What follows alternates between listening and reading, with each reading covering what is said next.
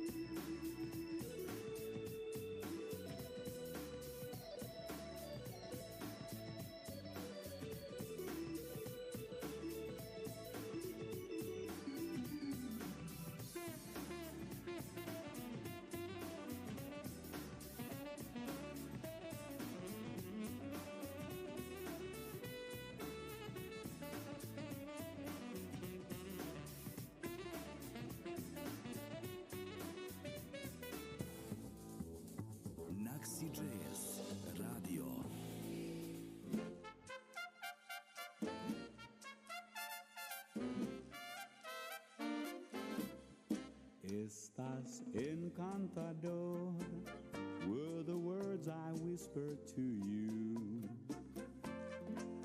on that night in that June, underneath that Spanish moon. Estás encantador, and you answered without speaking, with a smile in your eyes that flew me to Spanish skies. We knew we two had so few words to say, but sometimes the words are only in the way. Estás encantador means you're wonderful, my darling, but no words can describe all the magic of that night. The moon is in a new sky, June has long gone by, still I hear your goodbye, still I wonder why the dawning of a new day drove your love away.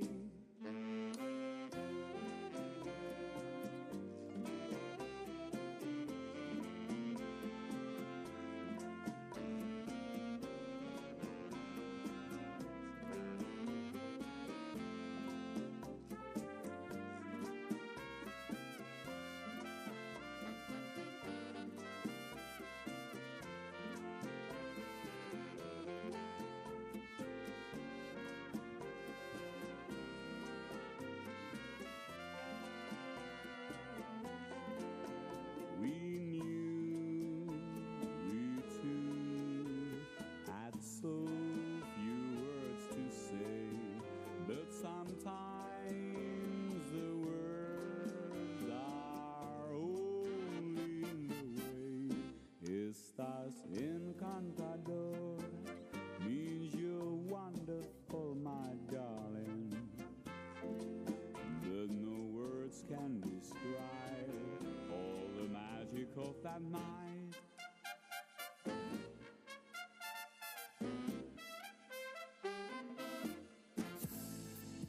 Naxi Jazz Radio.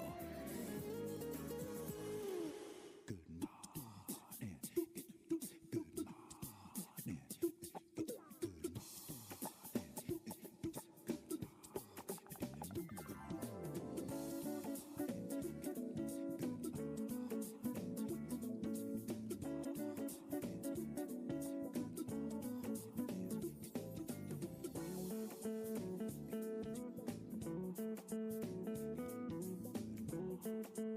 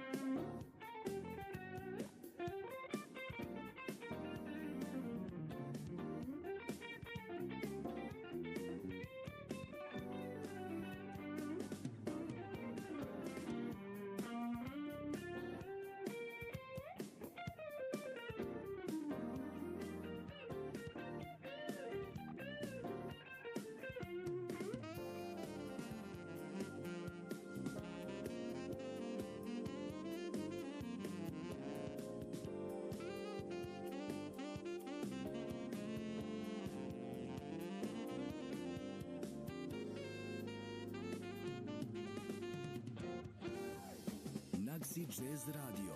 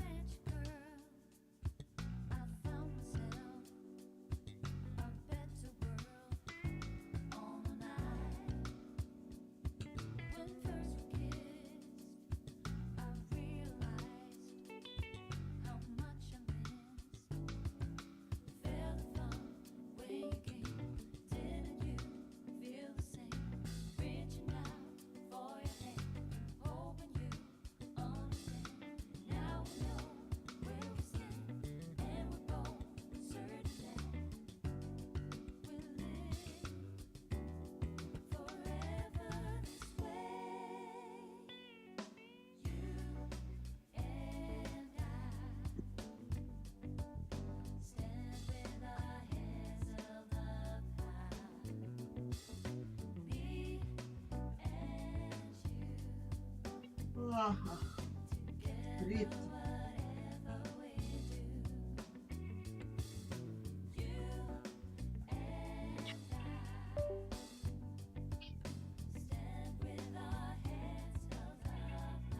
Musica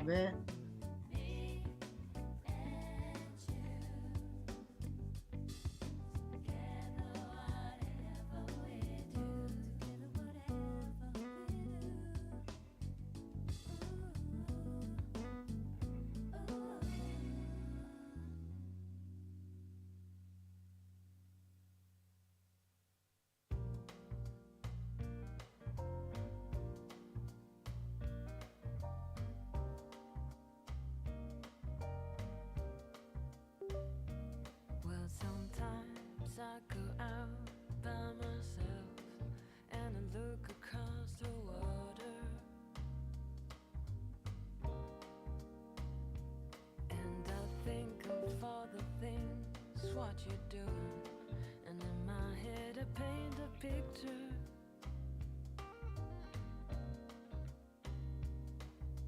Since I've come on home, well, my body's been a mess, and I've missed your ginger hair and the way you like to dress.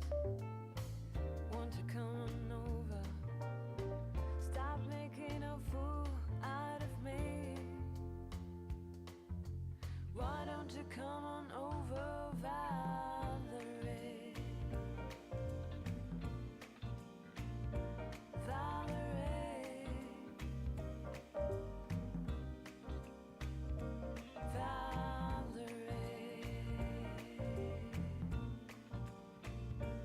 Valerie,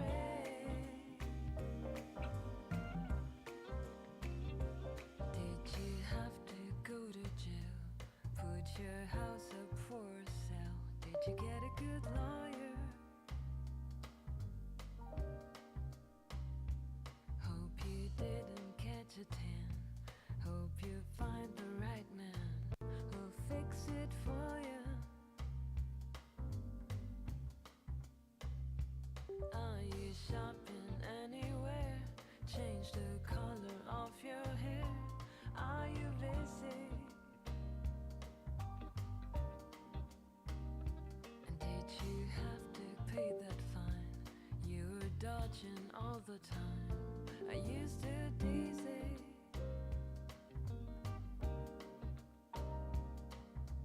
Since I've come on home, well, my body's been a mess, and I've missed your ginger hair and the way you like to dress.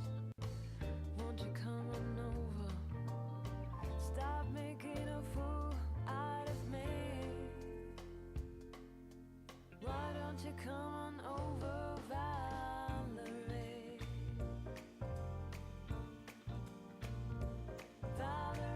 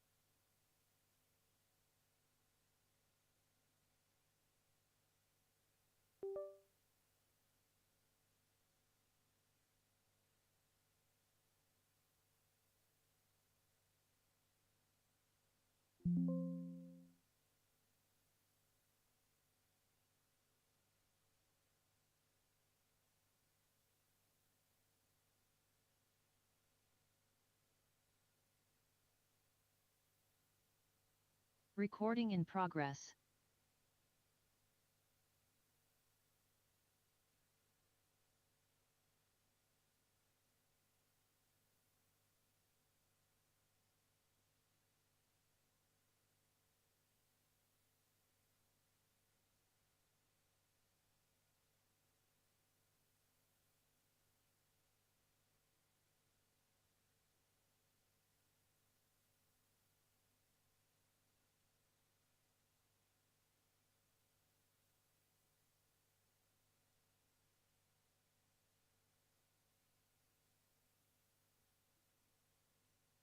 Почитувани партнери, колеги и соработници, добре дојдовте на оваа прва конференција за комарците како векторски предизвик по јавното здравје во Северна Македонија и пошироко. Оваа конференција е една од целите во проектот Еразмус, каде што Центарот за јавно здравје е координатор и е покриена со финансиска поддршка од Европската комисија преку Националната агенција за европски образовни програми. Како национален координатор на проектот, како проектен координатор, особено чест и задоволство ми е да ја отворам оваа конференција поради две причини. Првата причина, затоа што сме прва здравствена установа која што работи Еразмус проект, и втората причина за ваквото големо задоволство зашто овој настан е од национално значење. Од национално значење затоа што веќе 3 децении во Република Северна Македонија не се врши истражување на векторите, поконкретно на комарците. Како дојде до реализирање на оваа идеја, ќе направиме една мала ретроспектива. Оделението за дезинфекција, дератизација при Центарот за јавно здравје почнува да се гради далечната 1926 година, пуштена е во употреба 1931 година како станица за заштита од маларија и пегав тифус. Вработените во тогашната станица активно учествуваат во ерадикација на болестите на маларија и пегав тифус. Во тој период, кога траела ерадикацијата, се правеле ентомолошки истражувања. Но, кога завршува тој процес, завршуваат и ентомолошките истражувања, кои што секако не би требало така да биде. После пауза од 3 децении, во 2010 година, Светската здравствена организација финансира истражување кое што го доделува на Македонското еколошко друштво, да истражи дали во нашата земја има инвазивни комарци. Во 2012-2013 година на оделението епидемиологија со ДД служба се раѓа идејата да се формира ентомолошки тим со кој што ќе раководам јас и ќе ги водиме истражувањата, ќе ги имплементираме на нашата територија и во градот Скопје и низ цела Македонија. Се работеше интензивно, макотрпно, се правеа планови, програми за развој. Направивме еден обид 2013 година да го имплементираме мониторингот, меѓутоа сето тие ловилки беа рачно направени, така да тие податоци што ги добивме 2013 нема да влезат во базата на податоци, затоа што беше експериментална. Веќе во 2014 година се обезбедуваме со професионални ловилки за возрастни комарци и ловилки за јајца од инвазивни видови на комарци. Едукацијата континуирано продолжува. Ја започнуваме на Факултетот за земјоделски науки, катедрата ентомологија, продолжуваме на Земјоделскиот факултет со обука при Универзитетот у Нови Сад, потоа на Факултетот по биологија и екологија, Универзитет ХЧТП Анкара, во Франција во Монпелје, Валенсија на Медицинскиот факултет и така натаму. Резултатите од оваа наша макотрпна работа, ентузијастичка, секако, веќе ги забележуваме 2014 година, каде што во Скопскиот регион уловуваме нов вид на комарец, кој што до тогаш го немавме во мапата на ентомофауната на Република Македонија, тоа е Кокелетидеа букстони. Иако не е од хумано значење, сепак има ветеринарно значење, пренесува заразни заболувања кај животните. Во 2016 година се поставуваат ловилки за надзор на инвазивните видови комарци и тогаш за прв пат се докажува присуството на азискиот тигрест комарец во Република Македонија. Тие се многу големи успеси затоа што се менува ентомофауната во Република Македонија. Работата ентузијастички продолжува, истражувањето продолжуваат без прекин од 2014 година до ден денеска. Во работата немаше прекин влијанието на мигрантската криза, немаше прекин поради елементарните непогоди, поплавите, кои што беа во Скопје 2016 година, а секако и овој пандемиски период со COVID-19. Ние продолжуваме без прекин да истражуваме и да го следиме квалитативниот и квантитативниот состав на комарците. Планови за развој има континуирано, едни се реализираат, се раѓаат нови планови, значи одиме напред во развојот, но сега главна цел ни е да се обезбеди, да се квалификува тим за да работи резистентност на комарците спрема биоцидите. Токму и таа е идејата за да се поднесе апликација за Еразмус проект, за да можеме со финансиска помош да ги обучиме лицата, да ги посетиме лабораториите, да имаме размена на практики со другите лаборатории, со нашите партнери. Во 2022 година, кога го подготвувавме проектот, беше година на млади. Европската комисија ја прогласи за година на млади, затоа во проектот ангажиравме многу млади лица. Еве, тука се дели од нашите модератори кои активно учествуваат, тука се учениците од Средното медицинско училиште и навистина можам да кажам дека со задоволство се соработува со нив. Работат со силен ентузијазам и посветеност. Во проектот Еразмус кој што го аплициравме, имавме неколку цели главни кои што сакавме да ги постигнеме, а тоа е да да го истакнеме значењето на ентомолошкото истражување на комарците.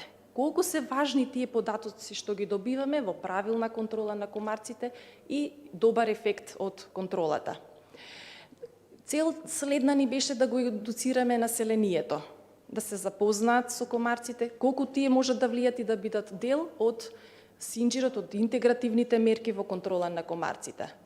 Да едуцираме стручен тим кој што би работел на тестирање на резистентност према биоцидите, а рековме тоа ќе го реализираме со нашите партнери. Партнерите да не запознаат како во нивните земји законски е регулирана контролата на комарците, со какви методи и докаде е нивното истражување, да се информираме за новите методи, новите практики во светот, да ги следиме и по можност нели да ги примениме кај нас. Нашите партнери на оваа конференција ќе не информираат како го контролираат и го прават надзорот на вирусот на западен Нил кај комарците.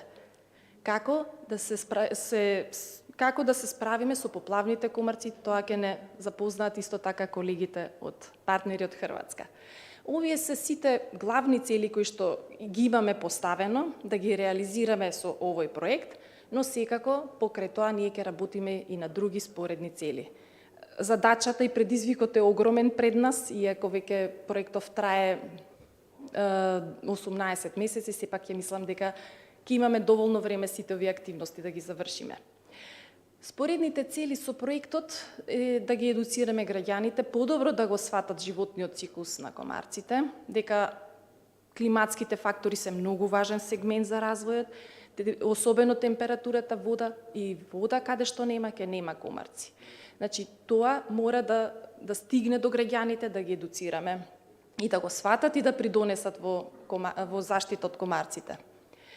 Да иницираме зголемен број на часови по медицинска ентомологија, затоа што овие климатски промени ни се предизвик од појава на многу вектор преносливи заболувања, да се појават многу тропски и суптропски болести, тоа ни наметнуваат климатските промени и затоа еден апел за проширување на едукацијата уште во образовниот период.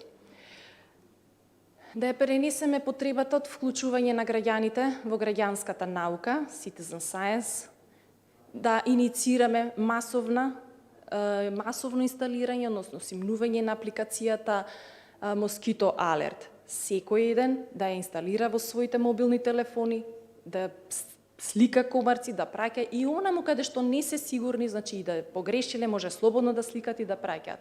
Сите тие слики одат во една база на податоци, кои што добиваме верификација, а и секако ние ентомолозите имаме увид од појава на нови вектори, на нови видови комарци и така натаму. Оваа апликација 10 години веќе се применува во Шпанија, дава одлични резултати и веќе е преку проектот КОСТ е преведена на 19 јазици и има многу добри резултати.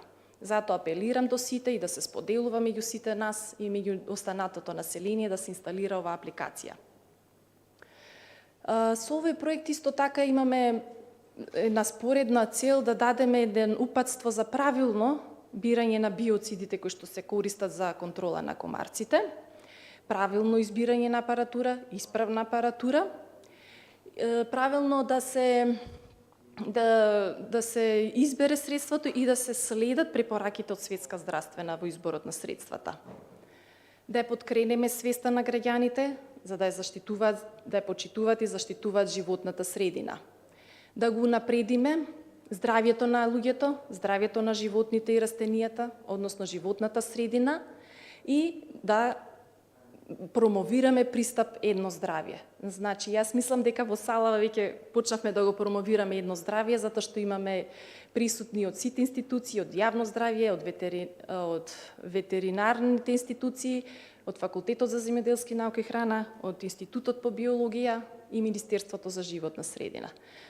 Ова нека биде една иницијатива за да се продолжи со пристапот едно здравје и сите заедно тимски да работиме и да ги споделуваме информациите. Исто така да и од општините имаме присутни. Значи и тие се исто дел од тој синџир кој што мораме да имаме соработка. Овој настан е од големо национално значење и секако за да се реализира, има една јавна благодарност ке се упатам до раководството на Центарот за јавно здравје, до директорот Бесим Закири и секако и до претходниците раководители кои што ни дава поддршка сиве овие години. Во овој момент го поканувам директорот на Центарот за јавно здравје да се обрати да ве поздрави, а после него ќе се опреди координаторот од Светска здравствена организација доктор Раман. Повелете, директор.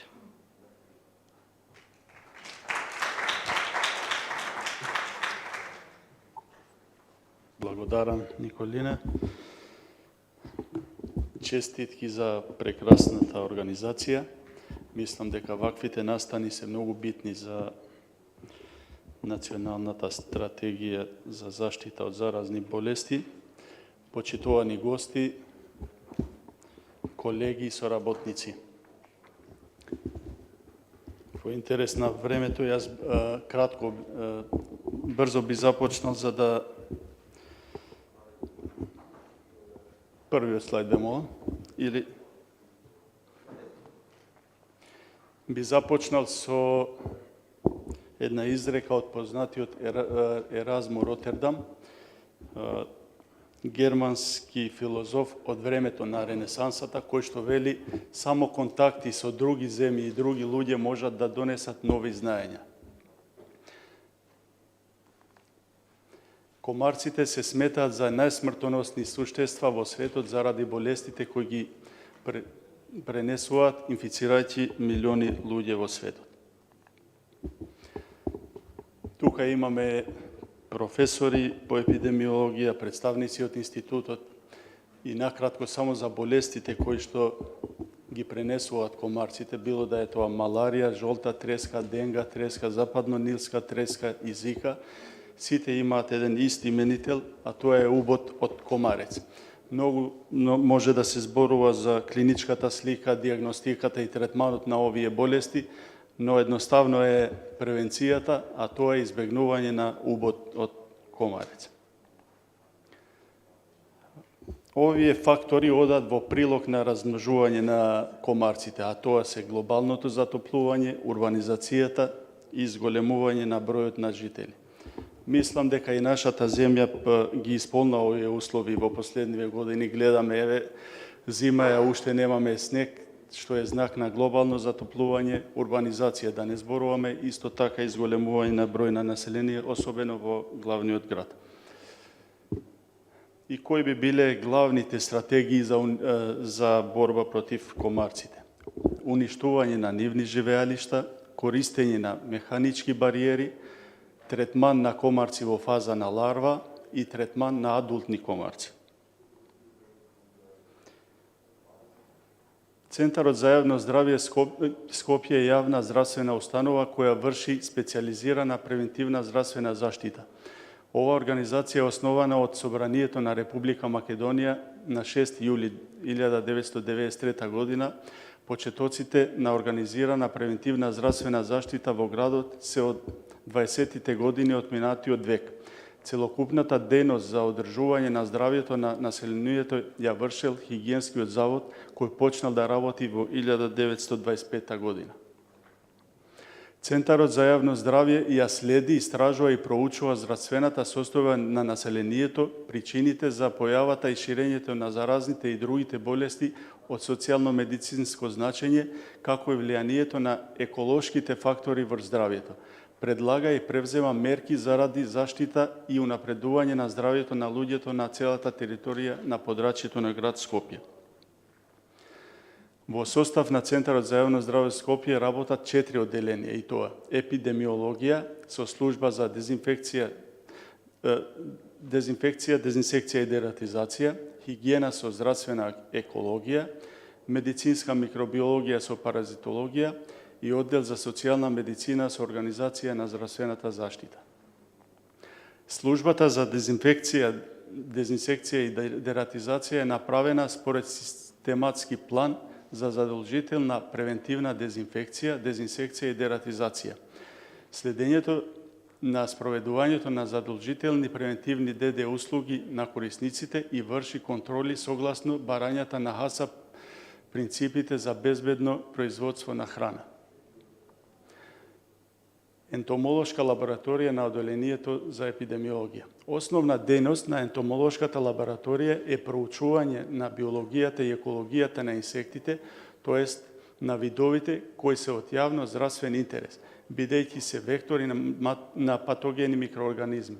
Друга дејност е применета ентомологија со акцент на мониторинг, следење и истражување на комарците, што е признаено од локалната и регионалната самоуправа.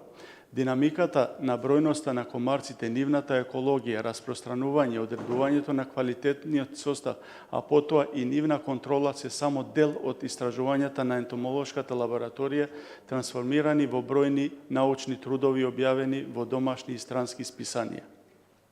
Лабораторијата е опремена со ентомолошки кафези за размножување и развој, каде што под контролирани услови комарците можат да се изведуваат во сите фази на развојот, се создаваат колонии од видови комарци, кои потоа се користат за одредување на нивна резистентност кон биоциди. За да се извршуваат квалитетно и навремено истражување, ентомолошката лабораторија е опремена со потребна опрема за собирање, подготовка и анализа на примероци и секако теренски возила.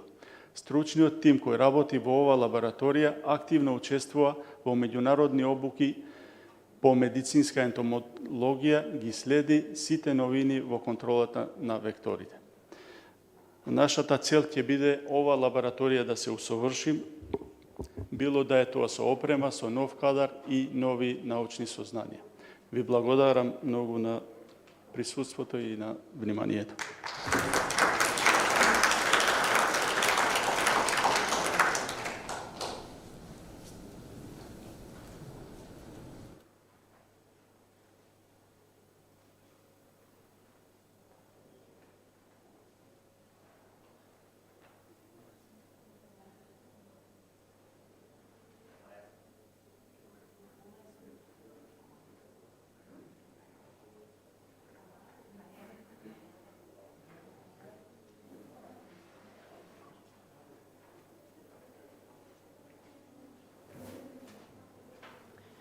Почитувани, сега ќе го слушнеме обраќањето на господинот доктор Раман од Светската здравствена организација да не информира што Светската здравствена организација презема активности во однос на векторите, вектор преносливите заболувања. Повелете, доктор Раман.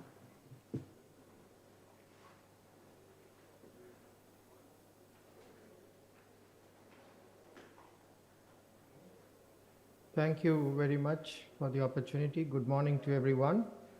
I would just load my slide first and then start the presentation. I hope you can see my presentation. So today my presentation is going to focus on global vector control response, which we started from the WHO perspective based on the country request. We started implementing this response due to the Zika crisis, and this is a plan from 2017 to 2030, and we are making more or less a very steady progress. So why global vector control response? Mainly the reason being 80% of the world population is at risk of vector-borne diseases. 17% of global burden of communicable disease is due to vector-borne diseases. And vector-borne diseases accounts for nearly 700,000 deaths every year. So here are the lot of diseases starting with malaria, dengue, chikungunya, Zika, and then, of course, now Africa is also affected by yellow fever. We have Japanese encephalitis in many countries of Asia, and then the host of other diseases which affects many parts of the world, mainly around the African continent. But we do have more and more diseases coming into other parts of the world as well. And the vectors are mainly mosquitoes, black fly, sandfly, bugs, ticks, tsetse fly, snails, etc. So the reason of the global vector control response is also we want to align with the sustainable vector control, the sustainable development goal of the United Nations. And as you can see that the global vector control response also aligns with the targets of the Sustainable Development Goals 1, 3, 6, 11, 13, and 17. And these are the ones, basically poverty reduction, health, water and sanitation, sustainable cities, climate action, and partnership. So the vector-borne disease, as I said, we really have, it accounts for 17% of the global burden of communicable disease. It affects more the poorer people. It impedes economic growth and is strongly influenced by social, demographic, and environmental factors. Now, we know that if vector control is implemented properly, there are success. For example, in malaria, we have achieved quite a good success story. I will share a few examples with you. We have similar stories with Onco, Chagas, etc. But we have not fully utilized the potential of vector control. So there is a need for strengthening and realignment of our vector control program in order to utilize them more effectively. So today, actually, according to a global mapping, around 80% of the world are at risk of vector-borne disease. And you can see these maps, the darker the area is, the more vector-borne diseases are there. So some countries have more than 5, 6 diseases overlapping. For example, the Indian subcontinent, the parts of Africa. And of course, in Europe also, we have more, actually from 2010 onwards. Every year we have an outbreak of one of the disease, either dengue or chikungunya or stray cases of other diseases. So it is important that the European region also keeps on track with the emergence of vectors. So I told you that we have had success in malaria, and actually this study really shows that the significant contribution made through Global Fund and other investment in Africa has really contributed to a reduction in malaria, estimated at about 1.2 billion cases were less and 6.2 million fewer malaria deaths between 2001 and 2015, mainly in Africa. So vector control alone, if you look at it, 69% was contributed by treated nets and 10% by residual spraying. So vector control alone contributed to nearly 79% for this reduction in malaria. So this is a very big success story. Similarly, in onchocerciasis, we know that large-scale larviciding and community-directed treatment has reduced onco. It is nearing elimination in parts of West Africa. In Chagas, indoor residual spraying of houses and enhanced blood screening has interrupted transmission in many countries. And again, it is on the decline. Dengue and yellow fever, we had great success in the 1960s and 70s when we managed to eliminate Aedes aegypti from parts of South America. And even there was success in Singapore and Cuba. And elimination, eradication of Aedes aegypti from large parts of Latin America was a success story. But today, things are back because we could not sustain most of these control operations. So the global vector control response really has several challenges. One is the systemic, because we do not have enough public health entomology capacity. The structural, mainly because centralized programs are lacking and there is problems with resources. There is weak evidence base. Some of the vector control tools we use do not have strong evidence. Environment is unpredictable. There is so much of climatic changes. There is movement of human and goods, human population movement. Why you know very well the movement of people, both migration and disturbances due to various calamities, political and financial problems which we are continuing to face, and of course the ethical issue, because when we bring in new tools, we have to answer some ethical issues as we move forward. But there are opportunities, because today this, as I said, this global vector control response gives an important recognition for regional and global vector control research strategies to be expanded. We can expand on the success of malaria, Chagas, etc., optimize across multiple vectors because you could use the tool for several vectors. We collaborate with a network of partners, both in the region as well as globally, create flexible system to address specific conditions. There are several new tools coming for vector control. You would have heard about Wolbachia You might have heard about sterile insect technique. We have spatial repellent, many traps, so many new tools are coming in. And so we are also having a very good opportunity to improve our data collection, because actually the COVID response is also a good learning lesson for us to improve our data collection, detection and data collection. And of course, you can align with the Sustainable Development Goals of the United Nations. So the GVCR, our goal is mainly to reduce mortality of vector-borne diseases by at least 75% by 2030, cases by almost 60% by 2030, and prevent epidemics of vector-borne disease. So this is a goal which is really in the Sustainable Development Goal of the UN as well, because SDG 3.3 refers to this, and we want all countries be in a position to prevent outbreaks of vector-borne disease by 2030. These are the goals of GVCR. Now, the strategic approach of GVCR is, we call it a temple here, which is based on 4 pillars. We want to strengthen inter and intra-sectoral action and collaboration, engage and mobilize communities, enhance vector surveillance, monitoring and evaluation, and basically we want to scale up and integrate tools and approaches. So this is the 4 pillars, which is quite simple. It's not complicated at all.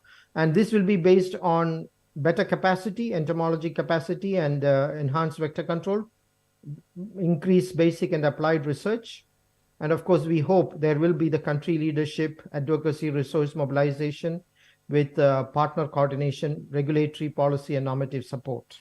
So this is the overall strategic approach of GVCR, and we hope every country can adapt it. You can modify it if you want, but this is being used by many countries. And one of the first steps is to use this framework. We call it Vector Control Needs Assessment. So many countries have carried out a vector control needs assessment, which will help in resource mobilizing and also to plug some gaps in your program. So there is a lot of cross-cutting workforce. We can identify who are your partners in case there is an epidemic. Relevant staff from health and other institutions can be trained, and we can have regional network. So there is a lot of priority activities basically to carry out, initiate research, have a national task force, national plan of action, and of course we need to strengthen surveillance. I'm going to talk about that a little more. So when we started implementing GVCR, say around 2018 onwards, we have been making some steady progress. And the most important one is the adoption, for example, in Europe, at the Regional Committee for Europe, you have the European countries adopted the implementation of regional framework for surveillance control of invasive mosquito vectors and re-emerging vector-borne diseases. So this framework actually was again revisited. There was a reporting in the subsequent regional committee about 3 years ago, and we are monitoring progress in this implementation in Europe. So the progress is, especially for GVCR, as you can see, all regions of WHO have adopted it, and we are in the implementation phase. In Europe, you have a regional framework adopted in 2018. Southeast Asia also has the same, and same with other regions. The vector control needs assessment, we are aware that in Europe, there was a technical consultation. There is a lot of interest to carry out VCNA, and VCNA were completed in Armenia, Cyprus, Croatia, Georgia, etc. And I assume that few more countries are doing it. We have similar success in other regions where VCNA has been done, and actually we have really done fairly well. Almost 40 countries have achieved to do VCNA, which helps in planning. At WHO level, we have a joint action group for GVCR, which we meet every month, every quarterly. And what we do is we do a meeting with all regions of WHO and with select countries. We also had an international conference in Wageningen in 2019 on GVCR. We have an advisory group basically for JAG, and then we work across diseases. Basically, this is just a coordination within WHO and helping countries who need it. Now, in terms of reporting, from the last report we got from our European regional office, Vector surveillance capacity, basically countries with Aedes aegypti or Aedes albopictus is about 20. There is surveillance, but national entomology surveillance is only 50%. Surveillance systems are there.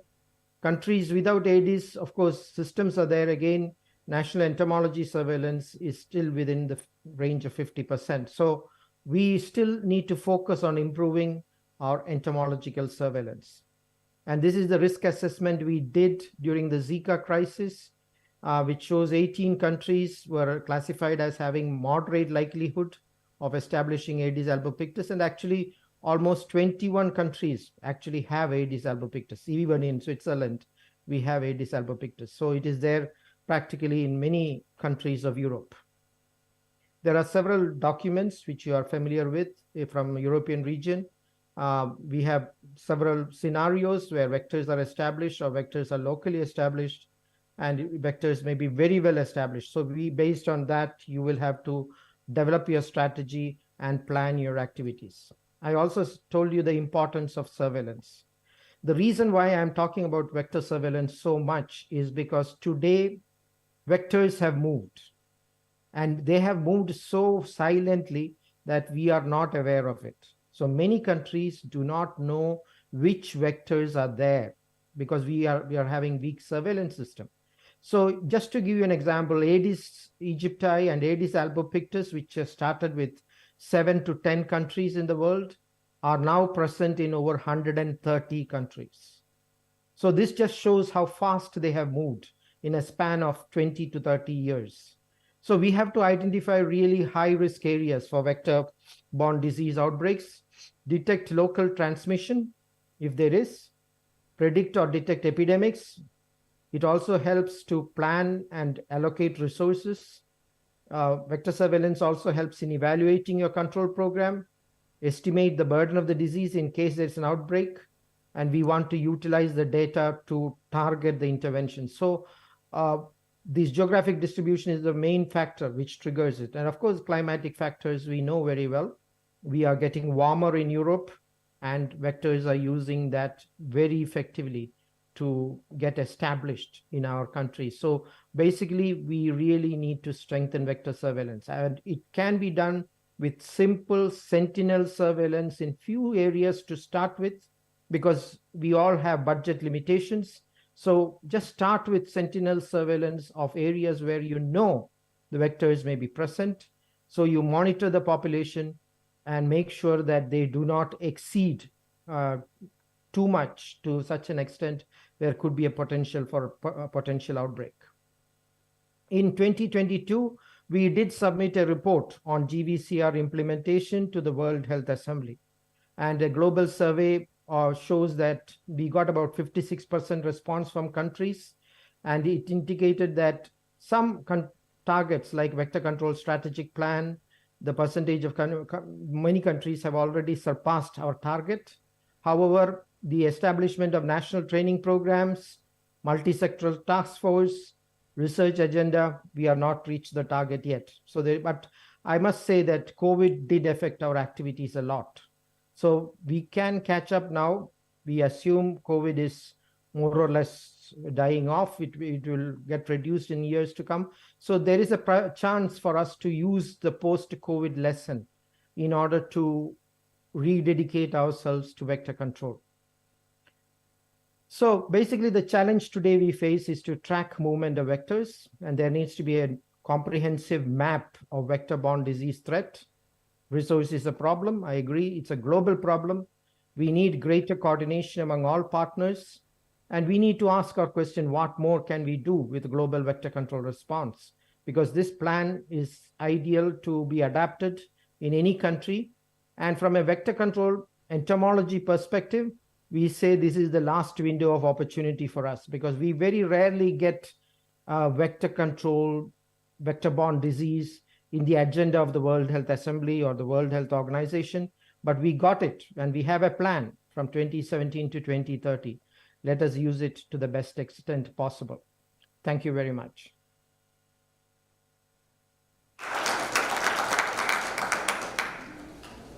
Почитувани колеги, почитувани гости, јас сум доктор Дијана Милошева Ми представува чест и задоволство да бидам дел како модератор на денешната конференција, организирана од координатор Николина Соколовска.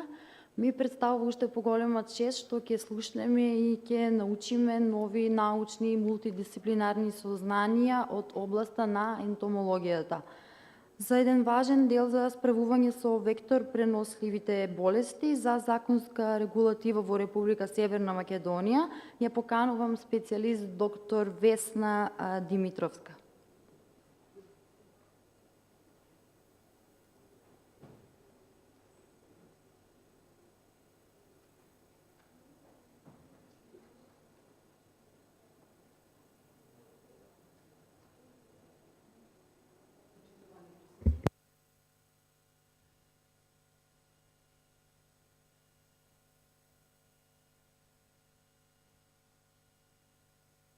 Инспекторат. Денес ми е чест и задоволство што сум дел и учесник од оваа меѓународна конференција. Заедно со мојата колешка доктор Весна Николовска Димитровска подготвивме презентација за законската регулатива во Република Северна Македонија поврзана со вектор преносливите болести. Од законската регулатива, законите за заштита на населението од заразни болести, Правилникот за поблиски услови, полност на простор, опрема и кадар, начин и средства за вршење на дезинфекција, дезинсекција и дератизација, кои произлегува од самиот закон и Законот за јавно здравје. Од општите одредби со овој закон се утврдуваат мерките за спречување на појавата, рано откривање, спречување на ширењето и сузбивање на заразните болести и на инфекциите, правата и обврските на здравствените установи, правните и физичките лица и надзор на спроведување на мерките. Цел на законот е заштита на населението од заразни болести, вклучително и вектор преносливите болести. Кој има право и обврска во рамките на своите надлежности да соработува и да разменува информации за спроведување на мерките пропишани со овој закон? Органите на државната управа, органите на општините и градот Скопје, здравствените установи и другите правни и физички лица. Како се остварува заштитата од заразни болести? Преку планирање, организирање, постојано следење на епидемиолошката состојба, спроведување на мерките пропишани со овој закон и надзор и контрола над спроведените мерки. Спроведувањето на мерките за заштита од заразните болести имаат приоритет во однос на спроведувањето на другите мерки за здравствена заштита, како и во однос на обезбедување на материјални и други средства. Мерки за спречување и сузбивање на заразните болести предвидува законот општи и посебни мерки. Од општите мерки за заштита од заразни болести, тука ќе ги споменеме обезбедувањето на безбедна вода за пиење, контрола над исправноста на водата и објектите за водоснабдување, отстранување на отпадни води и друг тврд и течен отпад на начин кој ќе оневозможи загадување на човековата околина, односно вода, земјиште и воздух, вршење на превентивна дезинфекција, дезинсекција и дератизација и други хигиенско-технички мерки на населени места и други јавни површини, обезбедување санитарно-технички и хигиенски услови во јавни објекти, училишта, установи за згрижување на предучилишни деца, други јавни установи, средства за јавен сообраќај и јавни места, обезбедување хигиенско исправна вода во објектите за рекреација, езерата, природни лекувалишта и друго, обезбедување на превентивно-промотивни активности за унапредување на здравјето на населението. За организирање и следење на овие мерки должни се општините и градот Скопје во соработка со надлежните центри за јавно здравје. Од посебните мерки од Законот за заштита на населението од заразни болести, ќе ги спомнеме откривање на извори на зараза, односно заболени или носители и постапување на етиолошка диагноза, пријавување на заразни болести согласно член 17, каде се дадени вектор преносливите болести, епидемиолошки истражувања, изолација, здравствен надзор, карантин, превоз и задолжително лекување, имунопрофилакса и хемиопрофилакса, дезинфекција, дезинсекција и дератизација, спроведување на здравствено-хигиенски прегледи, следење на интрахоспитални инфекции, превземање мерки за нивно превенирање и здравствена едукација. За спроведување на овие посебни мерки должни се здравствените установи, По исклучок, дезинсекција и дератизација можат да вршат и правни лица кои ги исполнуваат условите пропишани со овој закон.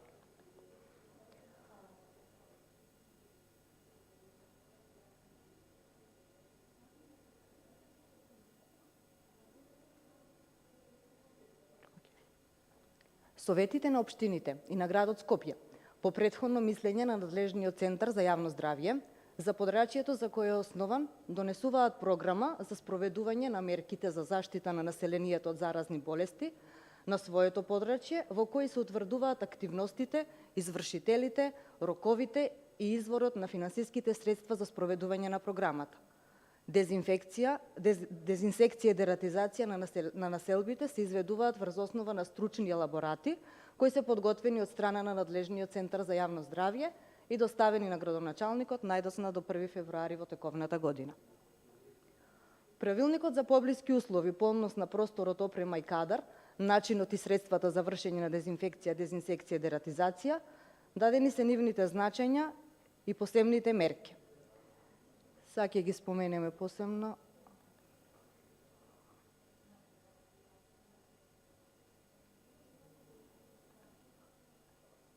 Дезинфекција е збир на постапки за уништување, инхибирање на растот и размножување на патогените микроорганизми на површината на телото, во секретите и екскретите, на предметите, материјалите и во просторот или отстранување на поголемиот број микроорганизми.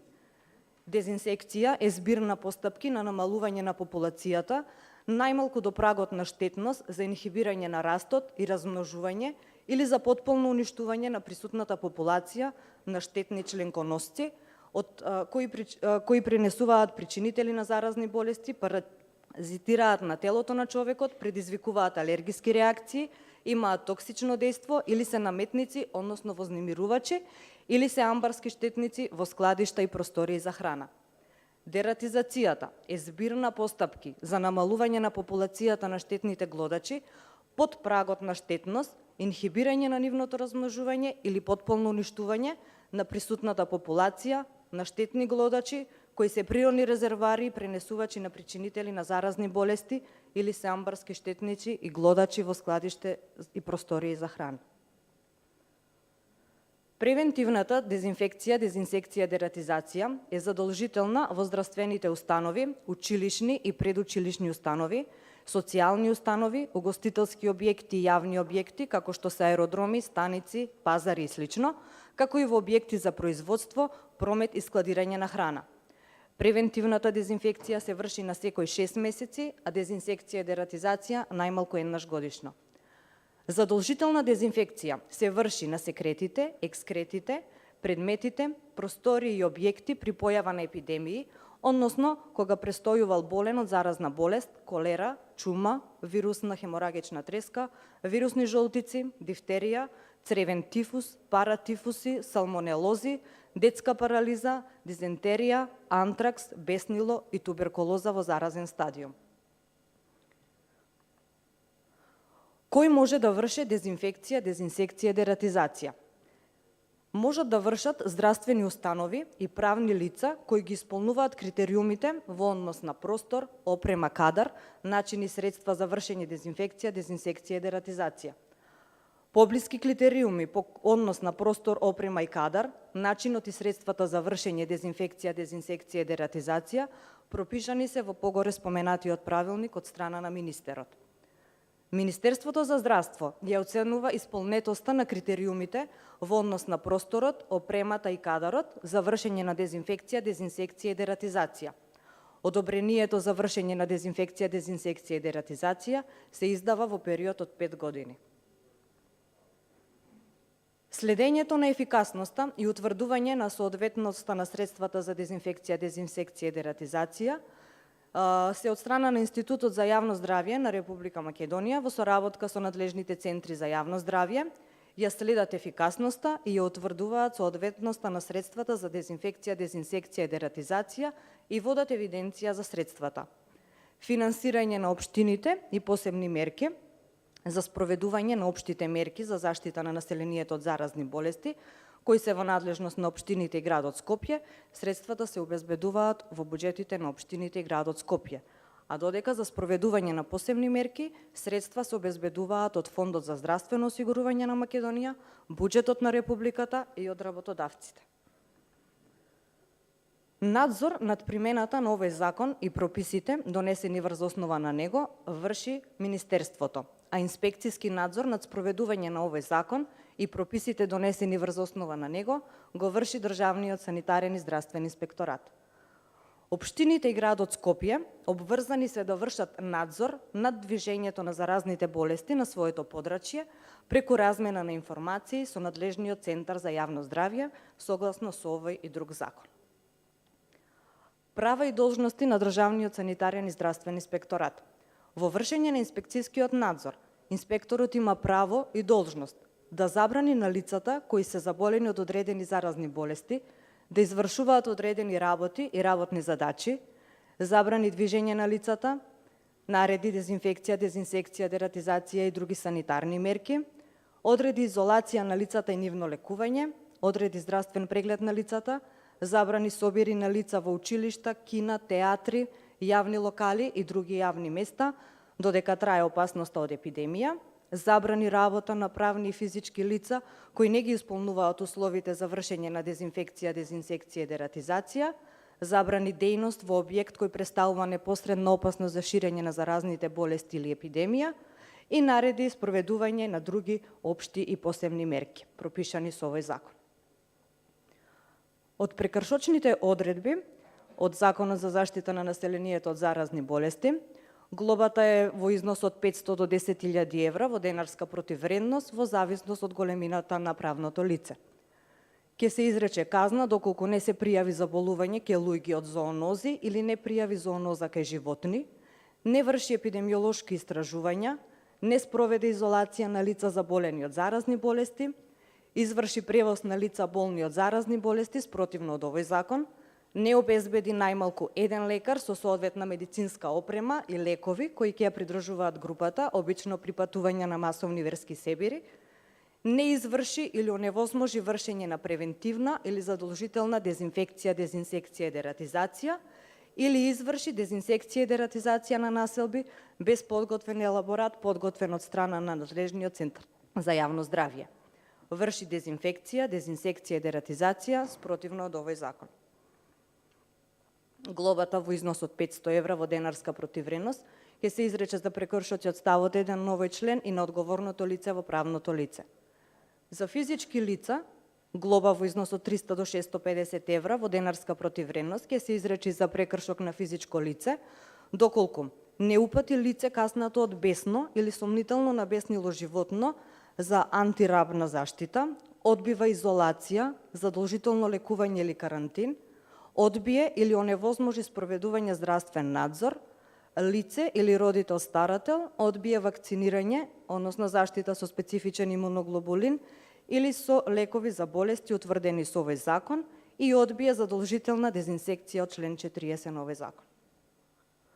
Врз основа на член 43 од Законот за заштита на населението од заразни болести, од страна на Министерот за здравство донесен е и правилникот за поблиски услови по однос на простор, опрема, кадар, начин и средства за вршење на дезинфекција, дезинсекција и дератизација, односно општите одредби каде е дадено значењето на поимите дезинфекција, дезинсекција и дератизација, условите за спроведување по однос на простор, опрема, кадар и средства кои треба да ги исполнуваат центрите за јавно здравје и другите правни лица кои вршат дезинфекција, дезинсекција, дератизација, како и начинот на спроведување на дезинфекција, дезинсекција и дератизација и евиденциите за извршените работа. Од Законот за јавно здравје, предмет на овој закон се уредува спроведувањето на основните функции и задачи на јавното здравје, системот на јавното здравје, јавноздравствените вонредни околности и финансирањето на јавното здравје. Целта на овој закон е да се зачува и унапредува здравјето на населението, да се овозможи спроведување на основните функции и задачи за јавното здравје преку организирани мерки и активности што ги превземаат државните органи, институции, единици на локалната самоуправа и други правни и физички лица во соработка со здравствените установи, да се унапредува јакне меѓуресорската соработка во спроведување на основните функции на јавното здравје, да се обезбеди соодветен одговор во случај на јавноздравствена потреба и итност и појава на јавноздравствена вонредна околност, да се обезбеди спроведување на меѓународните здравствени правила и друго. Јавното здравје е систем од знаење и вештини за спречување на болести, продолжување на животот и унапредување на здравјето преку организирани напори на општеството. Преку системот на јавното здравје се следи и анализира здравствената состојба на населението со цел за истата да се подобри преку влијание врз факторите на ризик по здравјето, како што е животната средина, причинителите на болеста, начинот на живење и социоекономските фактори. Институции кои возможуваат спроведување на функциите на јавното здравје се Институтот за јавно здравје, кој дава стручна помош на Министерството за здравство во изготвување на среднорочни и долгорочни планови за јавно здравје, изградува и спроведува стручни доктринарни ставови во областа на јавното здравје, спроведува и координира мерки на јавното здравје во случај на епидемии и други вонредни околности на територијата на Република Северна Македонија во соработка со други институции.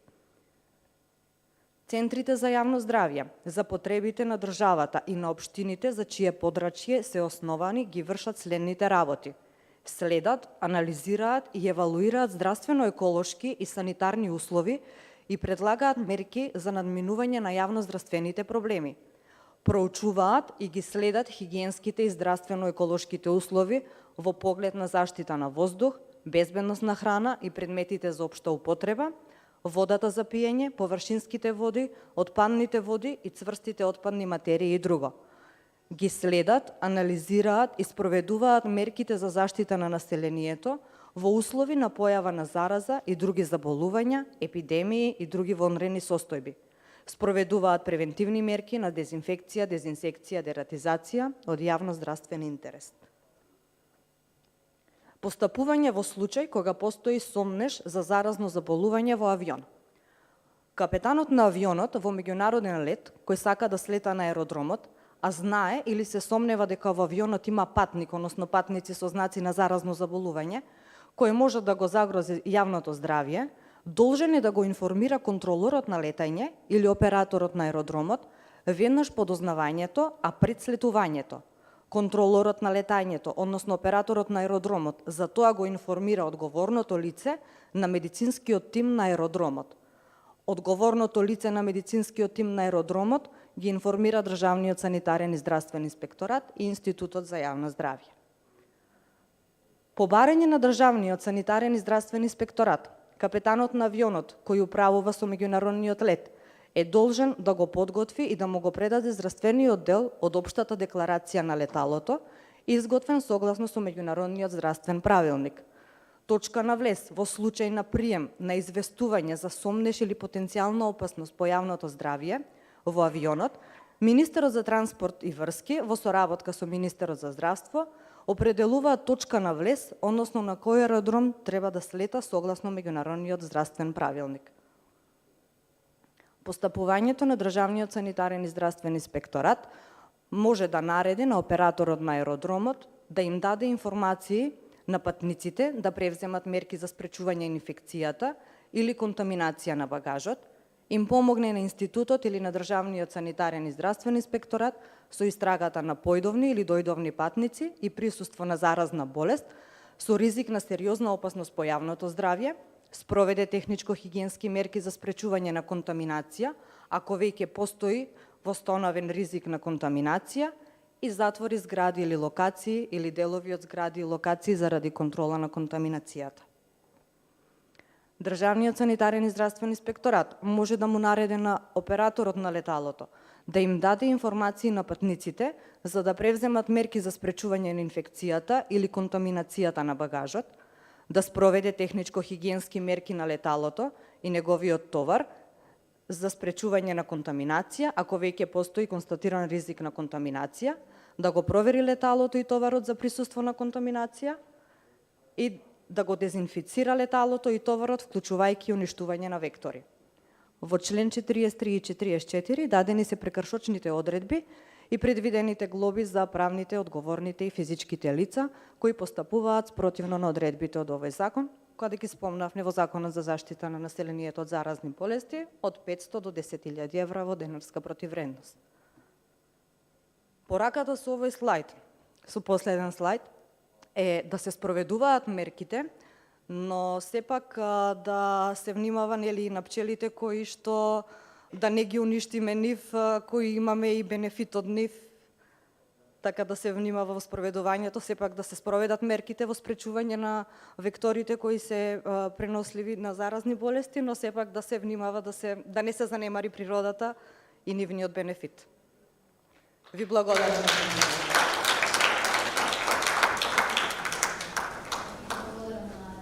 Презентација.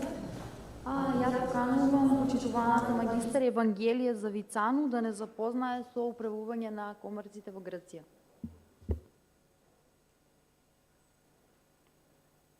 Hello, good morning.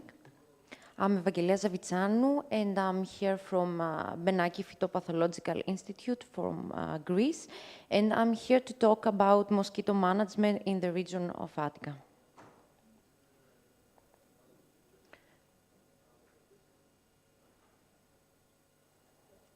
No, the previous, thank you.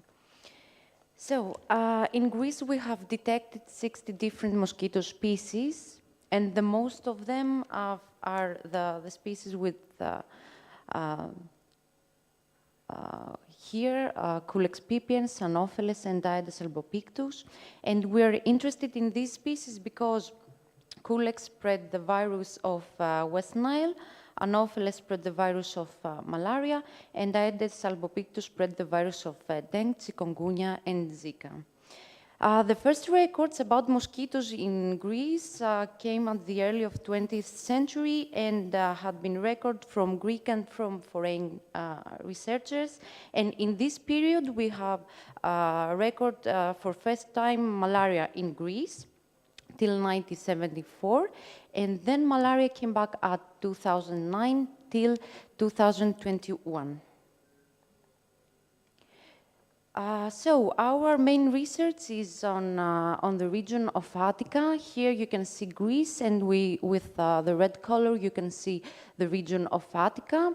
It's a region where we have our network traps. We have 55 busy traps with CO2 and busy lure, and we have 2 extra busy traps with CO2 only. And also we have ovitraps, 110 ovitraps.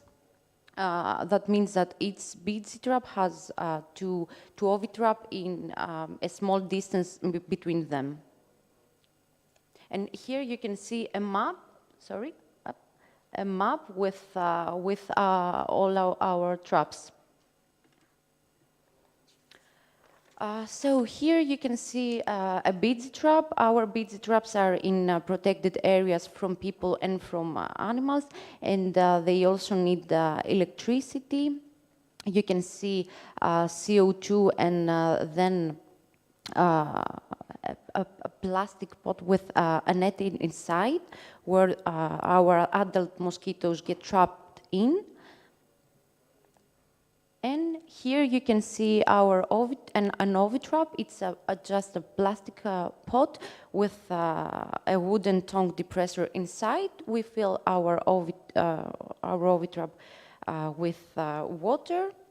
From our BG, we collect adult mosquitoes, and from our ovitrap we collect eggs.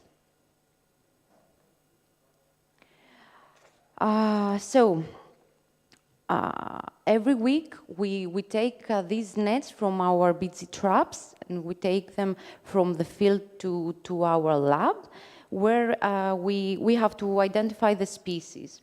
The species we found and we have in Attica is Aedes albopictus and Culex pipiens, and other species of medical importance is Anopheles. You can see a table where we write down what we found. It's about the location of each busy trap.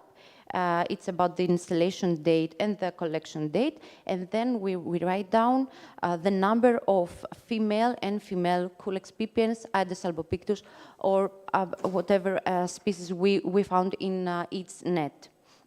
when we have all our numbers and we count and separate in species and in sex our mosquitoes, and we have all our findings, we create maps and some diagrams that are for the region of Attica. The same procedure we're doing about our egg sampling from the ovitraps. We take our wooden tongue depressors outside from the ovitraps, and we take them from the field to our lab. And then we use a stereoscope to count the eggs. It's the same procedure about filling this table to have also our results. And then, after we have our results, we create maps.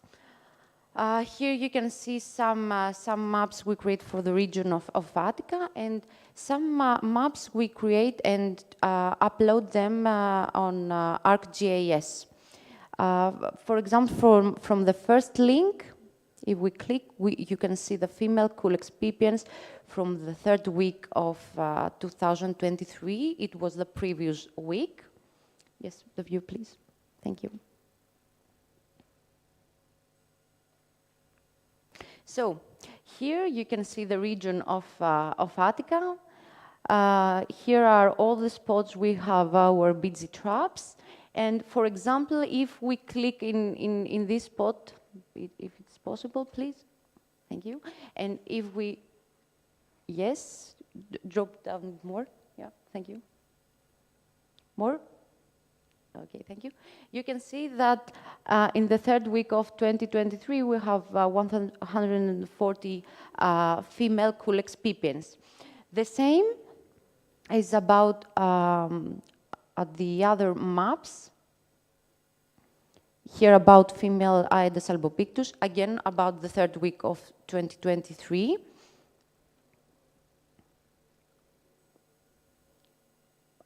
By clicking on an area, for example, here. Yeah.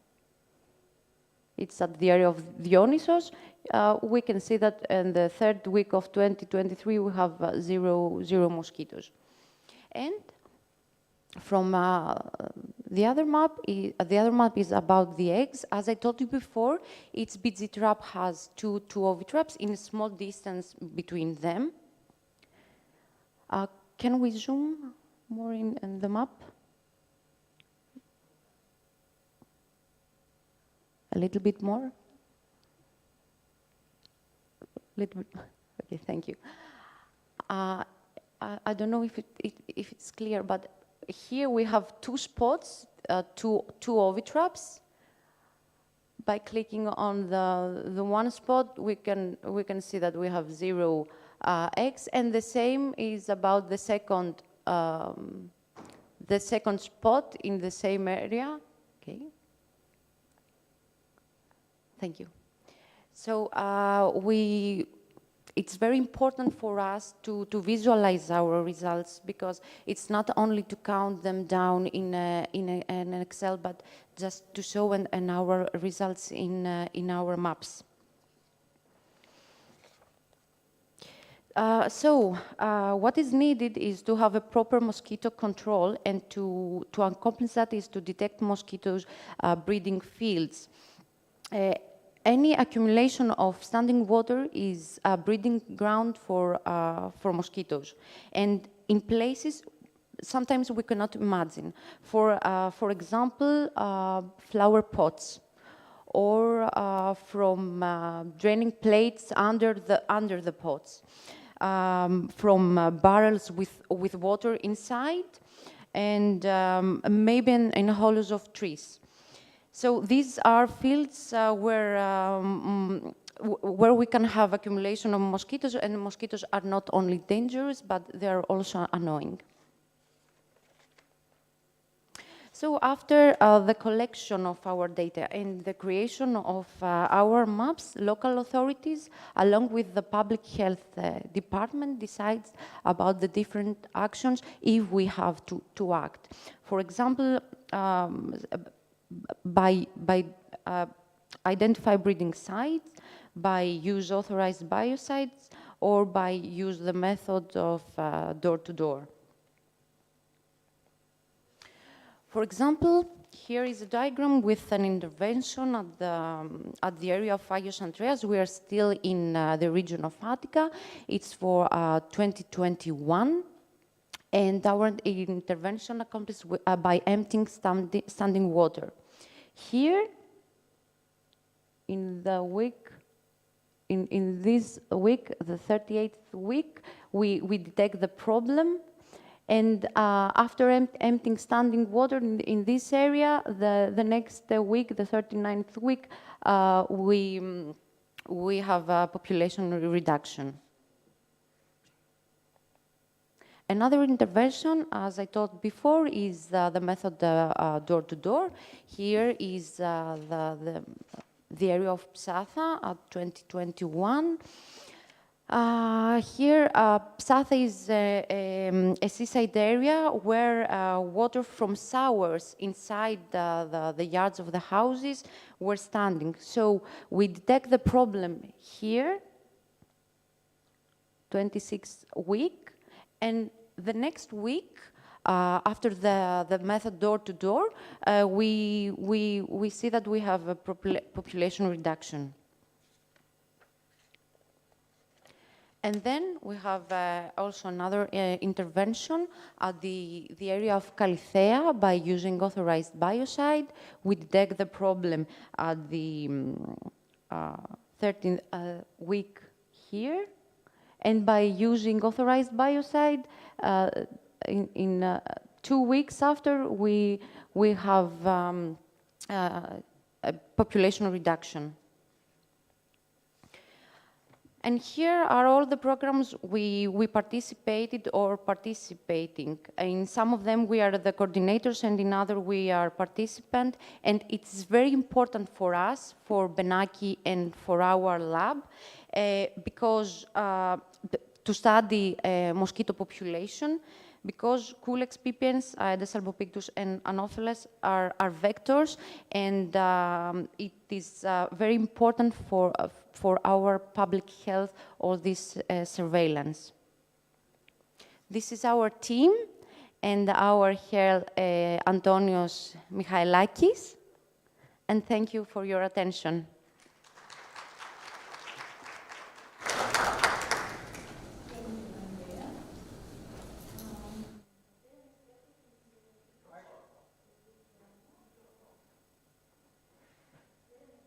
Ќе ни се приклучи виртуелно со комарците како вектори за болувања кои се пренесуваат од комарци, надзор и контрола на комарци во Италија е професор доктор Алесандра Делаторе.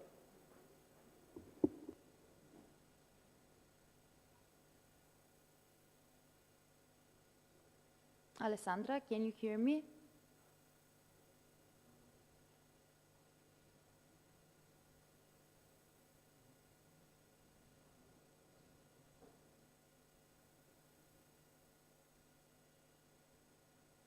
Hello? Hello, Alessandra. Hello. Hi. Can you hear me and see my screen? Yes, we can hear you. Okay. You Good can morning, start. everybody. First of all, thank you very much for inviting me to present my talk on this subject, and congratulations to Dr. Sokolowska for organizing this very interesting meeting. I've been following from the beginning, and I think it's interesting for me, and I believe it's interesting for the whole audience.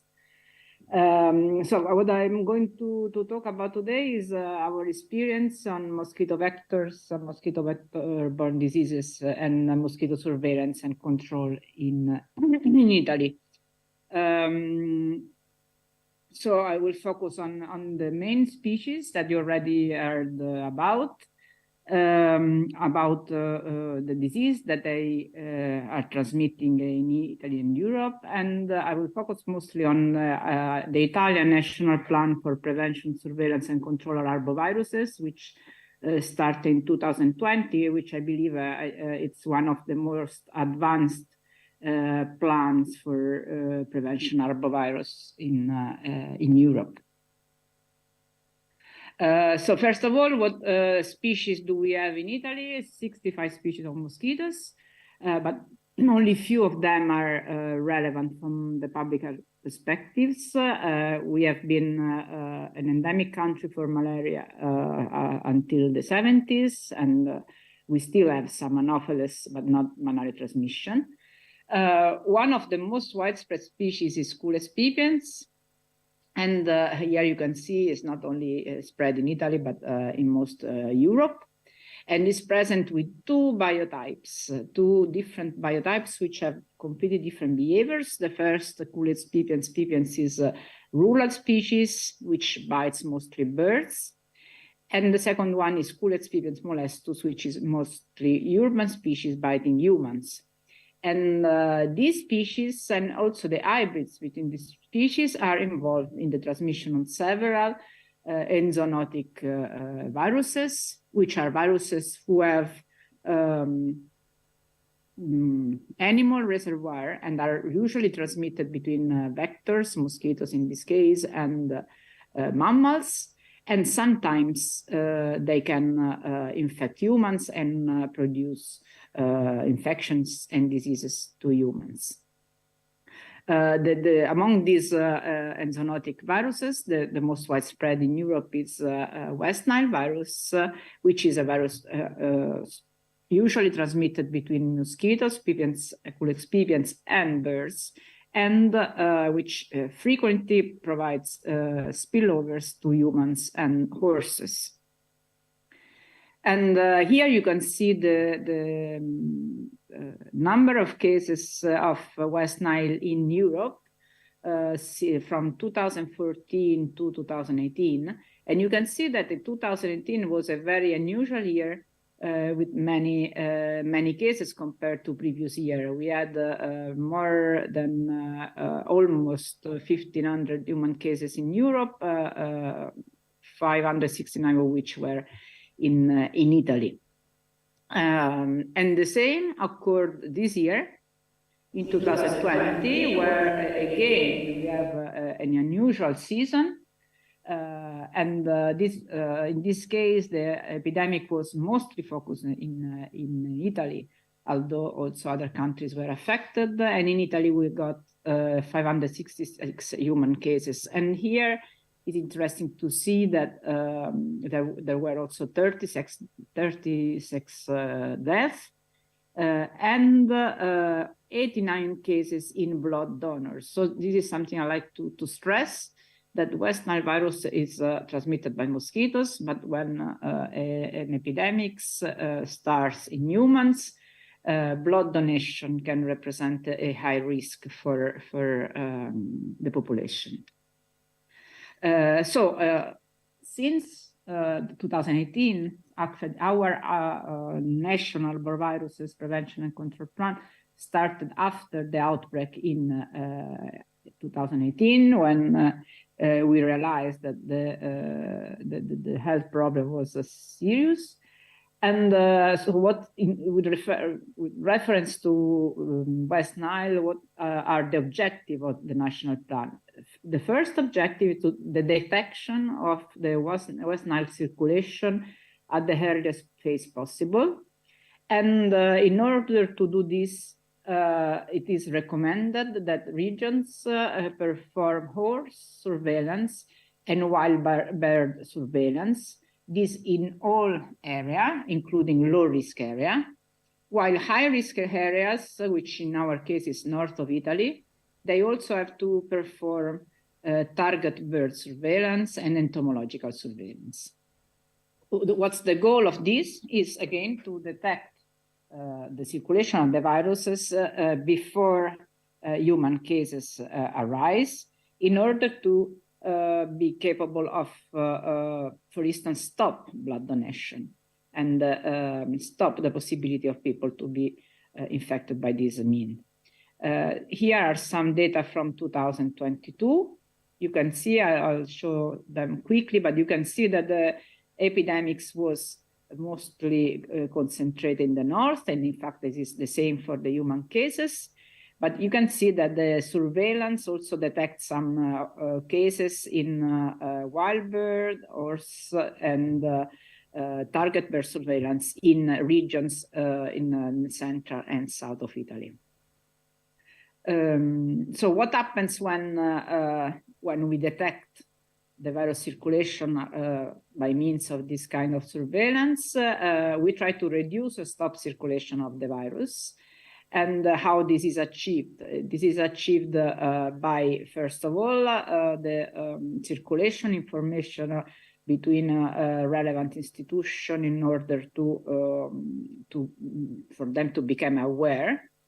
First, very important step is the prevention of risk of transmission by blood donors. So the blood coming from this region where cases are detected should be screened, or if it's possible to screen, they have to be stopped for a period. The level of alert for possible epidemics should be increased. And then there are the activities on the mosquitoes, which are mainly increased larval source reduction and larvicide treatment, although I remind you that the cool experience is present in urban as well in rural areas, and in rural areas these activities are very challenging.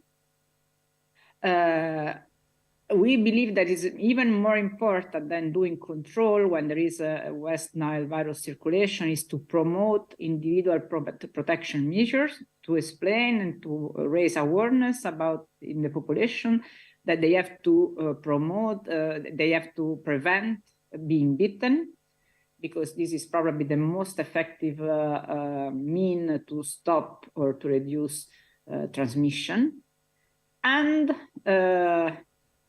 we don't recommend, in the case of West Nile outbreak, to increase adulticide treatments, because the mosquito is very widespread. You cannot spread all the region with insecticides, and they are not very effective. So I would like to reiterate that in this case, the focus is mostly on individual protection and prevention of transmission by blood donors.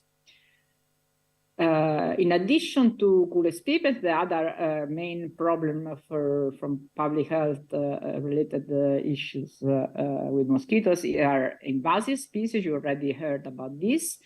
And you know, they are widespread in Europe since many years now, and they are still increasing their distribution, and they can transmit a lot of viruses, among which dengue, yellow fever, chikungunya, and Zika. The main one is Albopictus. Italy was the first European country after Albania to be colonized by Aedes albopictus. Sorry, and in the 90s, and in about 10 years already, the mosquito was spread all over the country. So we had this problem before other countries in Europe.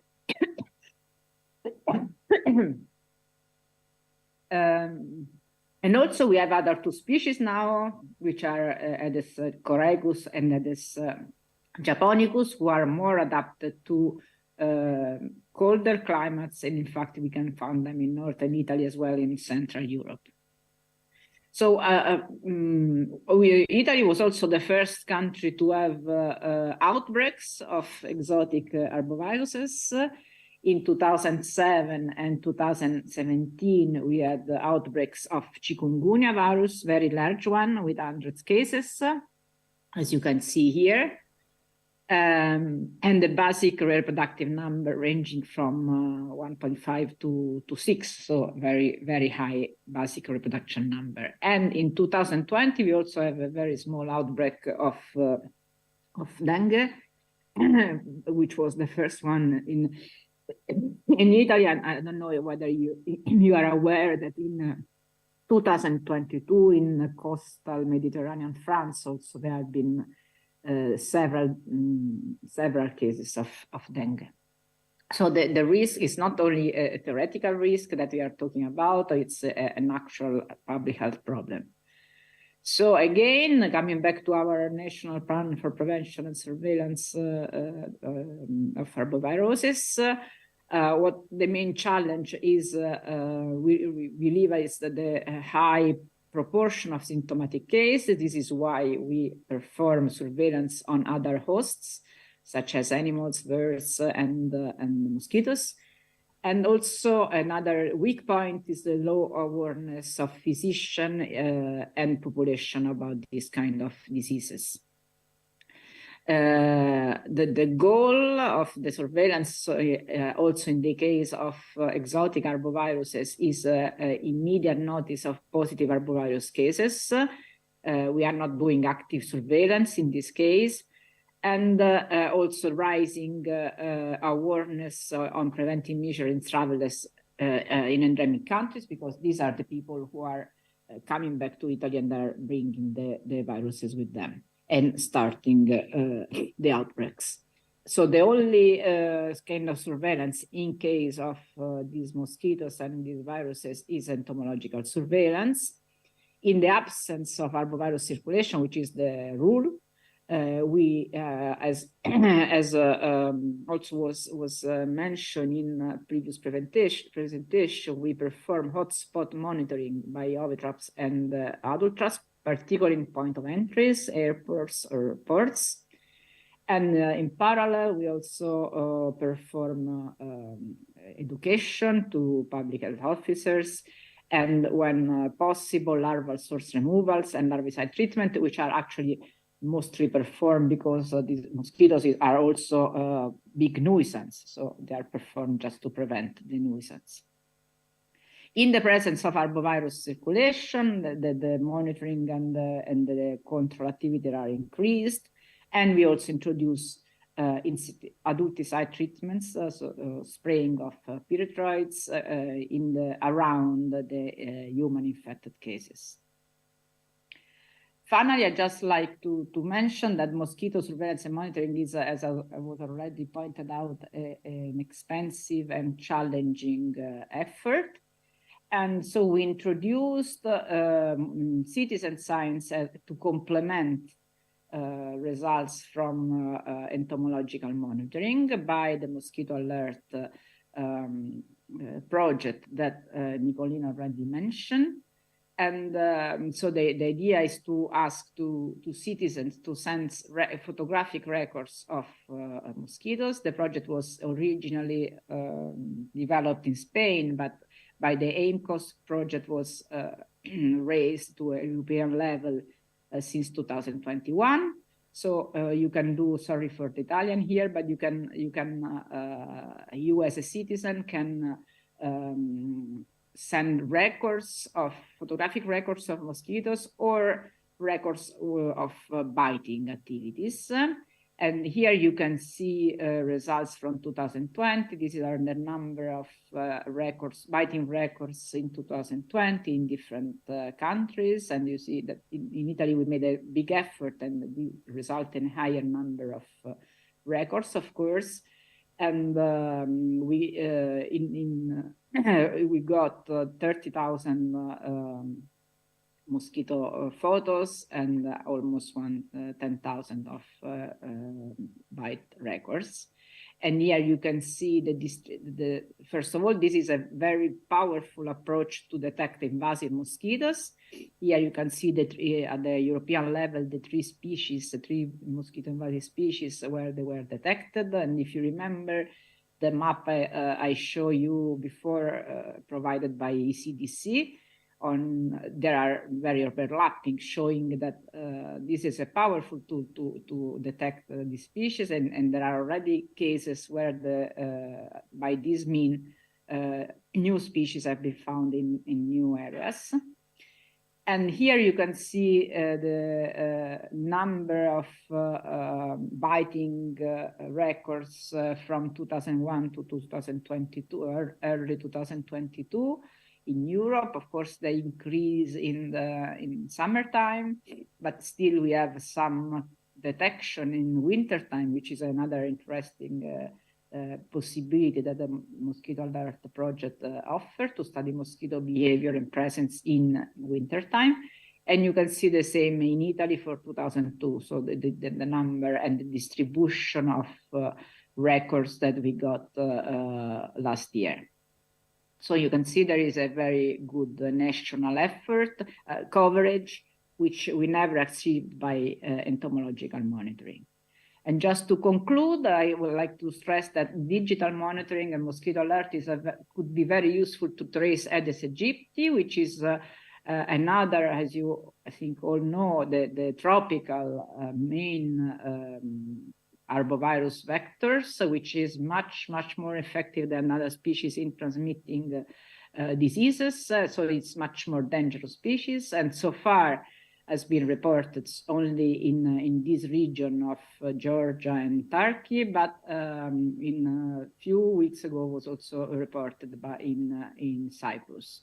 So there is a concern that the species could spread to Europe and would change completely the epidemiology of arbovirus transmission in our continent. So it's important to monitoring the invasion, and I think mosquito alert could be a very powerful tool to do this.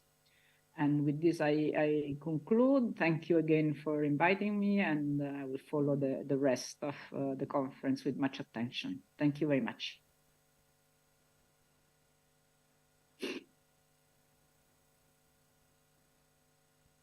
Alessandra? Yes. Thank you for your presentation. You're welcome. Thank you to you. Почитувани колеги, ве покануваме на пауза за ручек.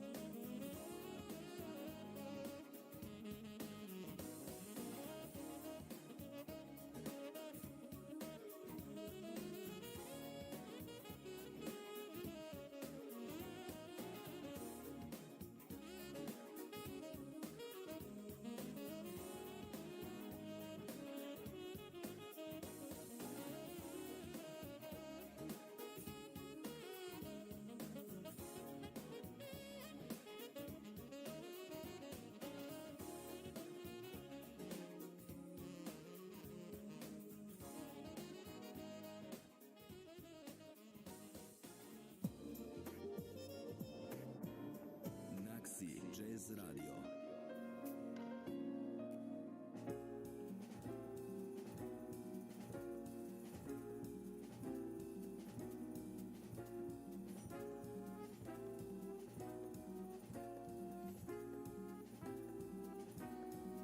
Now's the time, sunrise at dawn of a new day.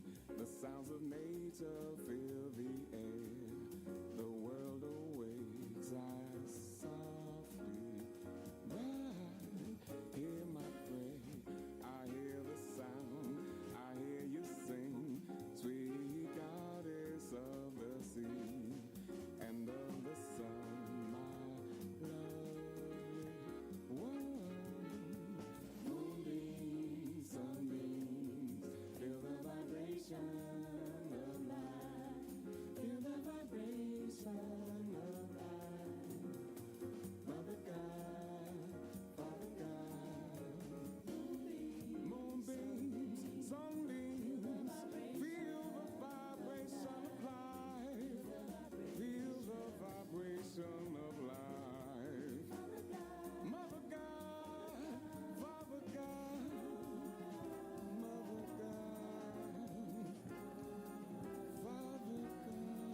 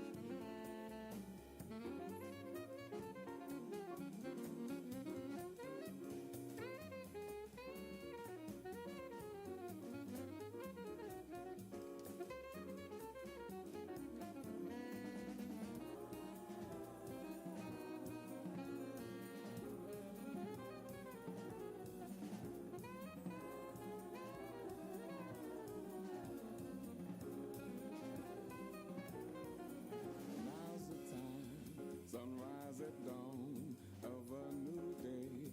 The sounds of nature fill the air.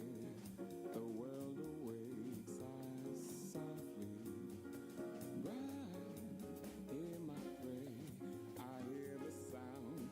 I hear you sing, sweet goddess of the sea and of the sun, my lovely one. Moonbeams, sunbeams,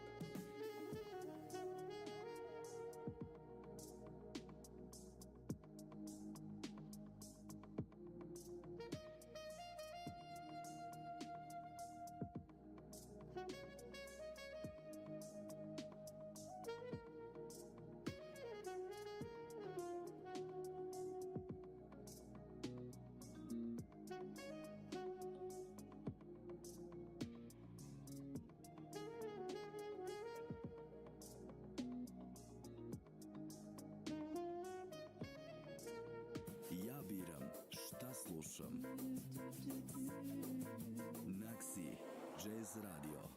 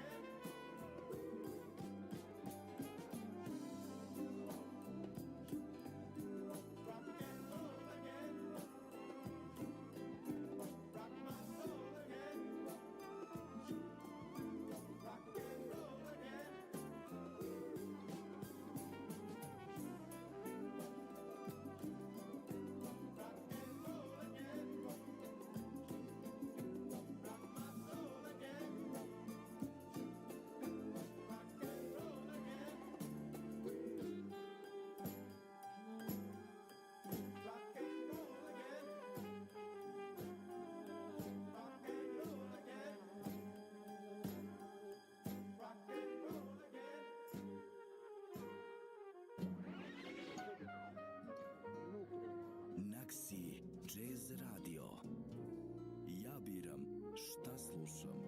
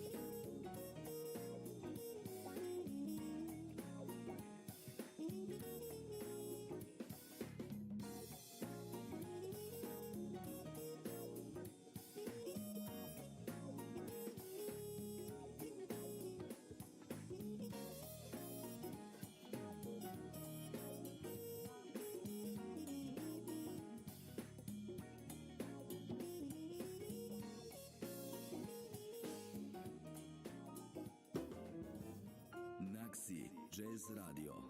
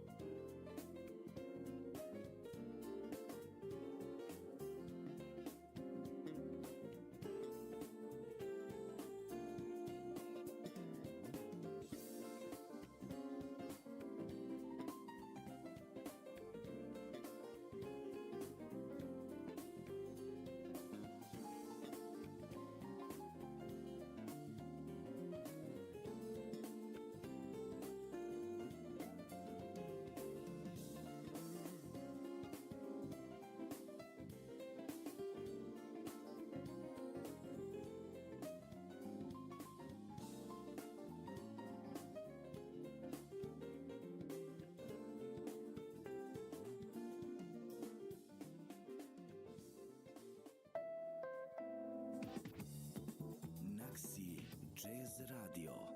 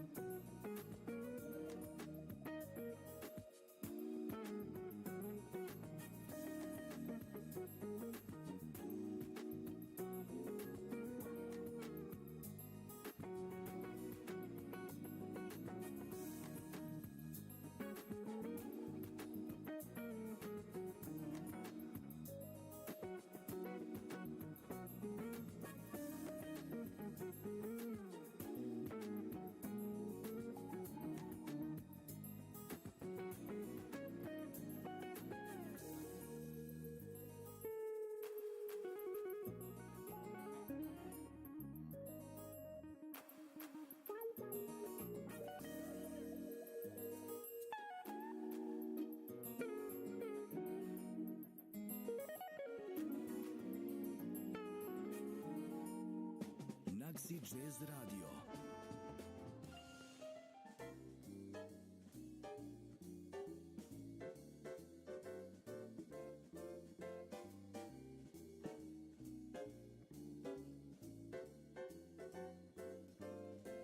I hear that music in my ear. Again, it makes me cheer to find those golden days so dear. Like before, it makes me hit the floor. It's something I adore, and I'm demanding more and more. Whoa, I can hear the sound of artichoke, and then there's a phrase of good old Glenn.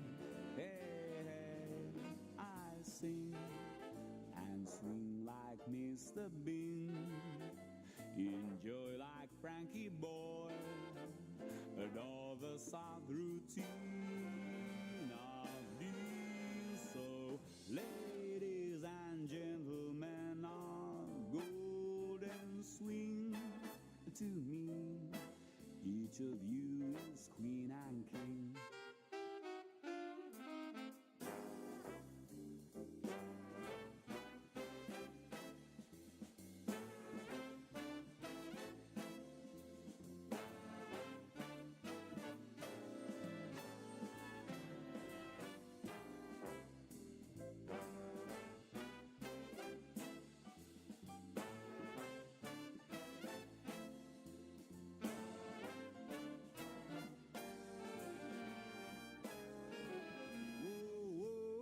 I can hear the sound of artichoke, and then there's a phrase of good old Glenn.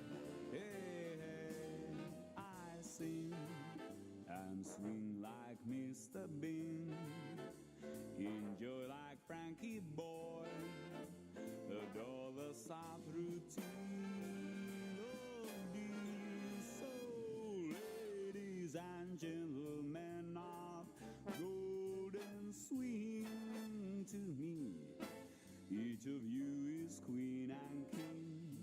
Thanks to you I love to sing, thanks to you I play and sing. What a life, oh, it's more than just okay. And so every day I swing and sway.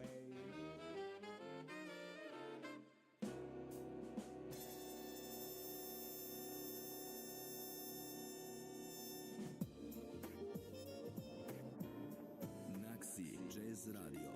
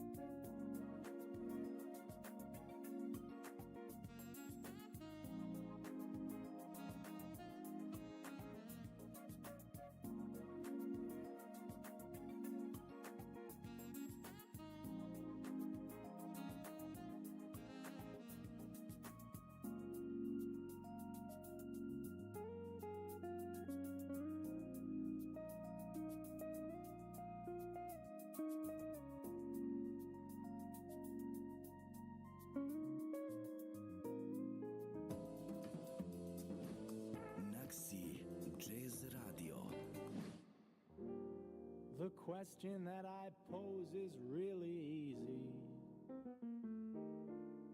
It came to me the moment you walked by. It seemed to me you looked at me so sweetly. The moment that I stared into your eyes. Are you the one to steal my heart completely? Are you the one that I am to adore? Are we the pair that slips away discreetly? Are you the one that I have waited for? We can toast the moon sitting by a fire, and then walk hand in hand for others to admire. Are you the one to paint the town so brightly? Are you the one I simply can't ignore? Are we the pair that dance together nightly?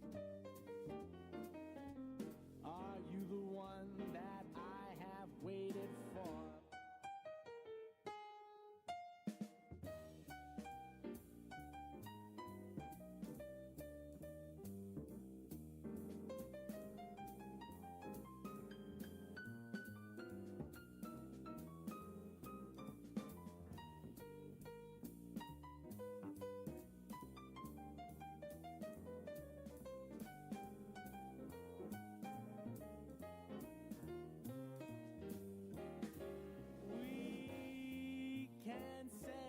Seas on an ocean liner, and then drink pink champagne. Our life could be no finer. Are you the one to paint the town so brightly? Are you the one I simply can't ignore? Are we the pair that dance together nightly? Are you the one? Are you the one? Are you the one? Oh, are you the one?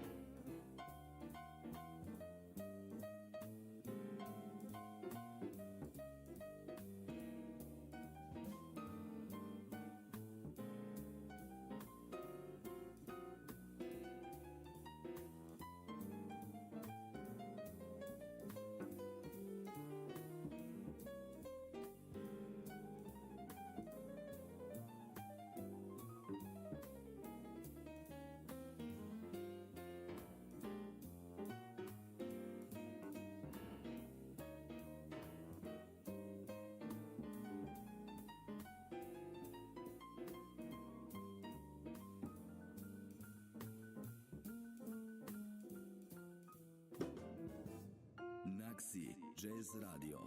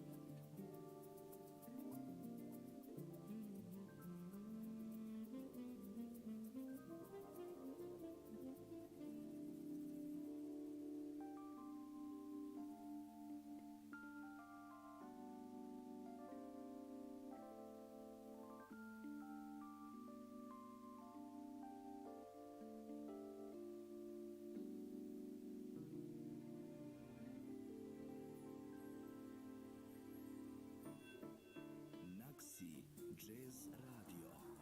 Ja biram šta slušam.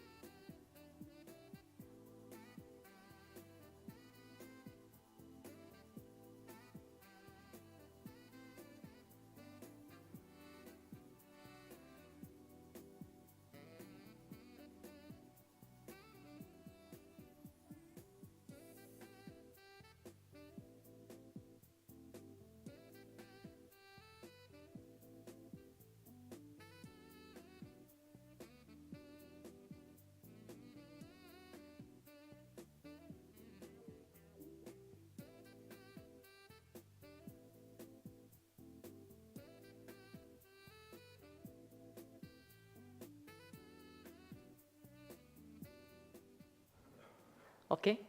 I'm going to talk, before I start, I would like to say I'm Mihaela Kavran from University of Novi Sad, Faculty of Agriculture. I am assistant professor of entomology and my specialization is medical entomology. I'm going to talk about West Nile virus in Serbia and I will talk on behalf of our multisectoral group consisted of 4 disciplines. One are entomologists, second are veterinarians, third are doctors from Institute of Public Health, and the fourth are meteorologists and physicists.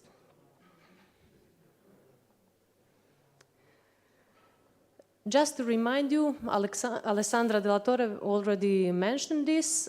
This is a circulation of West Nile virus in nature, which works among the birds and mosquitoes. Birds are reservoirs and mosquitoes are vectors which transmit the virus.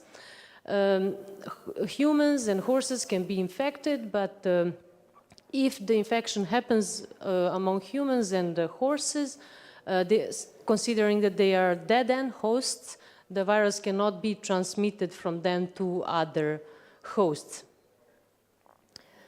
Many mosquito species can be infected by this virus. They can be positive, but they are not considered as vectors.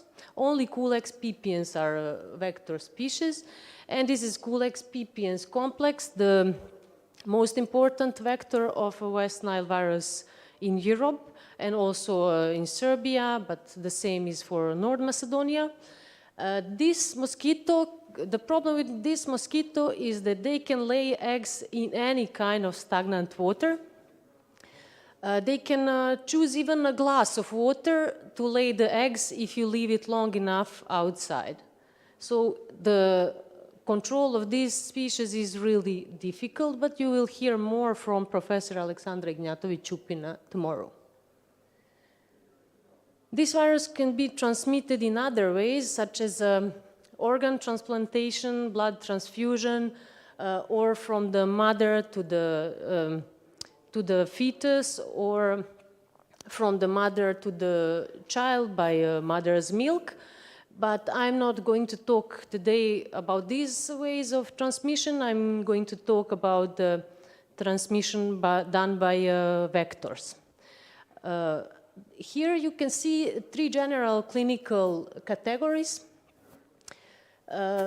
If you are lucky, you are in 80% of people who get infected without any symptoms. So in 80%, this disease is asymptomatic. In 20 to 30%, people get fever, which is similar to flu, with a headache, fever, rash. And the worst case of West Nile virus infection is a neuroinvasive disease, which considered meningitis, encephalitis, or the paralysis of the body. Paralysis of the body can be partial, can be total paralysis. And among these patients, 10% of them do not survive. And now I'm going to talk about results from Serbia. First data from Serbia are from 1972, which was obtained by Borjoshki et al., and they found this virus in human sera in the human population. After that, before 2003, there was a gap of knowledge and there was no any data known. In 2003, our group started collaboration with the colleagues which I mentioned at the beginning of presentation on different projects, international projects and national projects. And this was our first One Health approach, actually, which started, this concept started in our institution in 2003, and officially worldwide One Health approach was developed in 2008. Why we started? We had an aim, which was West Nile virus risk assessment and the prevention by the rapid early warning system expressed through early detection of virus circulation. The aim was to survey human health, domestic and wild animals and their health, and of course virus vectors. We wanted to connect experts of veterinary science, doctors from public health, entomologists and physicists and meteorologists. And we wanted to develop our capacities to detect this virus in different organisms. In Serbia, since 2003, there was no human cases, no virus detected, and no surveillance. So our first step was to find the virus in natural population of culex, and considering the fact, what I said at the very beginning, that virus is circulating among the birds are reservoirs, the logical was to set up traps for mosquitoes in the places where it had a lot of birds. So there were resting places for migratory birds. We set up a lot of traps, and we set up traps on different heights to try to catch as much culex as possible and to see where the majority of them live. And as a result of this, we didn't find a virus. So what we found was a virus that is affecting only Aedes vexans species, which is not epidemiologically important. And we had to change the strategy. Because we didn't find a virus which would provide early warning, we changed the approach from early detection to any detection. And it was focused and rational research for evidence of West Nile virus circulation, aimed to increase the knowledge and awareness about early warning system and surveillance. And that was supposed to be our alarm to the authorities that are in charge for this problem, for this disease. So in 2009, we mapped all positive human cases in Novi Sad, and we detected hotspots. And after that, we planned entomological surveillance focused only on hotspots according to the given budget. So in 2010, we sampled mosquitoes in city of Novi Sad in September, and we found 3 out of 29 positive pools of this virus, but unfortunately, we were not allowed to inform the public. In 2011, we did again monitoring, and the monitoring was increased according to approved budget and priorities. We had old hotspots, we had newly detected hotspots of positive humans, but also of positive horses. And again, we got new positive pools. Again, we were not allowed to inform the public. Here is an overview of all the positive findings of virus in different organisms. So what you can see here is that we found it in horses, in culex pipiens, in wild birds, and of course in humans. But what is important on this slide is our research sorry, is our research, which we conducted. It's actually citizen science. It's a questionnaire which we gave to almost 500 people in Novi Sad. The questionnaires were given randomly. And what we found out is that people who use the mosquito nets on the windows and doors and who use the repellents had a much less prevalence of getting infected by this virus. What happened then? We had the first human cases published publicly available, and we had our first national program in 2012. The problem with this program was that people that knew the most about this virus were not included in this program, so included was National Institute of Public Health and Mosquito Control Company. Why I said the problem? The problem was because there was no dissemination of results to veterinary sector, there was no verification of West Nile virus positive mosquitoes. The mosquito identification was done by Mosquito Control Company, so it's obvious that there was a conflict of interest. The Mosquito Control Company was also doing the control of mosquitoes, logically, and that was supposed to be changed. In considering the research and technological capacities, they were not used. In 2013, the situation a little bit changed, but not in a good direction, because the municipalities started their own surveillance, and that was not good because all the obtained information does not go further. All the information stayed within the municipalities. And finally, in 2014, we had our second national program, which was a really good step. It was funded by Veterinary Directorate and conducted by scientific and specialized veterinary institutes and field veterinary services in close collaboration with entomologists and ornithologists. The main objective was early detection of West Nile virus in certain regions and timely reporting to relevant health service institutions and local authorities responsible for establishing appropriate mosquito control measures, sharing the information to the community in order to warn humans and animal health authorities. So this program was really what it was supposed to be. The program was successful. It successfully proved the presence and circulation of virus among mosquitoes, sentinel animals, wild birds, horses, and humans, and we provided the information before the circulation started in human population.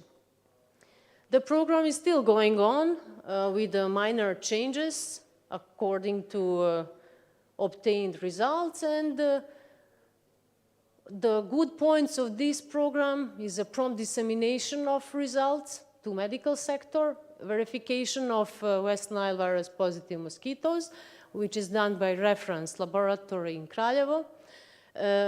No conflict of interest, so different sectors are doing different parts of the work. And the capacities are used for designing and also to upgrade the program every year. And on this map, on the right side, you can see the distribution of the virus in Serbia in 2018. Until 2018, our group of all scientists involved were working on a friendly basis. So they were not officially approved by an organization or policymakers and authorities, but from 2018, we were finally officially approved by policymakers of Vojvodina, and they supported our multi-sectoral collaboration and approved our One Health approach. This scheme was created by Professor Dusan Petric, and it's the way how our work is going on. This scheme was approved by ECDC from Stockholm, and it's also supported by Medilab Secure International Project. And Professor Dusan was invited to Faculty of Veterinary Sciences in Vienna to help them to deal with this virus and to help them to create similar scheme for their own circumstances. And now I'm going to talk about the sampling and about our results. Every year we have 65 locations where we set up traps, and we use CO2 traps to collect adult mosquitoes. This number of sampling is number of samples cover approximately 21,500 square kilometers. The number of sampling always, unfortunately, depends on budget. So more money we have, more sampling we do in the year. For example, in 2020, due to COVID situation, our budget was cut completely, and we didn't want to skip this year, and we invested our own funds from our own laboratory. So how we are doing this? We set up trap late in the evening and pick it up in the morning to catch the activity of Culex pipiens, which is dusk and dawn, and especially during the night. And from each sample we take 200 females, so we take 2 pools, each pool consisting of 100 mosquito. From that 2 pools, colleagues from Veterinary Institute are analyzing 50 mosquitoes. So 50 from one pool, 50 from second. In total, 100 mosquitoes per trap. Do you think that this is sensitive? Sometimes yes, sometimes not. It's sensitive if you have up to 300 mosquitoes. You can say it's sensitive because you analyze 100. But we sometimes have more than 20,000 mosquitoes per trap. And if you have 20,000 Culex and you can analyze only 100, your likelihood that you will find a virus is not so big. But even with this limited budget and even with this sensitivity, we managed to get really, really good results. And you will see in the following slides what we have. So what I said at the beginning, other species can also be positive on the virus, but only important for West Nile is Culex pipiens species. And in this table, you can see, you should focus on the green cells. So these numbers with the minuses means how many days we managed to catch the virus in mosquitoes before the first human case was detected. So you see here, it's 16 days, 14 days, but in some cases in 2015, we found the virus 2 months before it started to circulate in human population. And why is that important? That means that you have 2 months to decrease the mosquito population to try to prevent the outbreak in humans. We found a grouping of positive mosquitoes, birds, horses, and human cases, which also makes easier to control the virus, because if you know where is it approximately or exactly, it's easier to treat vectors. And we found a correlation between average vector index, it means Culex pipiens density plus infectious rate, and number of neuroinvasive West Nile disease of human cases in Vojvodina. In this table, you can see the first reports of virus in different organisms. So here, sorry, just to find the pointer. Okay, so here in this column, you see that we found it first in two times first in mosquitoes, one time in sentinel chickens, then once in wild birds, in horses, none, and 2 times in human population. So this last means that 2 times we were late. And probably your question is why with all this experience we were late in 2018. So I will explain in the next slides. 2018, all colleagues who were dealing with West Nile virus know that 2018 was really bad year considering the human cases. So we were second in Europe. What you can see here on the map, so what you can see here on the map is that almost whole Serbia was pretty much red. So we had human cases a lot, and the major number, the biggest numbers were in Belgrade and surrounding. We had 36 deaths. In this table, you should not look the numbers. Numbers are not important. These are positive pools on mosquitoes. What you should see on these tables are pink cells. Pink cells are positive mosquito pools. And what you can see is that we had a lot of positive mosquitoes in this 2018. So considering 2018, on the upper graph, what was different from other years and what was the reason that we were late is that, so first to explain, the different colors of the lines are different years, the numbers are the number of human cases, and the spots of the lines are the number of mosquitoes. And what you can see here is that normally Culex pipiens starts to be very abundant in July, in August, when the temperatures are really high. But in this year, we had a peak at the very beginning of the year. I mean, not very beginning, but it's beginning of season. It's June, and the reason for this was, unfortunately, global warming, because March was very hot. So in March, we had approximately 25 degrees, which is not a regular temperature, regular average temperature in Serbia for that period. And the population of Culex bursted very, very early at the beginning of the season.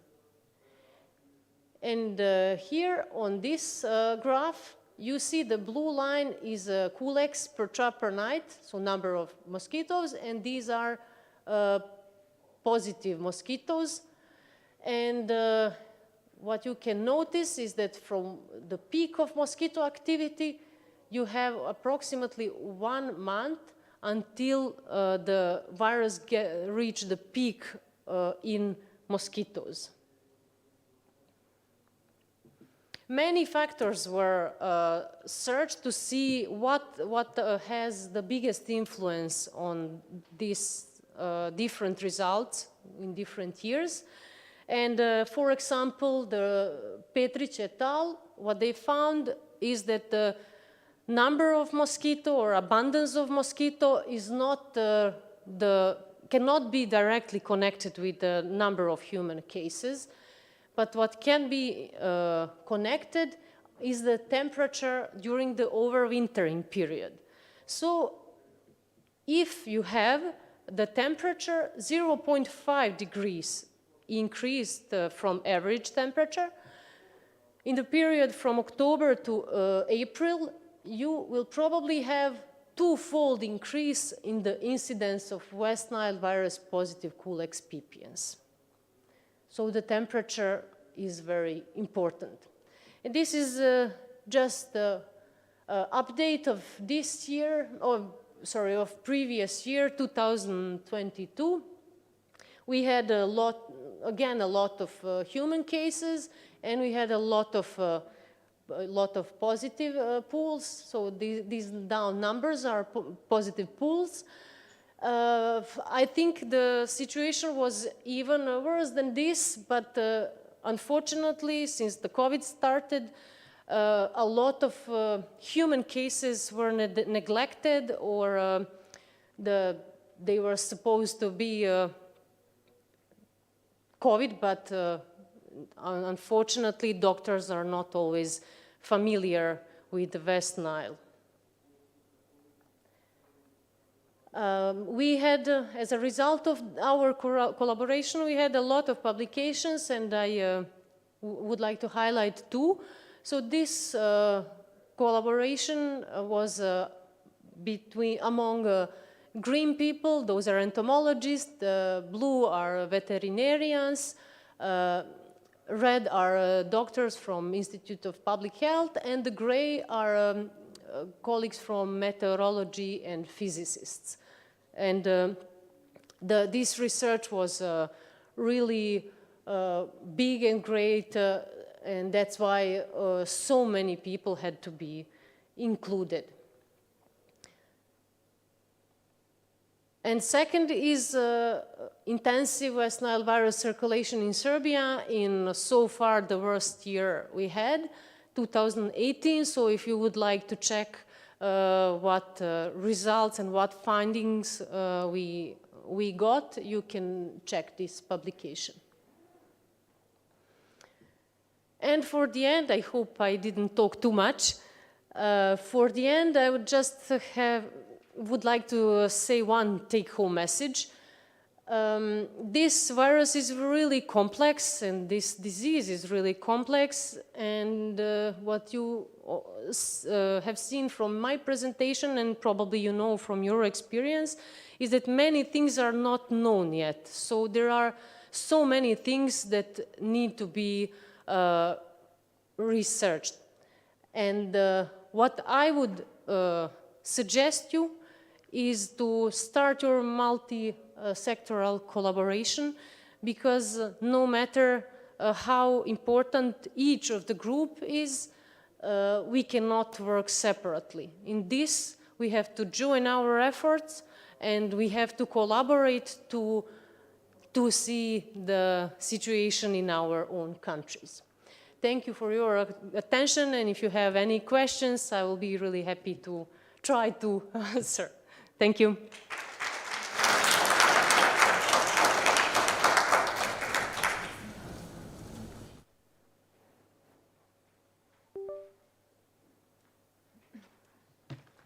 Okay. Good afternoon, everyone. My name is Mirta Sudaric-Bogovic, and it's a pleasure to be here and represent to you the mosquito monitoring program in Osijek.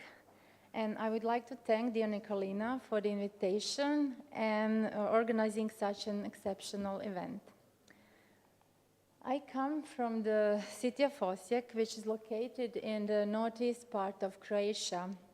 Osijek is the fourth largest city in Croatia, and it's economic and cultural center, and also university town.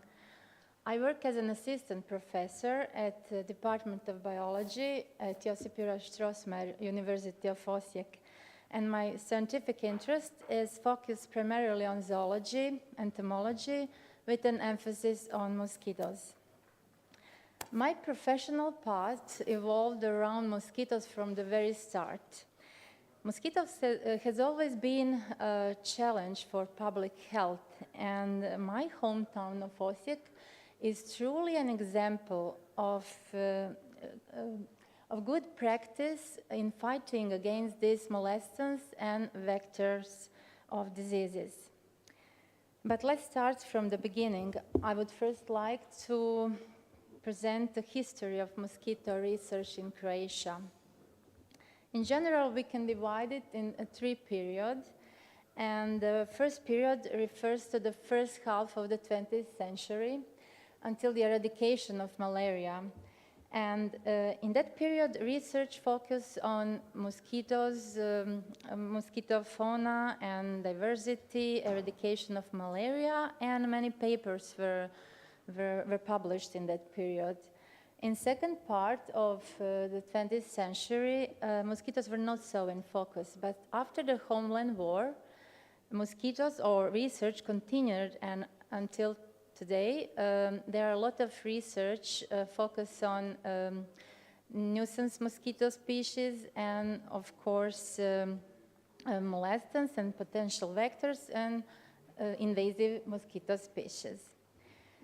So the Osijek mosquito team has many years of experience dealing with mosquitoes in Croatia from various aspects. For example, fauna, distribution, dispersal, attractants, mosquito control, etc. And the combined research of all these results and resulted in a Croatia mosquito checklist with 52 mosquito species listed up to date, as well as the book Mosquitoes in Croatia, which is the summary of all our scientific research projects.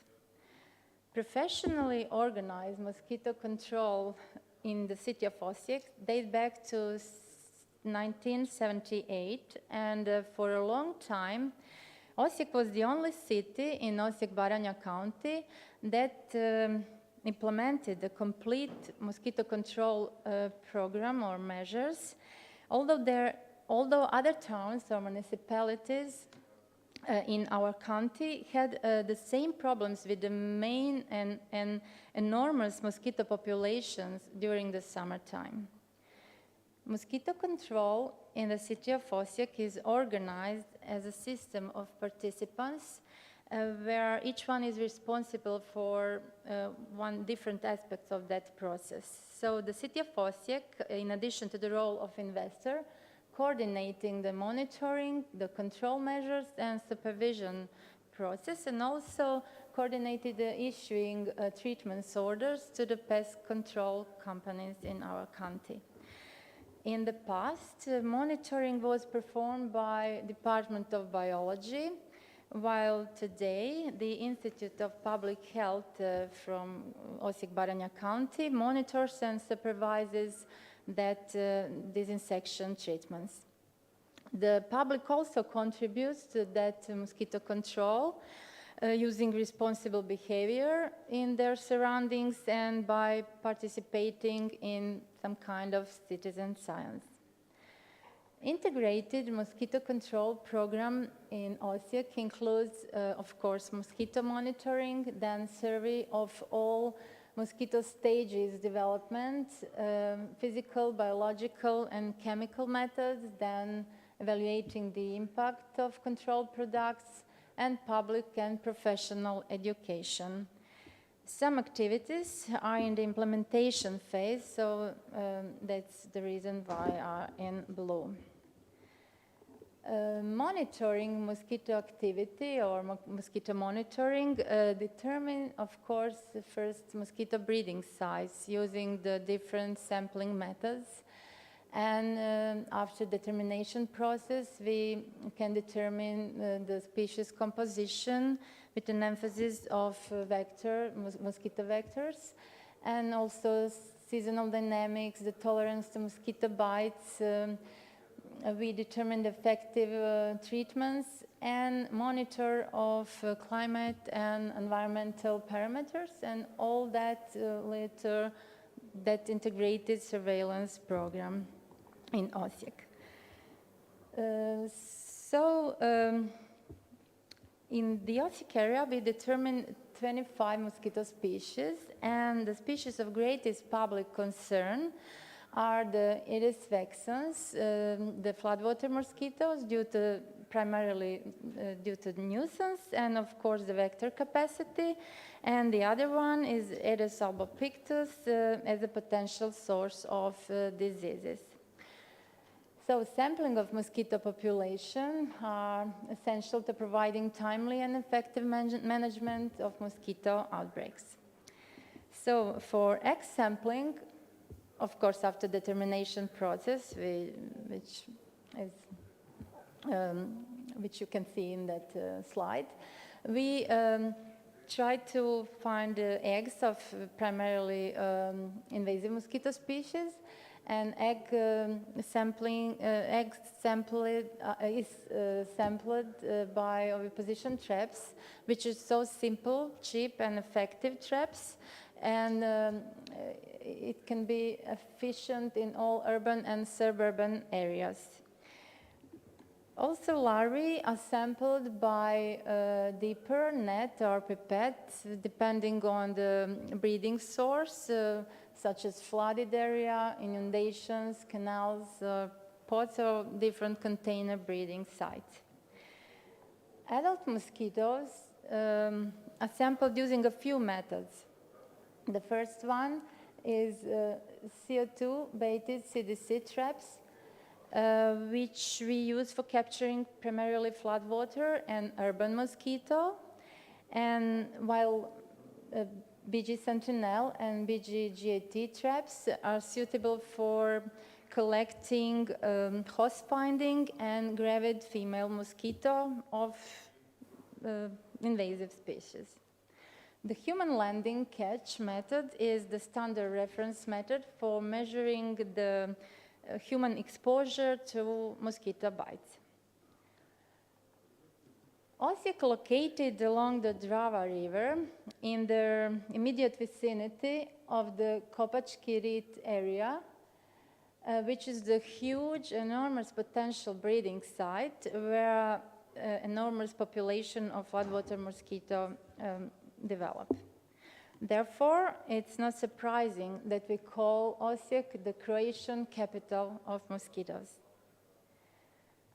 Kopački Rit is the largest natural marshland in that part of Europe, and it's situated in a Baranja region in triangle between the Danube River from the east and Drava River from the south. And that wetland is home to thousands of plants and animal species. Changes in the water levels of that two rivers changes and affect the Kopački Rit scenery, and it never looks the same. The water level dynamics of the Danube and Drava rivers directly determines the number of generations of floodwater mosquito, especially Iris vexans and Ochlerotatus ticticus. And most often the first generation of floodwater mosquitoes is the most abundant, just because the height of the water wave is the highest on that time. So, consequently, a huge number of floodwater mosquitoes develop synchronously and then spread to surrounding urban areas.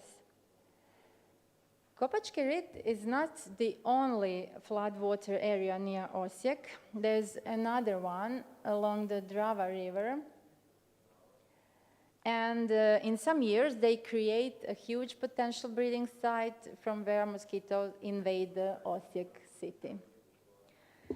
So, for me personally, mosquitoes have always been in focus of my interest, as well as a big challenge.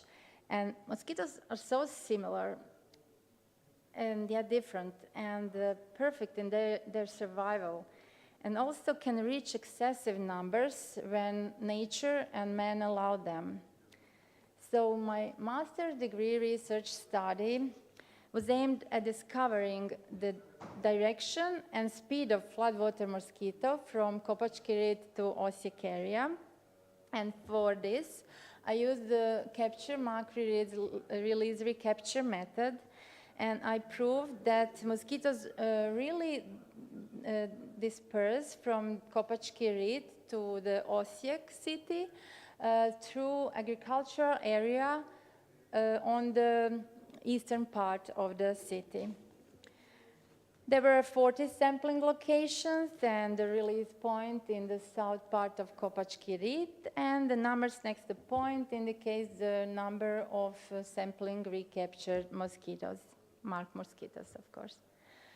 However, I was not able to get the exact data of that natural circular dispersal process, just because the area around Osijek was mined after the Homeland War, and I was able to catch mosquitoes only south of the release point in the boundaries of Osijek city. And and this image of mosquito sampling site is proof that my task required extreme caution, so thankfully everything ended well. Today, with the help of GPS, the technology, mathematical models, we can predict the mosquito population, density, and the dispersal activities on adult stage. How this look, you can see. This was followed with recommendation for mosquito larvicidal treatment and control measures. And by targeting mosquito breeding sources, larval control can achieve sustainable reduction of mosquito population using diverse microbial and chemical control product formulation. This slide presents prediction of the adult mosquito population density, and this model determined the source and direction of adult mosquito dispersal.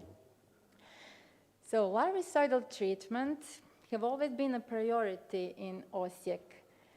However, due to this 30,000 acres of potential breeding site and the ban of mosquito treatment in Kopachkirit area, the adulticidal treatments in the Osijek cannot be excluded.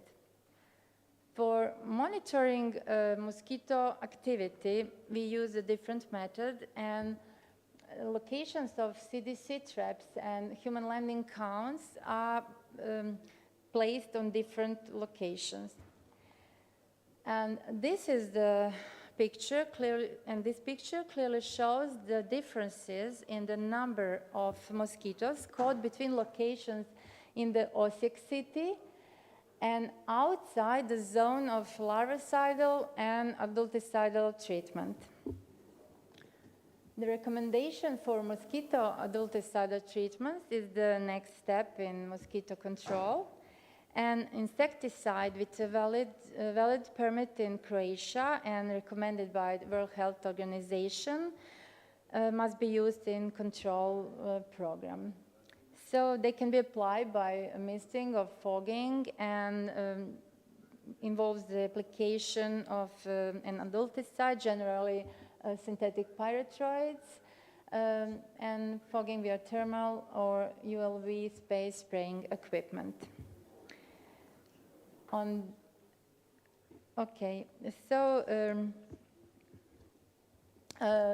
Aerial spraying in Croatia is prohibited by law if it can be processing above a populated area and nature parks or protected areas. So in only one case we can use this aerial spraying in Osijek area to create a barrier zone between the Osijek city, the peripheral part of Osijek city, and the breeding sites in Kopachkirit, above the vegetation, which we call green belt. So when we talk about mosquito and the way they lay eggs, we can distinguish between two main mosquito groups. One is floodwater mosquitoes and the other one is urban mosquitoes. And this is and floodwater and urban mosquito species make a big challenge and a stress summertime for citizens in Osijek. Although floodwater mosquitoes dominate and in numbers. If we add to this invasive mosquito species, we can figuratively say that in Osijek we have a double trouble situation. So, what are the biggest challenge of nature protection? Is this a struggle without a winner? Do we have the right to destroy other species if they are not a threat to us? Is man an invasive species? There are a lot of questions. And on this slide, you can see some of the projects which we have completed in continental Croatia, and a few of which are still ongoing. So an excellent example of a successful integrated mosquito program of prevention and response in Croatia is the National Monitoring of Invasive Mosquito Species program. It has been carried out for 7 years by the Croatian Public Health Institute in coordination with county network public health institutes and entomologists from Department of Biology. My dear colleague Pavle Jelicic from the Croatian Institute of Public Health will inform you more on this topic tomorrow. In case you are wondering why I use this particular background for my presentation, let me explain. Water is the reason. Because, you know, without water there are no mosquitoes.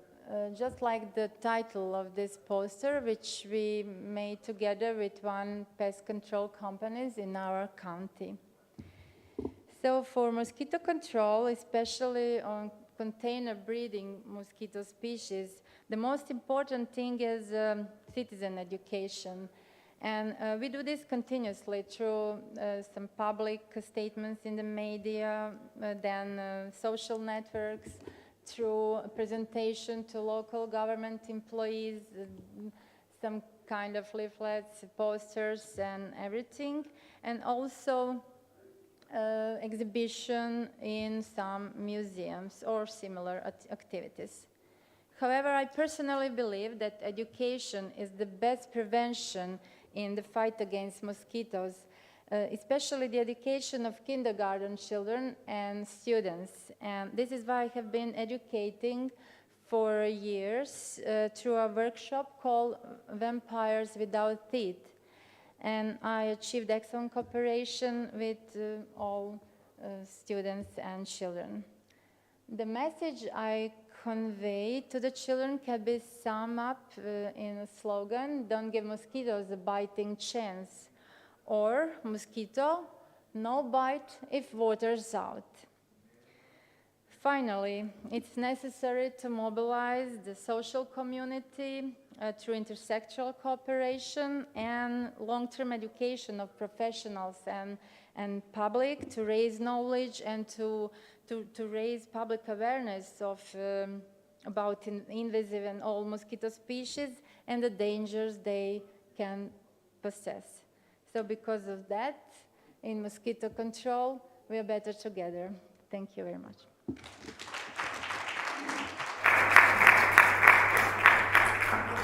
За интересното споделено изкуство, доктор Мирта Сударич-Богоевич. Сега, значи, продължуваме виртуелно со доктор Рачпал Синг Ядов.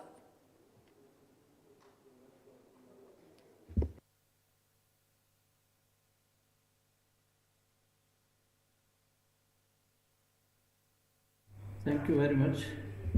Let me put up my presentation. So give me a minute, please.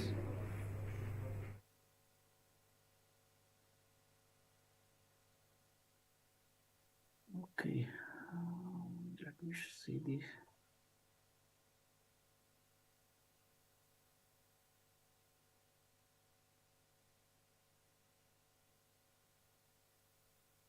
I'm just checking how to share my presentation. So Okay.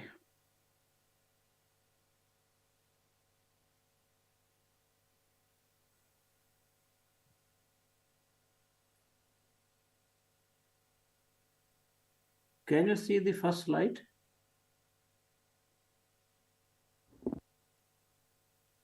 Hello? Yes, yes, we can see. Okay, thank you so much. So my name is Rajpal Yadav. I'm from the WHO headquarters in Geneva, Switzerland.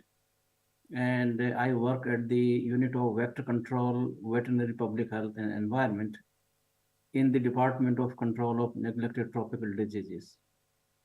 I am personally responsible for implementing global vector control response and public health pesticide management in WHO.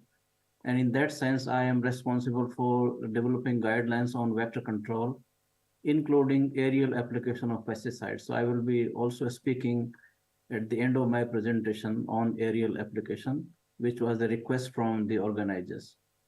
So first, I will give you a little brief on insecticide resistance monitoring in mosquitoes and what WHO offers in terms of guidance and resources. Insecticide resistance monitoring is important in many respects. This is because the portfolio of public health pesticides is limited, and over several decades, very few insecticide products have been discovered that can have use in public health vector control.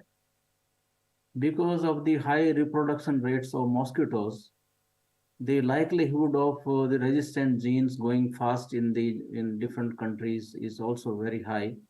And as a result, we have seen that insecticide resistance has become a biological threat to control of vector-borne diseases. And it is spreading both geographically in frequency and intensity, so much so that in certain African countries, the resistance intensity is 1,000-fold than it used to be a couple of years ago. Now, the intensity and frequency of resistance, of course, varies within the regions and in different countries in a given region. And even within a country, in different parts of the country, this could be very different. And therefore, it is important that we monitor resistance in the local mosquito species, particularly the vector species, and that we try to manage them, preserving the effectiveness of insecticide-based interventions. Now, global vector control response was a strategy that was adopted by the World Health Assembly in 2017, and it has 4 pillars and 2 foundations. But pillar number 3, which is highlighted in box red box here, actually requests that we enhance vector surveillance and monitoring and evaluation of interventions. And by vector surveillance, I mean also it includes insecticide resistance monitoring. Resistance monitoring, therefore, is a very important policy decision of the countries, because the World Health Assembly is made up of health ministers of all member states. WHO is in the forefront of providing normative guidance to the countries and users. And in that sense, we have developed several resources for resistance monitoring in mosquitoes and other vectors. And on left-hand side, you can see that this is the document we published last year. After 20 years of previous publications, we did a multi-center study at 23 laboratories all over the world, testing different insecticides against mosquito species, Aedes and Anopheles species. And based on the outcome of this study, we developed, or updated rather, a manual for monitoring resistance in mosquito vectors, as well as some guidance on how to implement appropriate interventions for vector control and managing resistance. Now, the 2022 update actually includes, for the first time, information on Aedes species. The previous guidance was always on Anopheles species and excluded Aedes and Culex species. So in this new guidance document, which is available from our website, and I have given a web link here, it is updated with Aedes species. We have updated insecticide discriminating concentrations for monitoring resistance in Anopheles species. We have added a new WHO bottle bioassay for monitoring or testing resistance. And of course, as I said, that there is a chapter on insecticide resistance management. In this process of doing collaborative work with different laboratories, including laboratories in Europe, we have developed standard operating procedures for impregnation of insecticide impregnated papers, these are the papers that are used to monitor resistance in WHO tube tests. And these SOPs actually gives a table on how to calculate different amount of insecticides to treat papers for resistance monitoring. So this particular SOP is very useful to researchers, but this is not for program use, because researchers would be more interested in testing different insecticides, the newer ones, against different species, local species of different vectors. And in addition to that, we have also produced 4 new SOPs for testing insecticide resistance in WHO tube tests, in bottle bioassays, in doing synergist bioassays with synergist insect compounds, as well as testing sterilizing properties of insecticides, for example, pyriproxyfen. Now, we get a lot of data from countries with regard to the resistance in Anopheles vectors of malaria. And there is a website on the WHO website where we put up all data and developed insecticide resistance threats map. So these are interactive maps. You can actually go to any country and download or see what is the data available so far with regard to Anopheles vectors. We do not have such similar maps for Aedes and Culex species. And this is the next step work which we have to do in future, because currently very little data come to WHO for resistance in Aedes species and resistance in Culex species, or even other species like sandflies. Now, WHO prescribes mainly 4 types of bioassays for monitoring resistance, and this includes tube tests and bottle bioassays for susceptibility monitoring, intensity bioassays to determine how intense the resistance is present phenotypically in different parts of the countries, and synergist bioassays with piperonyl butoxide, which is a synergist to different insecticides. And then, of course, there are biological and there are biochemical and molecular bioassays to detect the resistance mechanisms. So these are 4 important bioassay procedures prescribed in WHO guidelines. When you talk of the WHO tube test bioassays to determine resistance in mosquitoes against insecticide with killing action, then this scheme is just a scheme to tell that how resistance tests are done in laboratory, and details can be found in the manual that I referred previously. The other test is a newly developed WHO bottle bioassay, which we developed actually only last year. And this is based on testing insecticides in glass bottles. These are those insecticides that cannot be treated on filter papers because of the chemistries or other technical difficulties. That is why we developed this bottle bioassay, in which case insecticides are placed in bottles, the bottles are coated, and then mosquitoes are released in the bottles to test their susceptibility to different insecticides. This WHO bottle bioassay has been adopted from the CDC bottle bioassay, but it is quite different from CDC in the sense that whereas the CDC bottle bioassay monitors endpoint at 30 minutes, in the WHO bottle bioassay, like filter paper tests, we monitor knockdown at 1 hour and mortality at 24 hours after 1 hour of exposure. So the bottle bioassay of WHO aligns very well with the tube test bioassay in the sense that the endpoints are monitored at 24 hours after exposure. Now, these are very busy slides. I have just copied from the manual. I wanted to tell you that we have updated the discriminating concentrations of different species, and this is different insecticides versus different species of mosquitoes, and what are the concentrations that would kill a susceptible population. So this is basically to guide researchers and operational entomologists to do monitoring of resistance in Anopheles species using discriminating concentration papers that can be procured from Malaysia. And later in my presentation, I will show you how papers can be procured from a WHO facility in Malaysia. So this is a slide telling about the discriminating concentrations we have now recommended to monitor resistance anopheles, some more discriminating concentrations of different classes of insecticides. These are the concentrations for newer compounds like chlorophenapir and pyriproxyfen. These are completely new molecules, and this is on WHO bottle bioassays. These are again the concentrations both for WHO tube test and bottle bioassay for Aedes species. For the first time, this table has been updated for guidance of the researchers and operational entomologists in countries. And finally, this is the table for Culex. These are the same concentrations which we have been publishing in different WHO guidelines in the past. We have just actually integrated this into the new manual. And we are currently updating these concentrations by doing multi-center studies against Culex species, Culex quinquefasciatus and Culex tarsaris in different countries.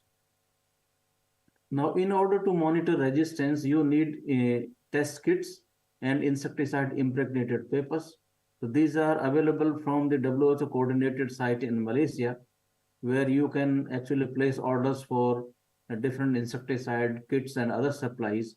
And you can actually on the WHO webpage, which is the link here, you can go to different tabs where you can just download the catalog or the order form, or you can even place order online for supply of the impregnated papers and kits.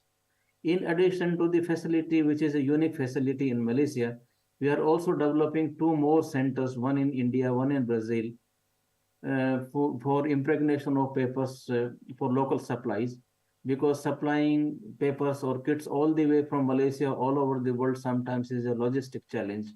And that is why we decided that we will produce more impregnated papers from in Brazil for the American region and for Southeast Asia region in India.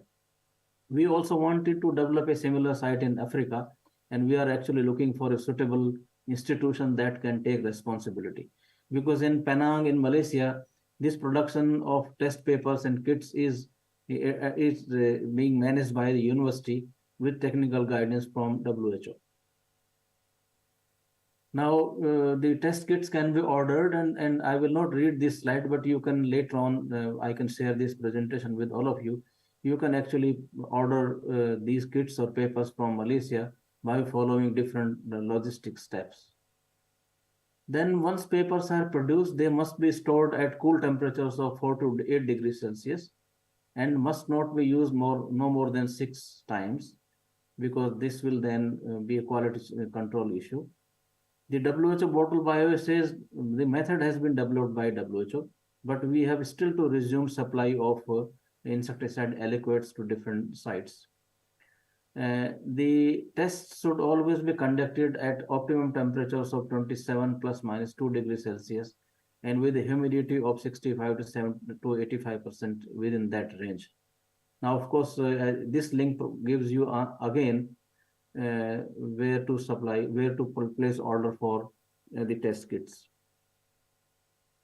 In summary, the resistance is expanding both geographical and in frequency, and therefore resistance monitoring is a very important aspect to preserve the efficacy of vector control. The global vector control research control response pillar number 3 advocates for entomological monitoring, including insecticide resistance monitoring. WHO has been prescribing the use of WHO tube test method, but we have also recently developed a bottle bioassay for insecticides that cannot be treated on filter papers.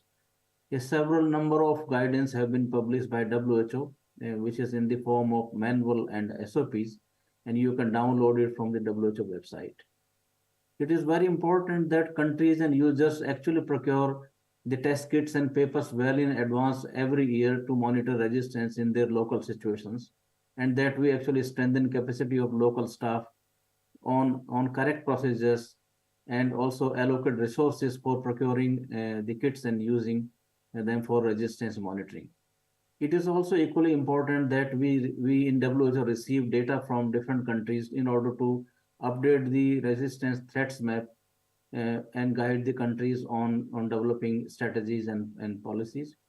And the insecticide resistance data actually will be useful in developing resistance management strategies, both at global, regional, and country level.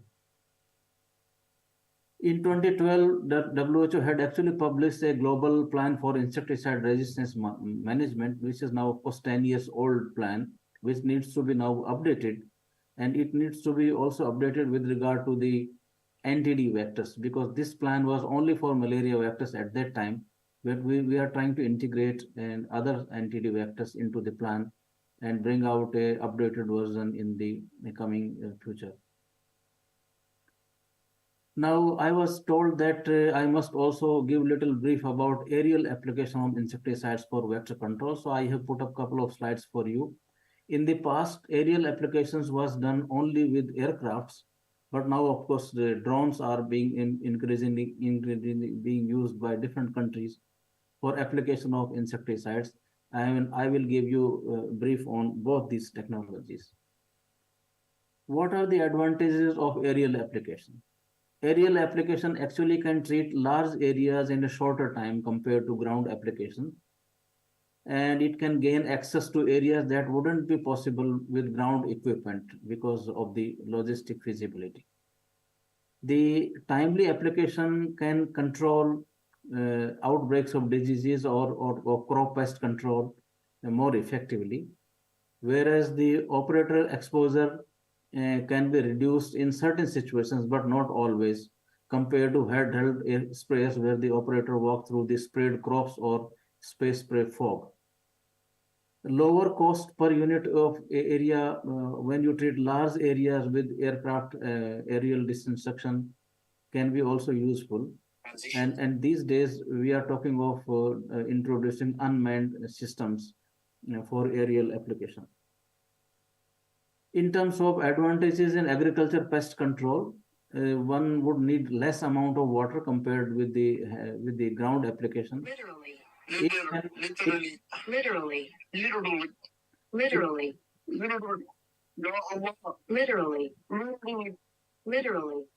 So somebody is speaking, please.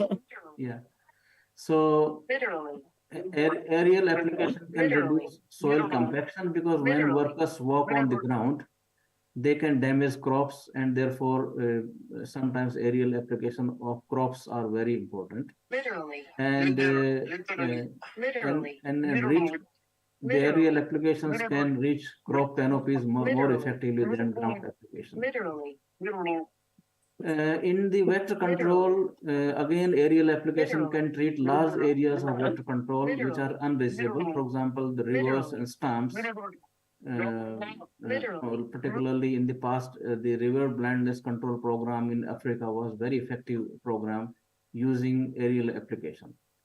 Rapid containment of dengue outbreaks and Zika outbreaks have been reported in the past in certain countries.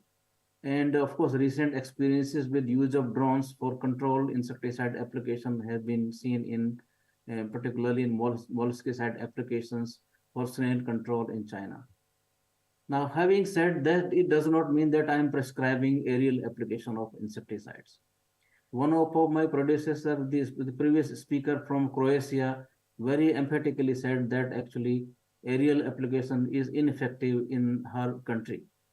And it is true that manned aircraft are more expensive and are technically complex enterprise as compared with ground application devices. The aerial application actually can create off-target losses of insecticide and can create actually greater risk to the flora, fauna, human beings. It can even physically harm and danger because of the collision of different equipment if you place them together to cover large areas. Then it will also treat trees, waterways, overhead power lines, and there are lots of environmental hazards when you use manned aircrafts. And higher flow rates of the discharge from aerial applications can mean greater exposure of areas with insecticides. And sometimes targeting of small areas can be more difficult when crewed aircraft are deployed. Due to the released height, which is the height between the ground and the equipment, there is an increased sensitivity to adverse meteorological conditions. And the fixed wing aircraft requires safe landing strips because the aircraft has to take off and land after each application. There is a very high risk of exposure of people in crowded areas, and off-site movement of spray can be a greater hazard because the aerial application will treat large areas.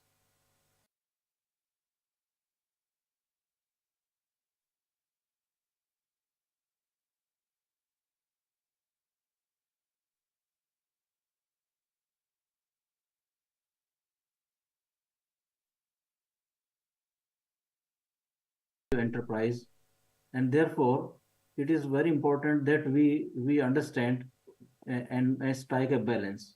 Now, how effective are therefore space treatments for mosquito control? And by space treatment, I mean ground applied space spraying. Historically, we have seen that space spraying or fogging applied at ground is required to be done during the dusk to dawn period, which can cause operational challenges excuse me, if insecticides are applied by aircraft. Outdoor ULB applications with vehicle-mounted foggers have low effectiveness. We have seen historically that actually outdoor applications of space spraying or fog has little effect on vectors or even disease because mosquitoes rest indoor and they are unlikely to be exposed to aerial applied ULB sprays. So in conclusion,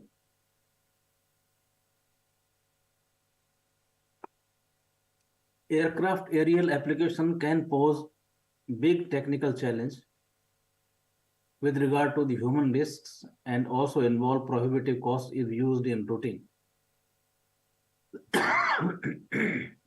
Excuse me. The previous speaker also said that in Croatia they did not find really any effectiveness of aerial applications. So therefore aerial applications with aircraft should be considered only in exceptional situations where there are large scale outbreaks of diseases, whereas currently use of drones is a much more acceptable technology because drones they can be deployed without human beings as pilots, and therefore they provide a cheaper non-specialized aerial platform. Therefore many countries are deploying drones for crop protection as well as vector control. And therefore, drones can only be used in certain municipal areas with targeted or accurate application in small areas, because small area applications will actually obviate or will cause less exposure of off-target areas. Now, when larviciding is done or snail control is done using drones, then granules or spray can be deposited on water bodies or wetlands, which can be then effective. So therefore, aerial application can be a challenge when applied with aircraft and is only recommended in certain situations.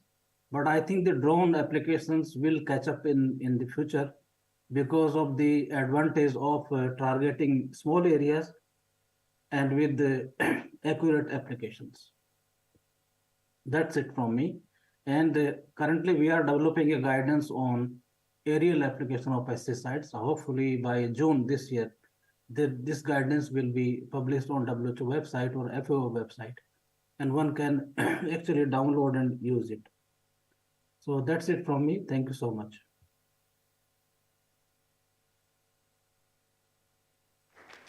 Thank you, Dr. Rajpal. Следи виртуелна презентација исто преку Zoom на магистер Верена Пихлер. Okay.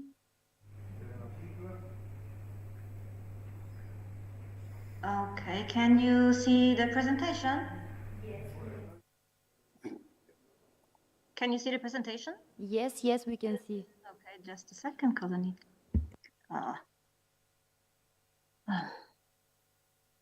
Okay.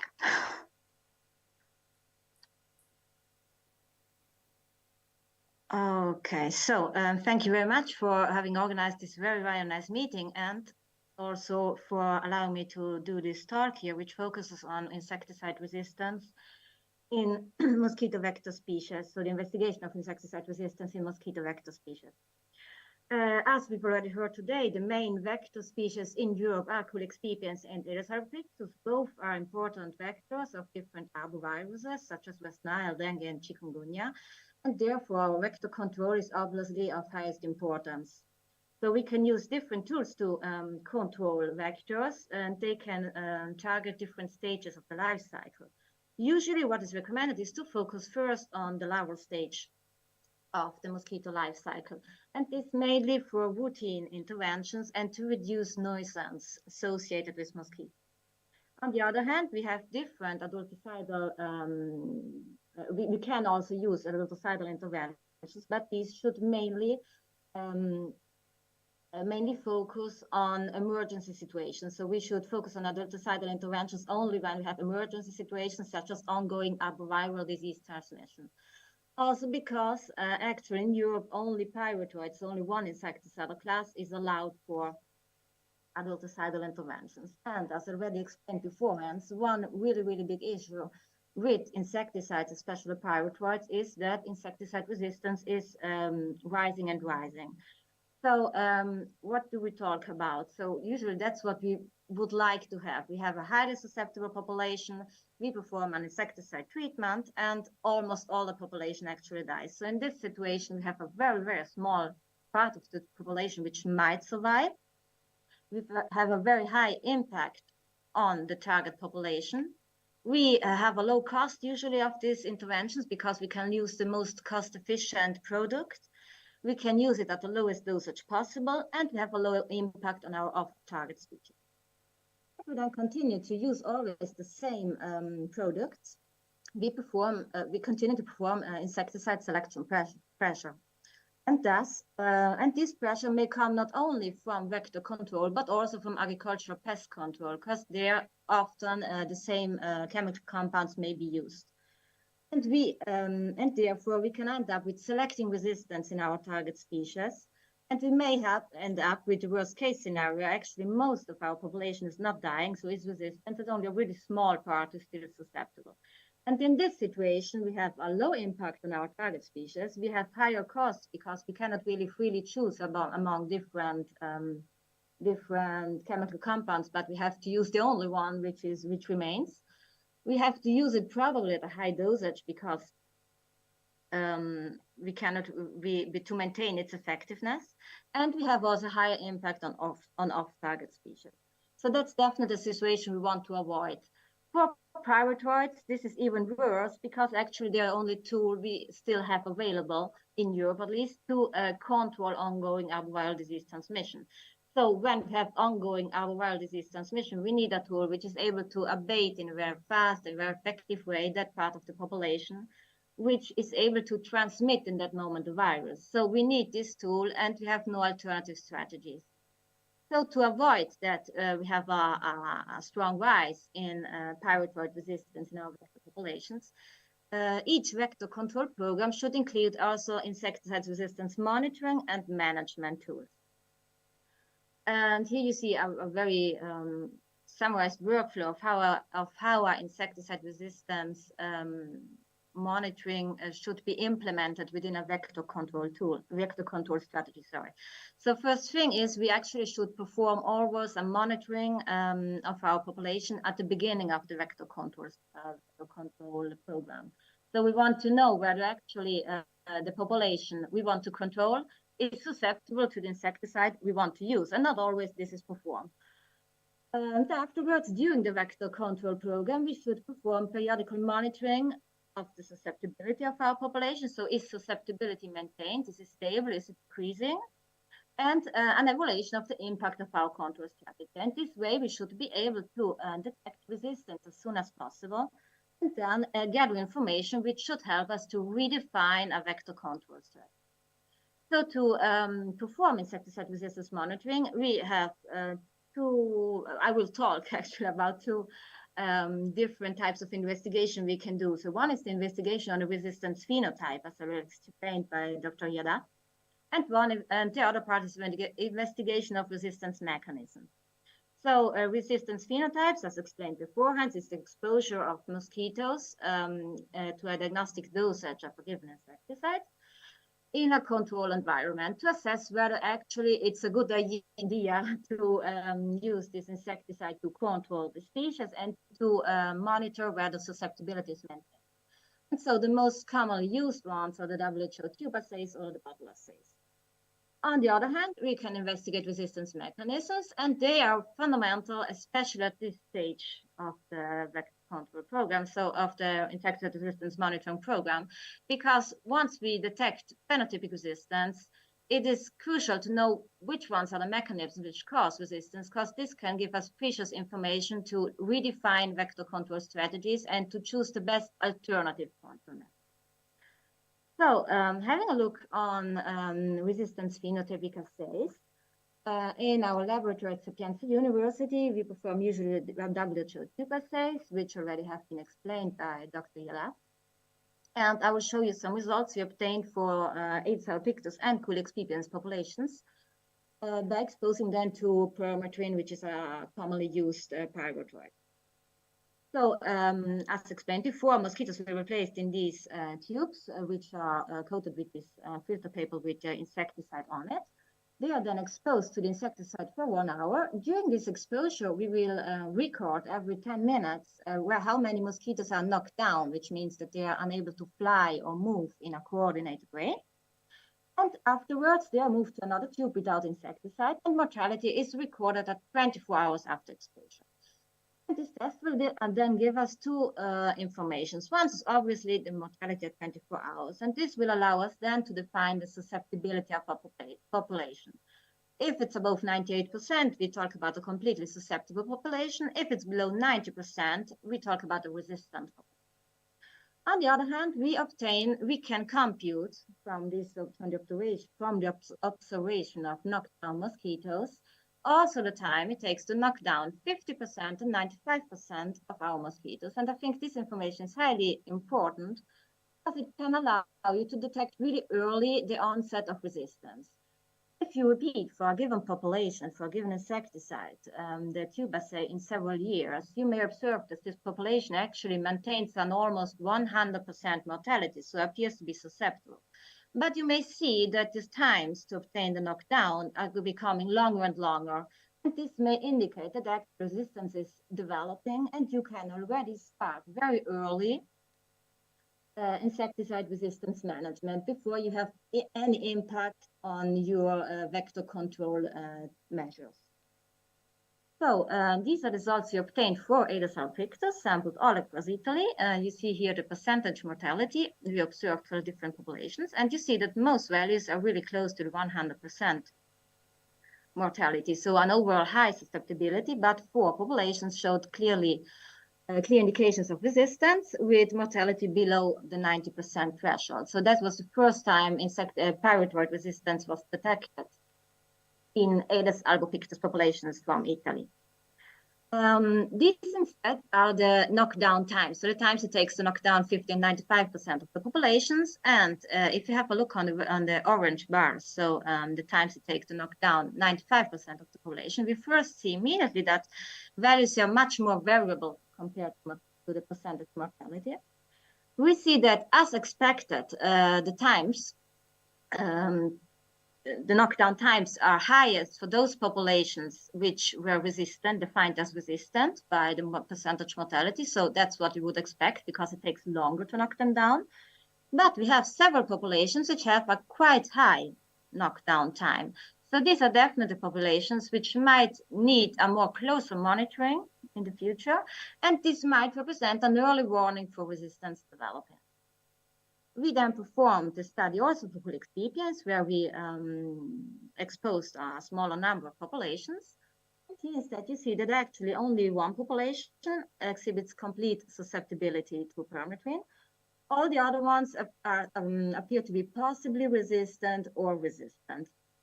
And again, you see that the same populations, which were the populations, the Culex pipiens population sampled in the same sites, where we detected resistance in Aedes albopictus, showed also the lowest percentage mortality when we talk about cool excipients. So this again confirms that in these sites we have definitely a very, very strong pyrethroid, a very, very strong selective pressure from a very intensive usage of pyrethroids during the past. Indeed, all these sites are coastal sites, and we know that very often pyrethroid has been used there to decrease nuisance to tourists. So definitely this is a strong indication of an erroneous usage actually of pyrethroid. We then merged the data we observed for Italy with data we obtained from a bibliographic research for either Salopictus and cool excipients. And we colored them those countries where we detected, where at least once pyrethroid resistance was detected in red, and in green those where pyrethroid resistance was never detected in any kind of bioassay. So the first thing we see actually is that a lot of data is missing. So most of Europe is gray for both species. We see also that there are some clear indications for resistance developing, and this situation seems to be highly worrisome for cool excipients, where actually you see very few countries have performed bioassays to investigate resistance in cool excipients. And each time resistance has been searched for, resistance has also been detected. So that's a really, really worrisome situation. What are the positive and negative aspects of phenotypic assays? So first is they are really, really standardized, simple, and rapid. So it's really good to compare your results and to have a really good estimation of your baseline susceptibility. And they detect the resistance phenotype. So it's really, it tells you whether it's a good idea to use a given insecticide or not, and to continue to use it or not for your population. On the other hand, they require alive mosquitoes, and for some species it might not be that easy to have them, and they require insectaries, and not always they are available. They require the definition of species-specific and insecticide-specific diagnostic dosages, and as already said beforehand by Dr. Yadav, not always they are already available. It takes quite some work to obtain them. And they do not give you any idea on the resistance level or the resistance mechanism. And as I've said before, this one is an interesting information to redefine your vector control strategy and to adapt the best alternative strategy. So if we talk about resistance mechanisms, first we have to understand how pyrethroids work. So pyrethroids act on the voltage-gated sodium channel, which is involved in the normal nervous signal transmission. When pyrethroids interact with the sodium channel, they block it in the open state, and they eventually lead to knockdown of the mosquitoes. So mosquitoes become unable to fly and move in a coordinated way, and eventually this leads to death. The most commonly known and studied pyrethroid resistance mechanisms involve reduced penetration, so cuticular modification, which limit the absorption of the insecticide. Detoxification, which means an increased, so metabolic mechanisms, which means there's an increased expression of detoxification enzymes, and target site resistance, which means that there are some substitutions within the voltage-gated sodium channel, which limit the interaction or change the interaction or the effect of the pyrethroid. And we are going to focus on this aspect here. Here you see a representation of the 4 transmembrane domains of the voltage-gated sodium channel, and the red dots and triangles indicate different substitutions which have been identified as important or possibly important in different vector species for pyrethroid resistance. In Aedes albopictus, these 2 substitutions in position 1534 and 1016 have been identified as highly associated with pyrethroid resistance. And in 2019, this PCR approach has been developed for the investigation of this substitution here. And this substitution, the resistant allele, has been detected in Greek at quite high frequency in Europe. And in 2021, we developed a PCR approach to investigate also the presence of the resistance allele in position 1016. And obviously, the availability of a PCR approach allows you then to extend really on a large scale your investigation. You can test a lot of samples and from a lot of sites, what probably would not always be possible when performing phenotypic assays. First, we applied the PCR approach for investigation of the mutation in position 1016 on several populations from all over Italy. And you see here all those sampling sites where we detected at least once the mutation 1016G, while in green you have those sites where it was never detected. So it's immediate that that the mutation is actually extremely widespread in Italy. Almost always frequency was above 5%, so it's not a really rare allele. And highest frequencies were observed in those sites where actually we detected also phenotypic resistance. So this is really interesting. It shows that for sure this mutation concurs in determining that the resistant phenotype. And again, this is definitely a warning call for vector control in Italy, and means that insecticide resistance management definitely needs to be implemented to avoid a further rise and spread of the resistant allele. For experiments, position in the substitution in position 1014 has been highly associated with pyrethroid resistance. And again, we sampled specimens from all over Italy. And again, situations even worse when you have a look on colex. The resistant allele 1014F was found in all the examined populations, and even at worrisome frequencies, so up to a normal fixation of the allele. Again, we then extended this study on a European scale. So concerning Aedes albopictus, we had the collaboration of different members of the AIM Coast project, and they allowed us to sample more than 2,000 specimens from 17 countries, from 68 sampling locations. And in this map, you see all those countries where we found the allele at least once are colored in blue, and countries where we never found the resistant allele are colored in green. So the allele was found in 10 sites from 8 countries. It was almost always at a percentage, at a frequency below 8% per site. So it's not a really frequent allele, but its present means that there is the variation is present, and if we apply selective pressure, it can rise in frequency. So it can represent an early warning, and it indicates that definitely resistance monitoring also by using such molecular tools needs to be implemented. For experiments, we had no availability of mosquitoes from all over Europe, so we did a bibliographic research. And again, as for the phenotypic assay, you see that really a lot of research is missing for experiments. Again, the countries are colored in blue when the resistance allele was found. And to see in every country where the molecular tools were applied to investigate the presence of the resistant allele 1014F, it was found, especially in Italy and in Greece, at very high frequencies. So again, overall, this data show that for Aedes albopictus, it should represent an early warning for pyrethroid resistance alleles circulating, while for experiments, it definitely needs that we lead much more investigation to avoid an operational failure of vector control tools for experiments. Positive and negative aspects of such molecular tools. They are available only for a limited number of mechanisms. You cannot, or at least until now, you cannot really genotype for every possible mechanism. And I think that's the most important negative aspect, is that not always the genotype you detect is directly linked to the resistant phenotype. Very often, so it does not mean always that I find a mosquito which is homozygote for a resistant allele. It means that this mosquito is going to be resistant. Sometimes other mechanisms concur in determining the resistance phenotype.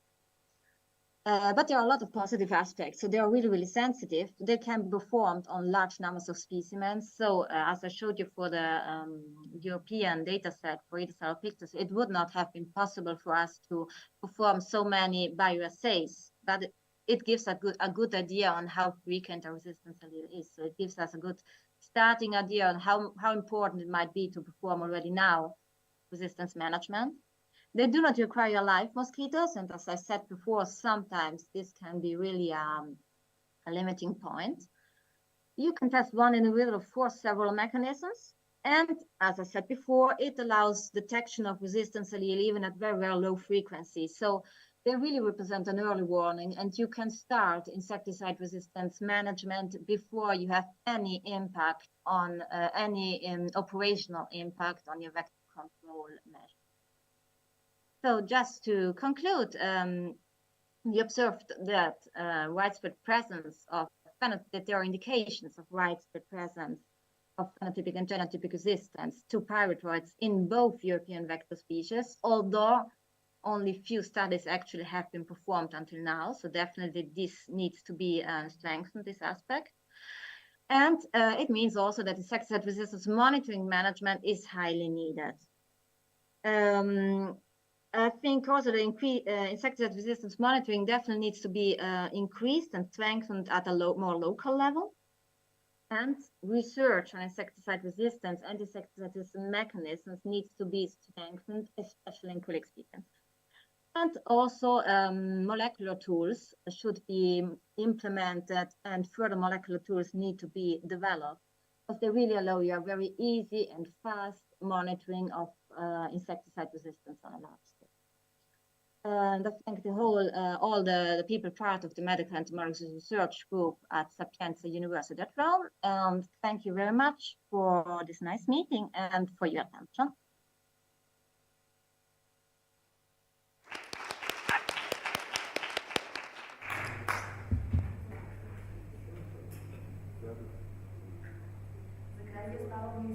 За во нашата држава ќе презентира доктор специјалист епидемиолог Златко Арсениевски и магистер и координаторка Николина Соколовска.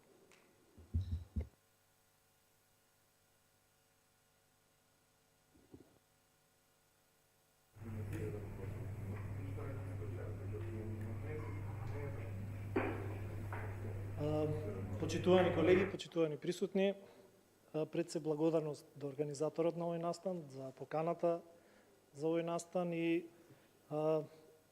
честитки за одличната организација до сега.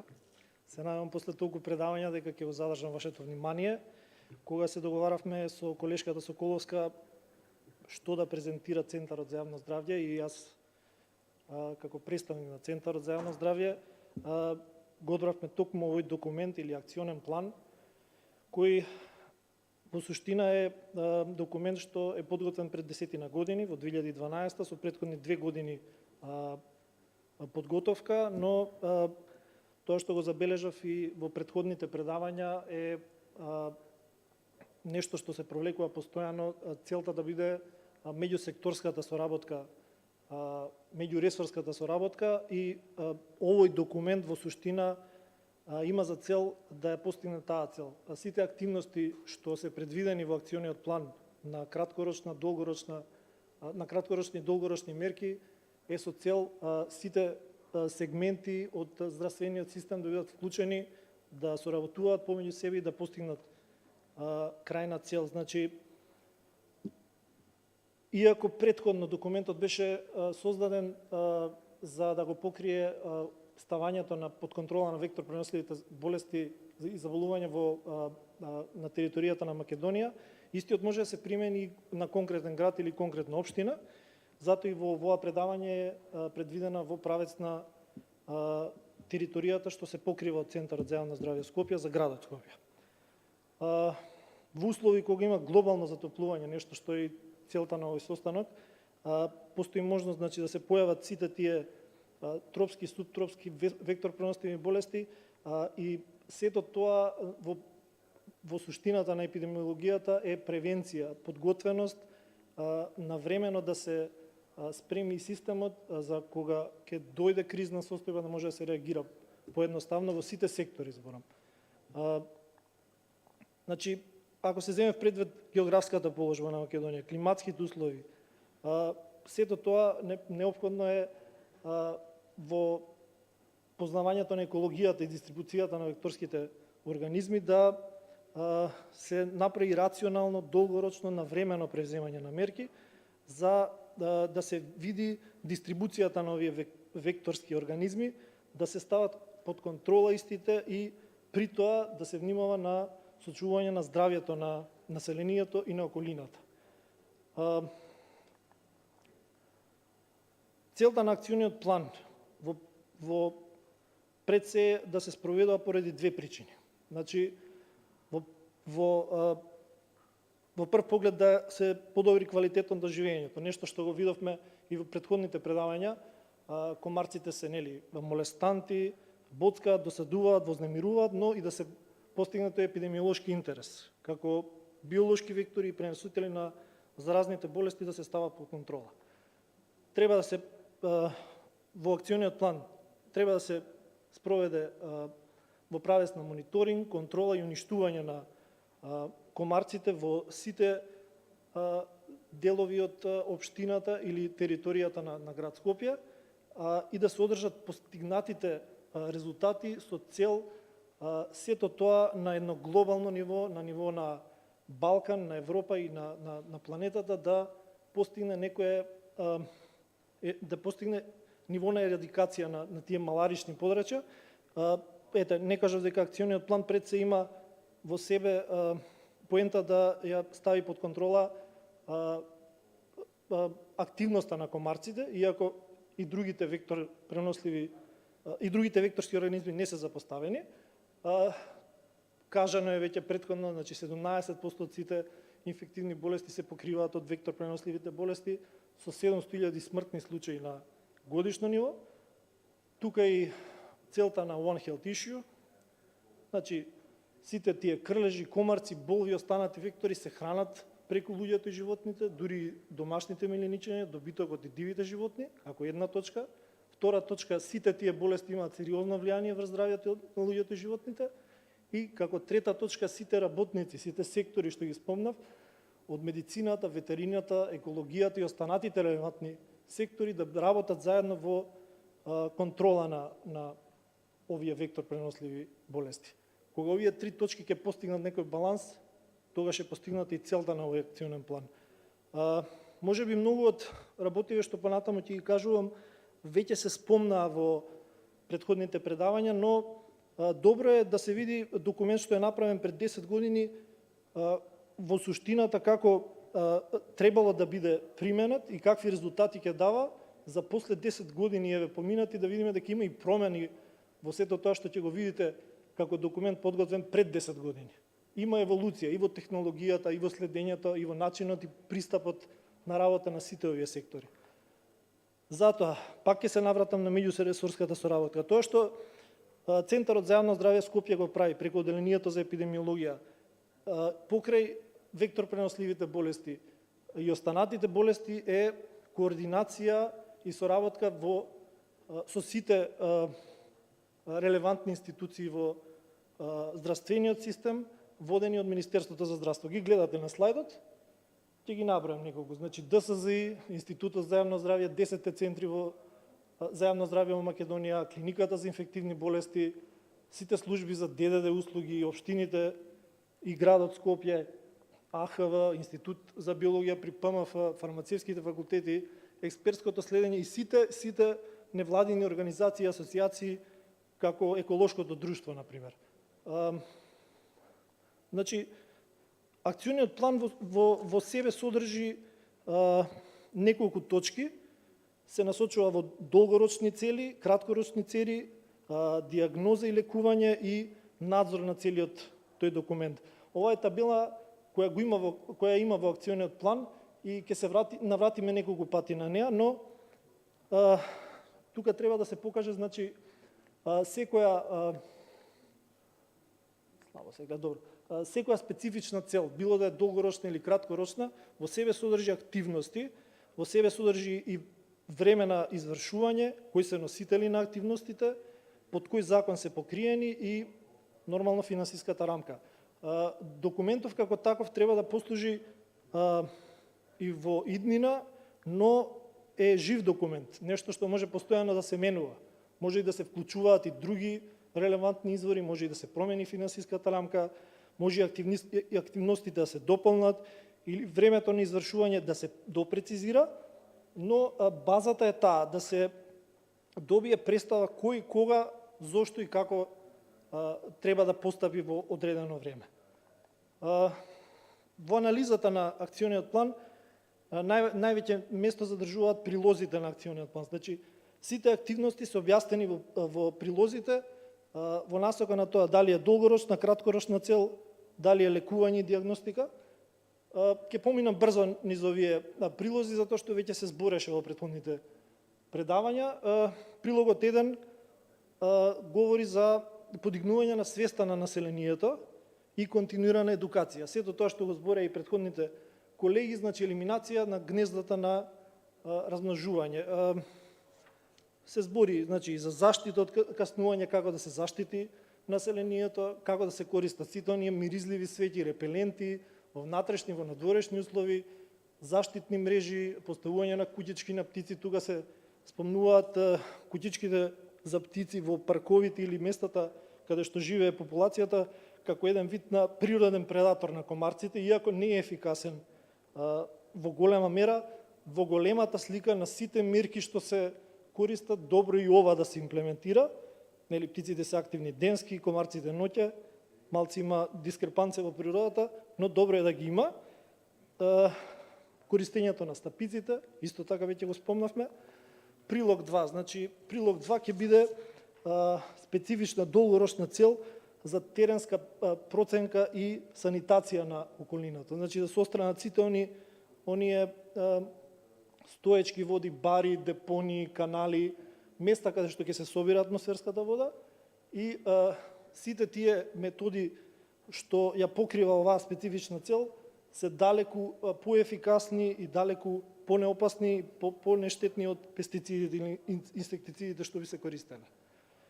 Прилогот 8, исто како долгорочна цел, би била изработка на план за динамика на активностите, откако ќе се изнајдат леглата и гнездата, треба да се види нивната близина, нешто што и во презентацијата од колегите од Хрватска го видовме. Значи, они анализирале населени места и приградски околини, меѓутоа нивната блискост повлекува потреба од активност и таму.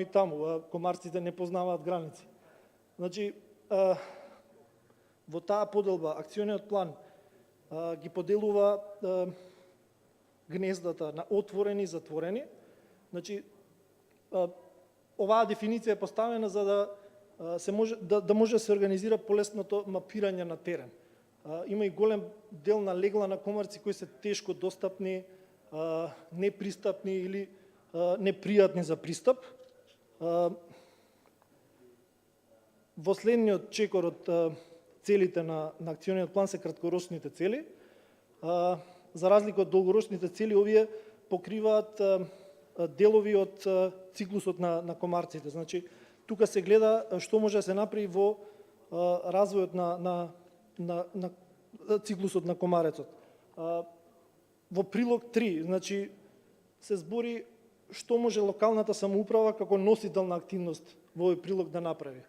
На слайдот ги гледате произволно мапи превземени од Google Maps. Кога се правеше акциониот план, требаше да се долови на локалната самоуправа и на општините, како би можеле они да го искористат веќе достапни сервиси за проценка на нивни водни површини и потенцијални места за размножување на комарците, но еве како пројдоа 10 години се менуваат и методите.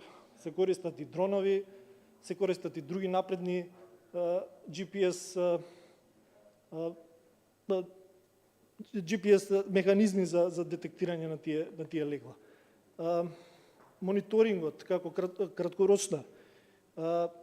Мониторингот спаѓа во оној дел што го зборевме од меѓуресурските соработки на деловите на невладините организации или друштва. Тука е Македонското еколошко друштво и ПМФ, кои во својата работа гледаат стручно да пристапат на мониторингот на комарците во текот на годината, но тука се гледа сузбивањето да биде во корелација со влажност и температурата на воздухот. Не само од периодот на годишното време, за разлика од другите активности кои предвидуваат тоа. Евиденцијата, бројот на комарците, нивните ларви, потенцијалните места, сето тоа создава една дата база која понатаму се пренесува на друг сектор за полесна ДДД решавање на тој проблем. Се користат, ете и веќе ги наведовме, тие BG Sentinel мамци, CDC мамци, вакуум машини и светлички замки. Тука во акциониот план треба да се напомене дека базата на акциониот план беше создаден од извештајот, тоест анализите од извештајот за присуство на тигрести од комарец во Македонија, иницирани и реализирани од Македонското лекарско друштво 2 години пред изготвувањето на акциониот план. Тука само ќе ги истакнам неколкуте препораки што веќе ги повторивме неколку пати: јакнење на човечките капацитети, обезбедување на финансии, база на податоци. Таа база на податок за одреден вид може во реал тајм да ни каже дали ќе се детектира некој нов и непознат вид. Следење и присуство на Aedes albopictus, особено на потенцијални хабитати, природни хабитати, например Доријанското езеро или текот на реката Вардар. Теренски истражувања во животниот циклус, во периодот на животниот циклус на комарецот, дизајн изработка на методи и замки за комарци, мониторинг на видови, при увоз на стари автомобилски гуми. Ова неколку пати се истакна и во претходните предавања, значи при самиот увоз на тие стари автомобилски гуми, голем дел од комарците може да се шверцуваат, условно кажано, и доколку тука не постои контрола, сегде каде што има стоечка вода, понатаму комарецот создава идеални услови за ширење. Ефекти на други живеалишта, заштита на околината, нели, и други животни кои можат да бидат вектори на заразните, значи глодари, крлежи и слично, со цел да се одреди и честотата на појавувањето или диверзитетот на тие различни видови, кои понатаму преку квантитативни анализи ќе добијат подобра слика во справувањето преку мерките. Сосема накратко, 2 прилога во акциониот план покриваат ларвицидна и адултицидна дезинсекција, иако е веќе нешто познато, ќе се задржам сосема накратко. Во акциониот план ларвицидната се насочува во првиот стадиум на животниот циклус на комарецот, се насочува на сите места каде што водата може да се задржи повеќе од 5 дена, ги читате кои се, поделена е во динамика во 3 точки: подготовка, тест и примена. Во периодот на подготовката се прави експериментална работа на терен, започнува во месец март, се означуваат сите водени површини, се регистрираат, се мапираат, се одредува физичката и хемиската особина на сите водени површини, дали е загадена или чиста стоечка површина, и се земаат сите проби за присуство на комаричните ларви и нивна детерминација. Со тоа ќе се знае понатаму во периодот на тестирање, кога започнуваат и првите временски затоплувања со дневна температура од 15 до 20 степени, континуирано од 5 до 10 дена, и ноќна температура не пониска од 6 степени. Значи, детерминацијата на ларвицидните на ларвите покренува и примена на одреден ларвицид, било да е биолошки или хемиски. Може да бидат во форма на гранули, течност, дали да се расфрлуваат во краевите на стоечките водени површини или течност да се користат со моторни или рачни пумпи. Сите овие ларвициди се користат со препарати регистрирани од Бирото за лекови и сите дози се пропишани од производителот и од препораките на СЗО со крајна цел да има што помалку штета врз околината. И сосема накратко, адултицидната дезинсекција го покрива последниот стадиум на комарецот. Се одредува на жаришта и легла каде што комарците највеќе вознемируваат, каде што се блиску до населени места, над и околу поплавени површини, и се изведува на неколку начини, преку прскање, на мали површини се однесува тоа, оросување со инсектицидни аеросоли, каде што се покриваат големи површини, и замаглување со инсектициден аеросол на топла или ладна постапка за поголеми водени површини, како што се паркови. Сега, тука се гледа и еволуцијата на акциониот план и мерките кои во овие 10 години покажале како во пракса уствари треба да се постапува во контрола на вектор преносливите болести. Иако во акциониот план е наведена авионската и тереstrička дезинсекција, сведоци сме дека ефектите се далеку од предвидените пред 10 на 15 години и тоа еволуира понатаму во мерки кои што ќе се насочат или во поголемо уништување на бројот на популацијата на комарците, но е вредно да се спомене како нешто што е дел од план кој ве тера да размислувате во делот од завршувањето на овие краткорочни и долгорочни мерки, а тоа е анализа на сите активности што се спровеле. Тоа ќе го видиме во последниот прилог од акциониот план. Се изведуваат во мај, јуни, јули, август, секако период кога комарците се најактивни и временските услови треба да бидат стабилни, значи без дожд, без ветер и температура околу 20 степени. Предноста на адултицидната дезинсекција е пред се во моменталното уништување или справување со моменталната наезда од комарци. Но недостатокот веднаш се забележува, краткотрајното дејство веднаш се забележува, комарците по напуштањето на леглата населуваат големи површини, значи самата адултицидна дезинсекција во својата цел треба да покрие што поголема површина, голем број на комарци се скриени, не може да се опфатат со адултицидната дезинсекција и по третирањето на одредено подрачје постои ризик друго подрачје што не е третирано да доведе до трансмисија, до пренос на голем број од комарците и повторно вознемирување на населението. Тука исто се истакнува дека било кој применет инсектицид или ларвицид не делува во тој стадиум на кукла и за неколку дена при високи температури доаѓа до инвазија на нова генерација. Значи тоа што веќе сте го уништиле, а сте поминале со дезинсекција во стадиум на кукла, тој комарец излегува во својата возрастна, конечна форма и ја прави поголема штета. Комбинацијата на ларвицидната и адултицидната дезинсекција е тоа што треба да донесе вистинско решение. Значи, како што и предвидува акциониот план, во вистинско време да се делува на вистински начин. Од рана пролет до доцна есен и секоја институција или секој сектор да знае кога, колку пари, колку финансии да предвиди и во кој момент да действува на терен. И сосема на крај, специфичната цел за диагностика и лекување, нешто што го спомнавме како меѓусекторска соработка, вирусолошките лаборатории при Институтот за јавно здравје, инфективната клиника и нивното водење во обезбедување на доволно тестови за детектирање на болестите, хоспитализација или следење на заразните болести и изготвување на редовно ревидирање на протоколите за диагноза и терапија. Сосема на крај, специфичната цел надзорот и мониторингот е тоа што го заокружува овој акционен план и сите активности што ги спроведуваат останатите сектори се под контрола и под надзор и под мониторинг на Центарот за јавно здравје во соработка со Државниот санитарен и здравствен инспекторат и Институтот за јавно здравје, за да се види како се спроведени тие мерки.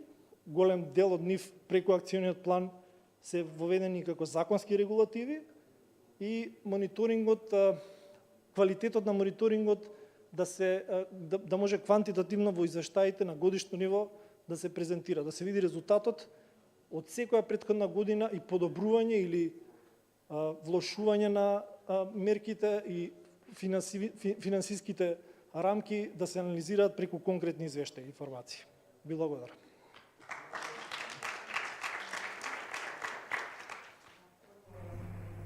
Златков.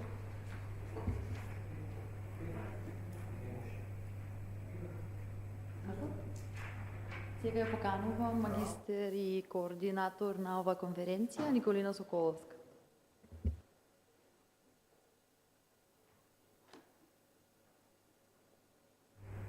Почитувани присутни,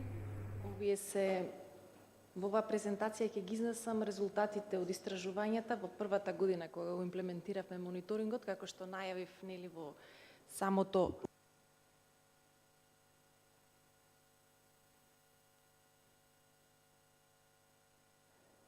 Овие резултати што ќе ги презентирам сега се од 2014 година. Тоа е фамилија колициде диптера, превентивни мерки, избор на хемиски средства. Овие општи податоци ќе ги поминам брзо, телеграфски ни се познати, за да не задржуваме многу времето. Значи, комарците постојат од времето на периодот Јура, тоа е 226 милиони години, обстојуваат и до денес. 3500 видови има во светот, 120 видови во Европа, во Република Македонија 53 видови. Тие имаат и позитивно значење во животната средина и негативно значење. Позитивно е дека се полинатори и дека кај растенијата и се исхрана кај животните, птиците, рибите, јејаците и така натаму. Нашата цел на оваа дводневна конференција посветена на комарците не е ние да ги уништиме, туку да ја намалиме нивната популација. Негативното влијание, споменавме дека се молестанти и вектори. Сега, цел ден говориме комарци, болести, преносители, вектори и така натаму, но за не се сите комарци преносители. Значи, треба да постои една векторска компетенција помеѓу комарецот и патогенот. Значи, комарецот мора да го внесе патогенот, мора тој да се одржи во неговиот организам и преку неговото средно црево, односно дигестивниот тракт, да ги пренесе до плунковите жлезди, за да може понатаму да го пренесе во друг организам. Кога ги знаеме овие податоци, ние можеме подобро да ги контролираме и да ги менаџираме и животната средина. Затоа се потребни истражувања да ги видиме квалитативниот и квантитативниот состав на комарците. Истражувањето е во Скопскиот регион, избрани се 3 локации, употребен е биџи москитаре, германски производ, професионална ловилка, пластичен сад со електрично напојување, мрежичка која што ги собира комарците и не дозволува нивно одлетување. Овие се локациите каде што беа поставени во приватни дворови, затоа што се сепак скапи ловилки, коштаат многу за да ги заштитиме нели од уѓување. Динамиката на ловењето е од мај до крајот на октомври, на 2 недели се менуваат мрежите. Првата слика е комарци веќе во мрежите. Како се враќаат во ентомолошката лабораторија при Центарот за јавно здравје Скопје, тука се прави триажа, бидејќи во мрежите покрај комарци имаме и други инсекти. Се прави детерминација со бинокулар, микроскоп и во првата слика е слика која што гледаме мажјак комарец, кој што лесно може да се разликува, бидејќи има густи антени, а доле е уловен комарец кој што се спремал за бодење на храна, значи устниот апарат се гледа како стилетите, како пробосцисот веќе се спремил за бодење и за крвен оброк. Во ова истражување, во 2014 година, за 6 месеци беа уловени 26.536 возрастни единки. Во Сарај 2229, во Визбегово 3062 и Драчево 2175. Гледаме колкава разлика има меѓу локациите. Вкупно детерминирани од уловените се 23.677, значи 10% од уловените единки беа оштетени и не можеше да се одреди нивниот вид. Забележуваме од табелите дека во Скопскиот регион детерминирани се 10 видови на комарци, кои што припаѓаат во 6 рода. Во Сарај имаме разлика во локалитетите по број на видови и по број на родови. Во Сарај имаме 8 видови со таксономска припадност во 5 видови, во кои што гледаме во синиот дел од питата, најголем дел припаѓа на Culex pipiens, а после тоа е на Culex modestus. Во Визбегово детерминирани се 8 видови со таксономска припадност во 4 видови. Во 4 рода, пардон. Гледаме дека исто и овдека е доминантен Culex pipiens и после него е Culex modestus. За останатите видови ќе следат и понатаму табели. Во локалитетот во Драчево имаме 5 видови кои што припаѓаат во 4 рода. Од сите овие локалитети, од анализите, гледаме дека постојат и сличности, но и разлики меѓу видовите комарци. И од резултатите можеме да видиме дека одредени видови се доминантни, дека некои се константни и дека во текот на целата сезона се присутни. Така, имаме споредба, доминантни видови, гледаме дека Culex pipiens е доминантен во сите три локации, Culex modestus исто така, потоа Culiceta morsitans, Coqueletidea ричиарди. Тие се доминантни видови во сите три локалитети. Во однос на константноста на видовите кои што се на трите локалитети, гледаме дека Euroconstant е Culex pipiens во сите три локации. Додека Culex modestus е константен. Значи, во нашата територија, на град Скопје, доминантен вид е Culex pipiens. Во овие табели можеме да видиме дека кои три видови ги имаме на трите локации. И прво појавување, гледаме дека, чекайте, овдека, сака поинтот, нешто, неќе. Ајде го горе.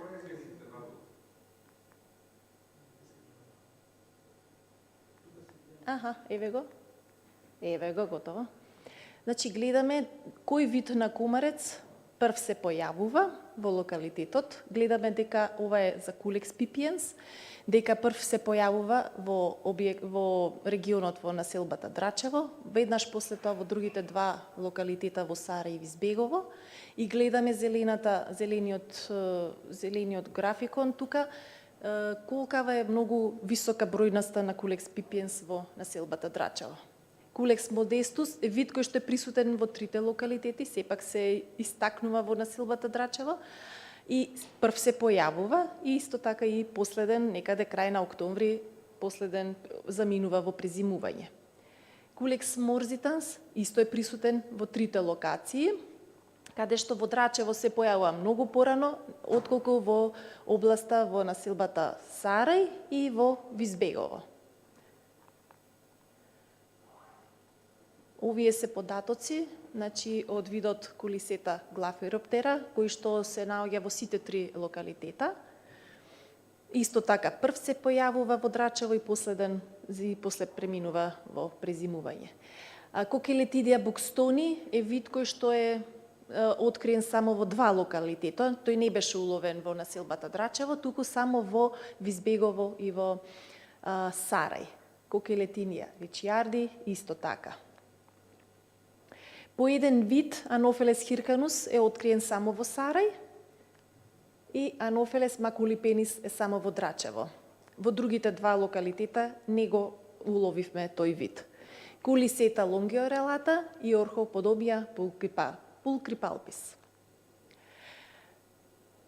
Како една од мерките кои што ни е потребна во сузбивањето на комарците е да се познава и да се познаваат нивните биолошки карактеристики, да се знае нивниот животен циклус, дека има јајце, ларва, кукла, стадиум на адулт, да се познава нивниот животен век, значи колку е нивната должина на живот, диапаузата и хибернацијата. Мерките на контрола на популацијата на комарците е пред се, како што цел ден говориме, едукација на населението, сега и овдека ќе спомнам како да се заштитат. Како се заштитувале, гледаме од минатото, дека тоа биле користење на кал, петролеум и така натаму. Веќе во 80-тите години се развиваат химиите, се развива мономолекуларниот филм и од тука имаме масовна употреба на хемиските средства. До ден денеска се употребуваат масовно, а кои листи се активни материи се дозволени, можеме да видиме на страната на Светската здравствена организација и за адултицидите и за ларавицидите. Тие препораки треба да се почитуваат и да се применуваат. Но постојат и нови техники и нови мерки, значи тука актуализирање е на употребата на биолошкиот препарат, тоа е Bacillus thuringiensis, потоа имаме сит техника, стерилизација на комарците, дисперзија на симбионтот Волбахија, потоа габата метаризиум анизоплие и така натаму. Овие методи, иако имаме резултати позитивни добиени во светот и во лабораториски услови, сепак овие техники се далеку додека се применат во нашата земја. Исто така, во најнови истражувања има и генетскиот инженеринг, што се надевам дека тоа ќе биде иднината во контролата на комарците. Нашите партнери ќе не запознаат како е контролата на комарците во земјите во Европската Унија, кои препарати се користат со активна материја, со кои методи, со каква опрема. Додека во нашата земја, во Република Македонија, изборот на биоцидите и формулацијата најчесто користен е активната материја делтаметрин, цифлутрин, перметрин и така натаму, но тие се активни материи за во отворен простор. А во затворен простор можеме да користиме и активни материи кои што се дозволени од групата на органофосфатни и органохлорирани. Во изборот на ларвицидите имаме исто и на база на хемиски препарати и биолошки, Bacillus thuringiensis, israelensis, но има и уште еден препарат кој што е во комбинација со Bacillus thuringiensis и Sphaericus. Од досегашните резултати можевме да видиме дека во Скопскиот регион, кај што беа опфатени 3 локалитети, највисока бројност е во текот на месец јули, пикот, а намалувањето е во месец октомври. Анализата на комарците во овој период гледаме дека е 6 месеци активни и во период од тој 6 месеци активност тие имат 3 до 5 генерации. Резултатите од овие истражувања треба да ни помогнат да ги креираме методите и стратегијата како да ги контролираме комарците. Веќе кога знаеме кога се појавуваат, колку генерации има, кога е пикот, веќе можеме да имаме подобри резултати од контролата. Во однос на ова истражување и во досегашното искуство во контролата на комарците, значи мораме да дадеме едно охрабрување до Министерството за здравство, односно секторот за хемикали, да се регистрираат и да ги мотивираат економските оператори да се регистрираат повеќе препарати за да имаме поголем избор за контрола. Такви да бидат на основа на Bacillus thuringiensis, IgR групата на хемиски препарати и така натаму. Може би, како предлог да биде регистрацијата на мономолекуларниот филм, затоа што тој дава одлични резултати, тоа е физичка метода, каде што како ларвицид, бидејќи не дозволува ларвите да земат кислород и на тој начин се уништува останатата животна средина, акватична е заштитена. Да се воведат нови техники, безбедни техники, ефикасни, да се мапираат сите водени површини, да се даде акцент на ларвицидната дезинсекција. Ако е возможно стоечката водена површина да се пресуши, не е најдобро, ако не може тогаш да се третира. Да се даде акцент после ларвицидната на терестичката дезинсекција, да се опфатат цели површини на населеното подрачје, да се исклучи авиодезинсекцијата, таа да биде ограничена само на недостапни терени, каде што имаме канали и при елементарни непогоди. Во ваква превентивна контрола на комарците воопшто не треба да биде вклучена. За да имаме секако и успешен резултат од сите овие активности, треба да имаме добро едуциран кадар, значи од сите чинители, не само од извршителите, туку и од оние кои што ги креираат плановите, па до населението. Во вертикала сите треба да бидат едуцирани и спремни за да имаме подобри резултати од контролата на комарците.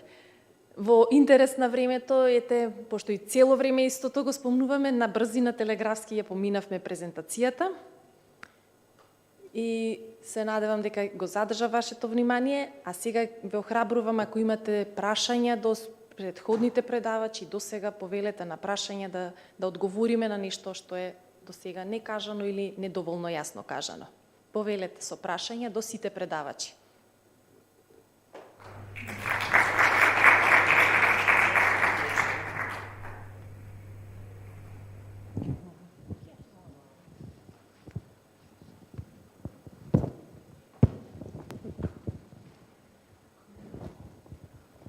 Мислам дека имавме интересни предавања цело време. Мене ме заинтригира авионската дезинсекција. Дали е дозволено, не е? Имавме предавање од доктор Мирта од Осијек, Хрватска, и моје питање би било, јел може да се објасни зашто е забранено у Хрватској, кои се аргументи за и контра авионска дезинсекција? Thank you for your question, but here is my colleague, Pavle Jelicic from Public Health Institute of Croatia in Zagreb, and for these legislative questions, he will answer. Thank you very much. Okay, thank you. English or?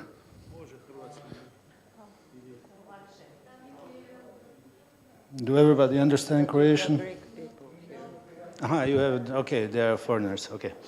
Okay, the issue of aerial spraying by planes actually prescribed by the European law. It's forbidden, so no one is doing it in the Europe except Croatia. We had the small changes in our legislation a couple of years ago where we accepted the aerial spraying by planes only in situation when you have minefields, heavy accessible areas, and places where beyond or before conducted measures gave no results. So many municipalities are misusing this last opportunity or possibility to apply airplanes, even though they are expensive. Regarding the efficacy, there's no scientific proof that airplanes are effective. There are some papers that were prescribing the situation in New York a couple of years ago when they were fighting against West Nile, and they were applying in 10 years, I think, different kind of deciding treatments by airplanes. At the end, they had 13-fold more mosquitoes than before. So there are another issues regarding the airplanes. We conducted some researches in Croatia at the University of Osijek. We applied some pesticides via airplane. I have some pictures of it. So the airplane was flying 10 meters above the cage with mosquitoes, and the fatality rate of mosquitoes were less than 10%. So there are so many factors that have to be included when you apply pesticides by airplanes. Is it a ULV technique?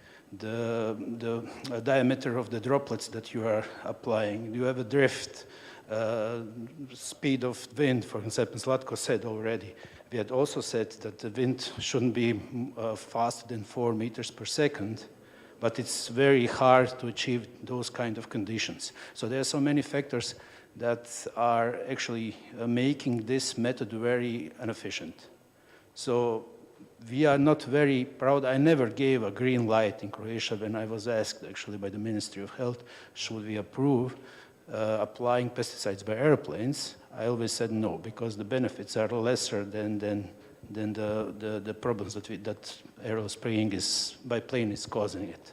So, like I said, there's no scientific proof that those measures are effective. There's another issue, what's maybe more related to our region, is this psychological effect of airplanes. Because the people or the governments are giving very, very small amounts of money for the fighting against mosquitoes, especially what Zlatko said. So they are starting to think about mosquitoes in August, when there's a peak of, for example, Culex pipiens. In August, it's late to do anything. So you have to start into March, April, etc. And no government is willing to give money in this part of the year. For example, if you go to your government right now and say, okay, we have to give some money for dealing against mosquitoes, they said, okay, outside it's very cold, so there's no one will give you money in the winter for it, but you have to start in that moment. So the easiest way is actually for the municipalities, when the problem appears in the August, bring the planes up. The people see the planes, they smell we have also the problem where we are using the ULV based on mineral oils or on water. The people don't believe us that we are applying pesticides because they are used to the smell of diesel. So we had so many situations that said, you are cheating us. The government is cheating us again because they're using only water. So there's so many factors and reasons why airplanes shouldn't be. And there's another issue, a security or safety issue. We have problems that in Croatia, for example, when we're using the airplanes, that's usually the agricultural airplanes. And the neighboring Serbia, I think you had two alteration. The airplanes were felt within the inhabited area because the airplanes are really, really old. I was once asked if I want to fly in that kind of plane. I said, no way. I'm sticking to my life. Yeah, if I made additional comments, actually tomorrow I will elaborate a little bit the experiences in Serbia. In Serbia, as you know, we are still not a part of European Union countries as Macedonia, North Macedonia as well. So usually, once upon a time, aerial adulticide treatments were like usual method to control mosquitoes, but not anymore. Now, it is forbidden to treat with adulticide aerially in settlements where humans are living, in villages and cities. But we have huge problems with floodwater mosquitoes, which can be efficiently suppressed with adulticide treatments. But, and also you cannot treat in protected zones. So that means only along the river banks, close to the breeding sites, but actually you can suppress the mosquito population by larviciding. So actually adulticiding is a measure that should be just like additional measure if the larvicide treatments were not so efficient, because the floodwater mosquitoes have a high flight capacity, and in a few days they will invade a much higher area. So this is why they should not be avoided, and yet it can be done in Serbia legally. But if you ask us, Mihaela, myself, and Dusan, as some experts, we will not recommend it anymore. Actually, if you are doing good monitoring, even for floodwater mosquitoes, good monitoring, and do it in time after the rising of the level of the rivers that are flooding, then with the precise timing of the treatment, you can have good results and avoid aerial treatments. That's it. For Culex pipiens and Aedes albopictus, aerial treatments has no sense. Tomorrow I will show some slides showing the results that we earned during the long monitoring period, so you will see clearly why. I'm not going to take more time, but you will see tomorrow's few slides about it. Thank you. And there's also issue that it's non-specific, so all the pollinators could also get affected, so many reasons.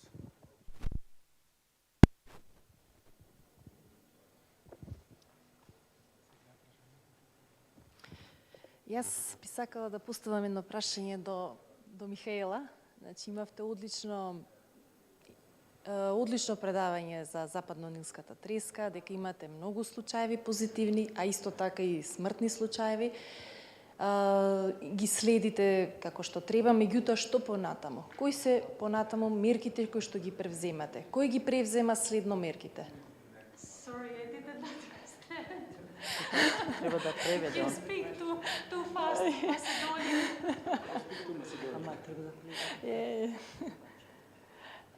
Can you repeat? Yes, I will repeat. Прашањето ми беше, ќе зборувам македонски. Значи, прашањето ми беше, имате многу случаеви во... Sorry, I didn't hear translation. Can you in English ask? You can ask in English. I can in Serbian, but...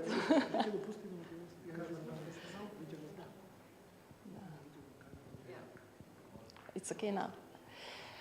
Прашањето ми беше, значи имате во регионот на Војводина многу позитивни заразени со Вест Найл комарци. Имате многу позитивни пациенти и смртни случаеви. Каква е постапката понатамо? Значи, каква е контролата, какви мерки се презема и која институција ги превзема? Ако може, значи, вие како ентомолошки тим правите одличен мониторинг, докажувате присуство, од здравствен аспект имаме случаеви, што понатамо? Што се превзема? Благодарам.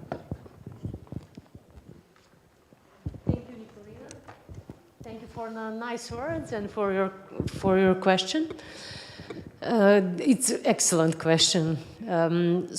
Really, there is no use of great results if you cannot apply it in real life. In Serbia, the situation is like this: when we find positive mosquitoes, we send mosquitoes for confirmation to the reference laboratory, and only if they confirm that the mosquitoes are really positive, they send information to the authorities. And then authorities are engaging mosquito control companies to treat mosquitoes. So only, the only way when you have outbreak, when you have vector-borne disease, the only way to suppress the epidemic is to treat mosquitoes. In Serbia, mainly mosquito control, I mean, not mainly, but 100% mosquito control is done by private companies. So probably the question is, where is the problem? The problem in Serbia is quality control, because the private companies are those that are doing quality control of the treatment. So we send the information, and they know that they should treat, but what is done and what they use to treat mosquitoes and what are the effects, that's the part that we don't have any feedback. And that is something that it must be changed in Serbia. If you want really effective control of vectors, we need to know what is going on after the treatments. Was it efficient or not? If we still have Culex or not. But the important question is, there was a big discussion on one MK meeting if adulticides should be used for Culex, considering that we, for this question, are talking about Culex pipiens, because the efficacy of adulticiding is very low for Culex. But you cannot just leave infected mosquitoes to fly around. So no matter that is a low efficiency, if you have infection, if you have virus circulating, you have to do something. So I would recommend better to treat if the situation is serious than to just leave it because it's not high efficient. Thank you, Nikolina.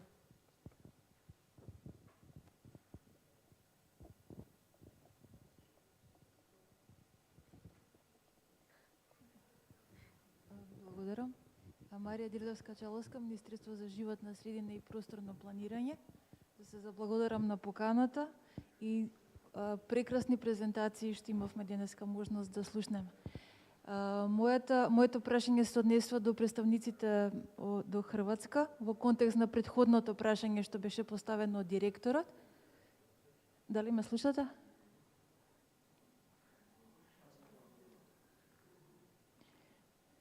Значи, во кој закон во Хрватска е пропишана забраната за прскање на комарци, оно што претходно го зборувавте? Значи, правниот основ.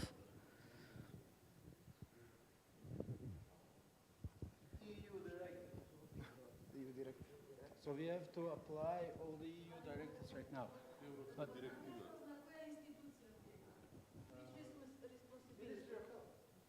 Ministry of Health. So we have the act on law.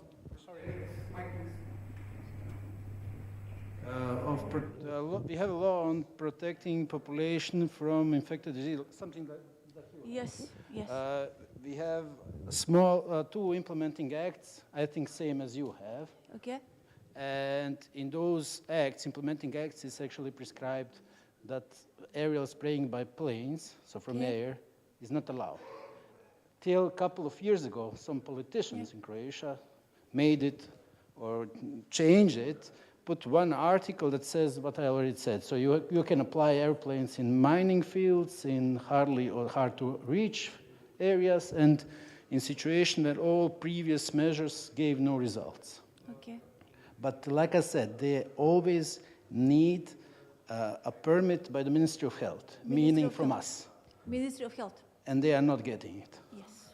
So, I mean, the colleagues already explained from the scientific point of view and from the expertise point of view, you have another measures that you can apply before using airplanes. So airplanes, only maybe in the situation of Osijek, who solves the problem of Osijek and Kopački Rit should get a Nobel Prize. Because you have a Kopački Rit near the city of Osijek, there's 15 billion of mosquitoes, and the only method that they are using is applying or using the airplane to keep this green barrier zone, so you don't let mosquitoes fly from the Kopački Rit to the city of Osijek. That's the only situation where we didn't give a permit, but okay, they are using it. Okay, thank you for clarification. Yeah.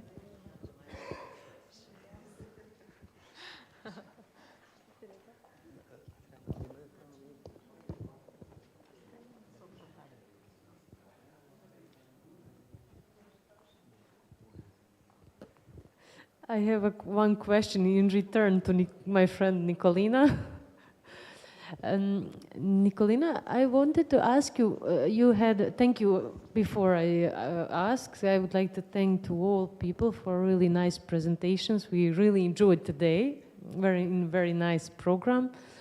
Nicolina, you had really interesting results, and my question is about your Cochiletidia buxtoni. I saw you had it.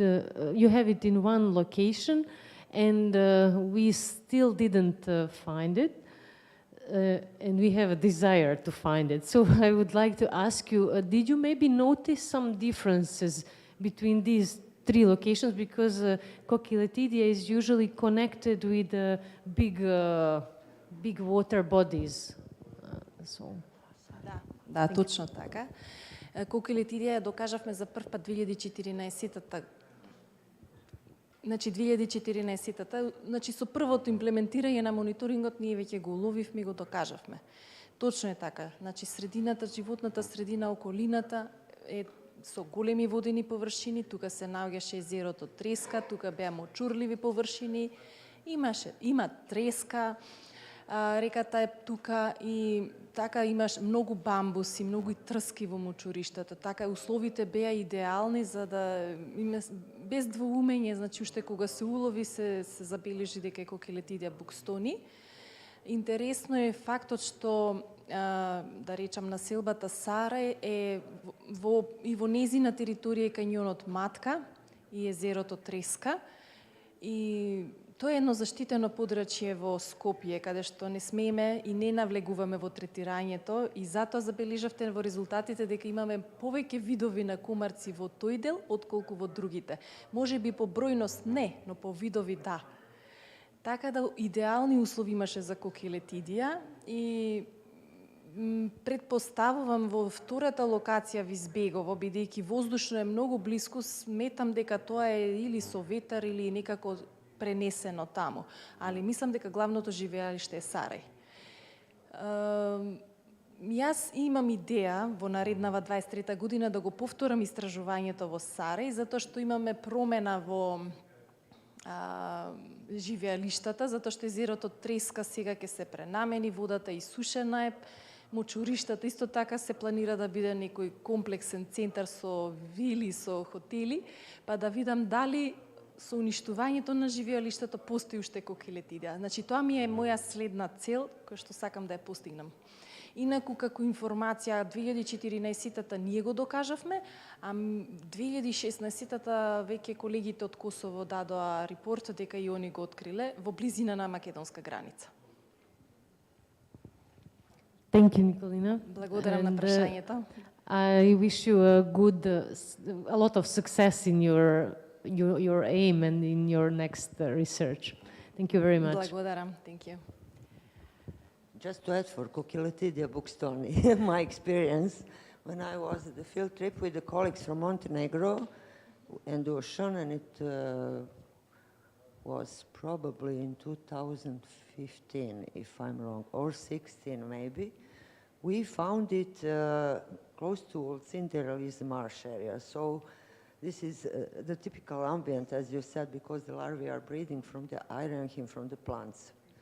And maybe if you want to compare populations, I will give you the coordinates where to find it in Montenegro, and I can connect you with Igor Pajovic. So if you need some more samples just for compare the populations, just to let you know that it was also found in Montenegro. Super, great. Јас би сакала до колишките од Бенаки да прашам, предходно зборувавме дека ви колегите од Хрватска кажа дека авиодезинсекцијата, дали ме слушате? Марина? Евангелија? Да. Значи, пред малку зборувавме со колегите од Загреб дека кај нив авиодезинсекцијата и третирањето се пропишува со законите од Министерство за здравство. Дали е исто и од случај кај вас? Дали кај вас е Министерство за здравство, она институција која што пропишува третирање на авиодезинсекција или теристички така? Благодарам. Yeah, if I understand, hello, thank you for the invitation and congratulations for the meeting. If I understand correctly, you are asking if we are also maybe we also follow the EU restrictions. Of course, spraying by airplane is not allowed in Greece. We are not doing that. We only allow the biocides, the authorized biocides, so larvicide or spraying, but not by airplane. That's not it's forbidden in Greece. Yeah. EU directions, and I think that all the ministries are following that rule. I don't know something different. No, we have only the exception because of the change of this implementing act, because it is an act within the medical sector, so Ministry of Health is responsible. If we didn't have this article within the implementing act, no ministry would be responsible for it, because EU directive says no spraying from above. Thank you.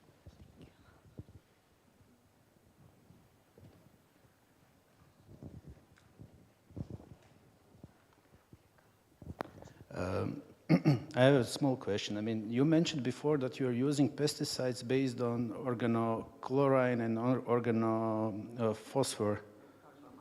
And carbamate. I mean, everything is forbidden in Malathion, for example, and Telephos.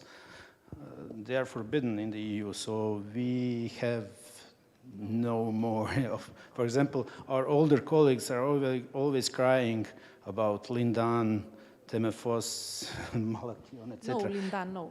Even though WHO prescribes using of Malathion in small doses, for example, against pediculosis, but nevertheless, in Croatia, we cannot use it, or no way. Yes, that active materials only indoor, but not Lindan.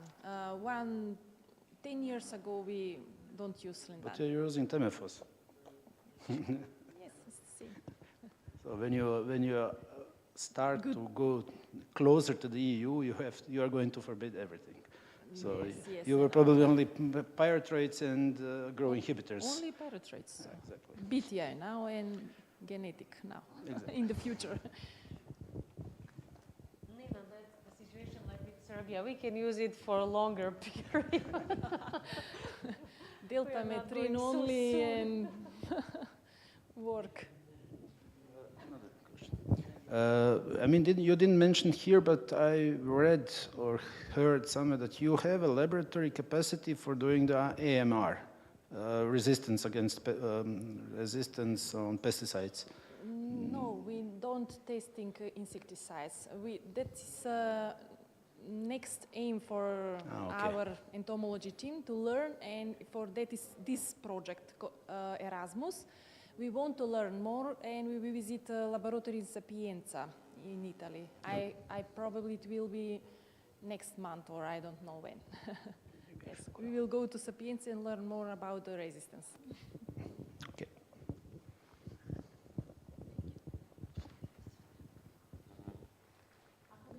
Прашања, продолжуваме утре.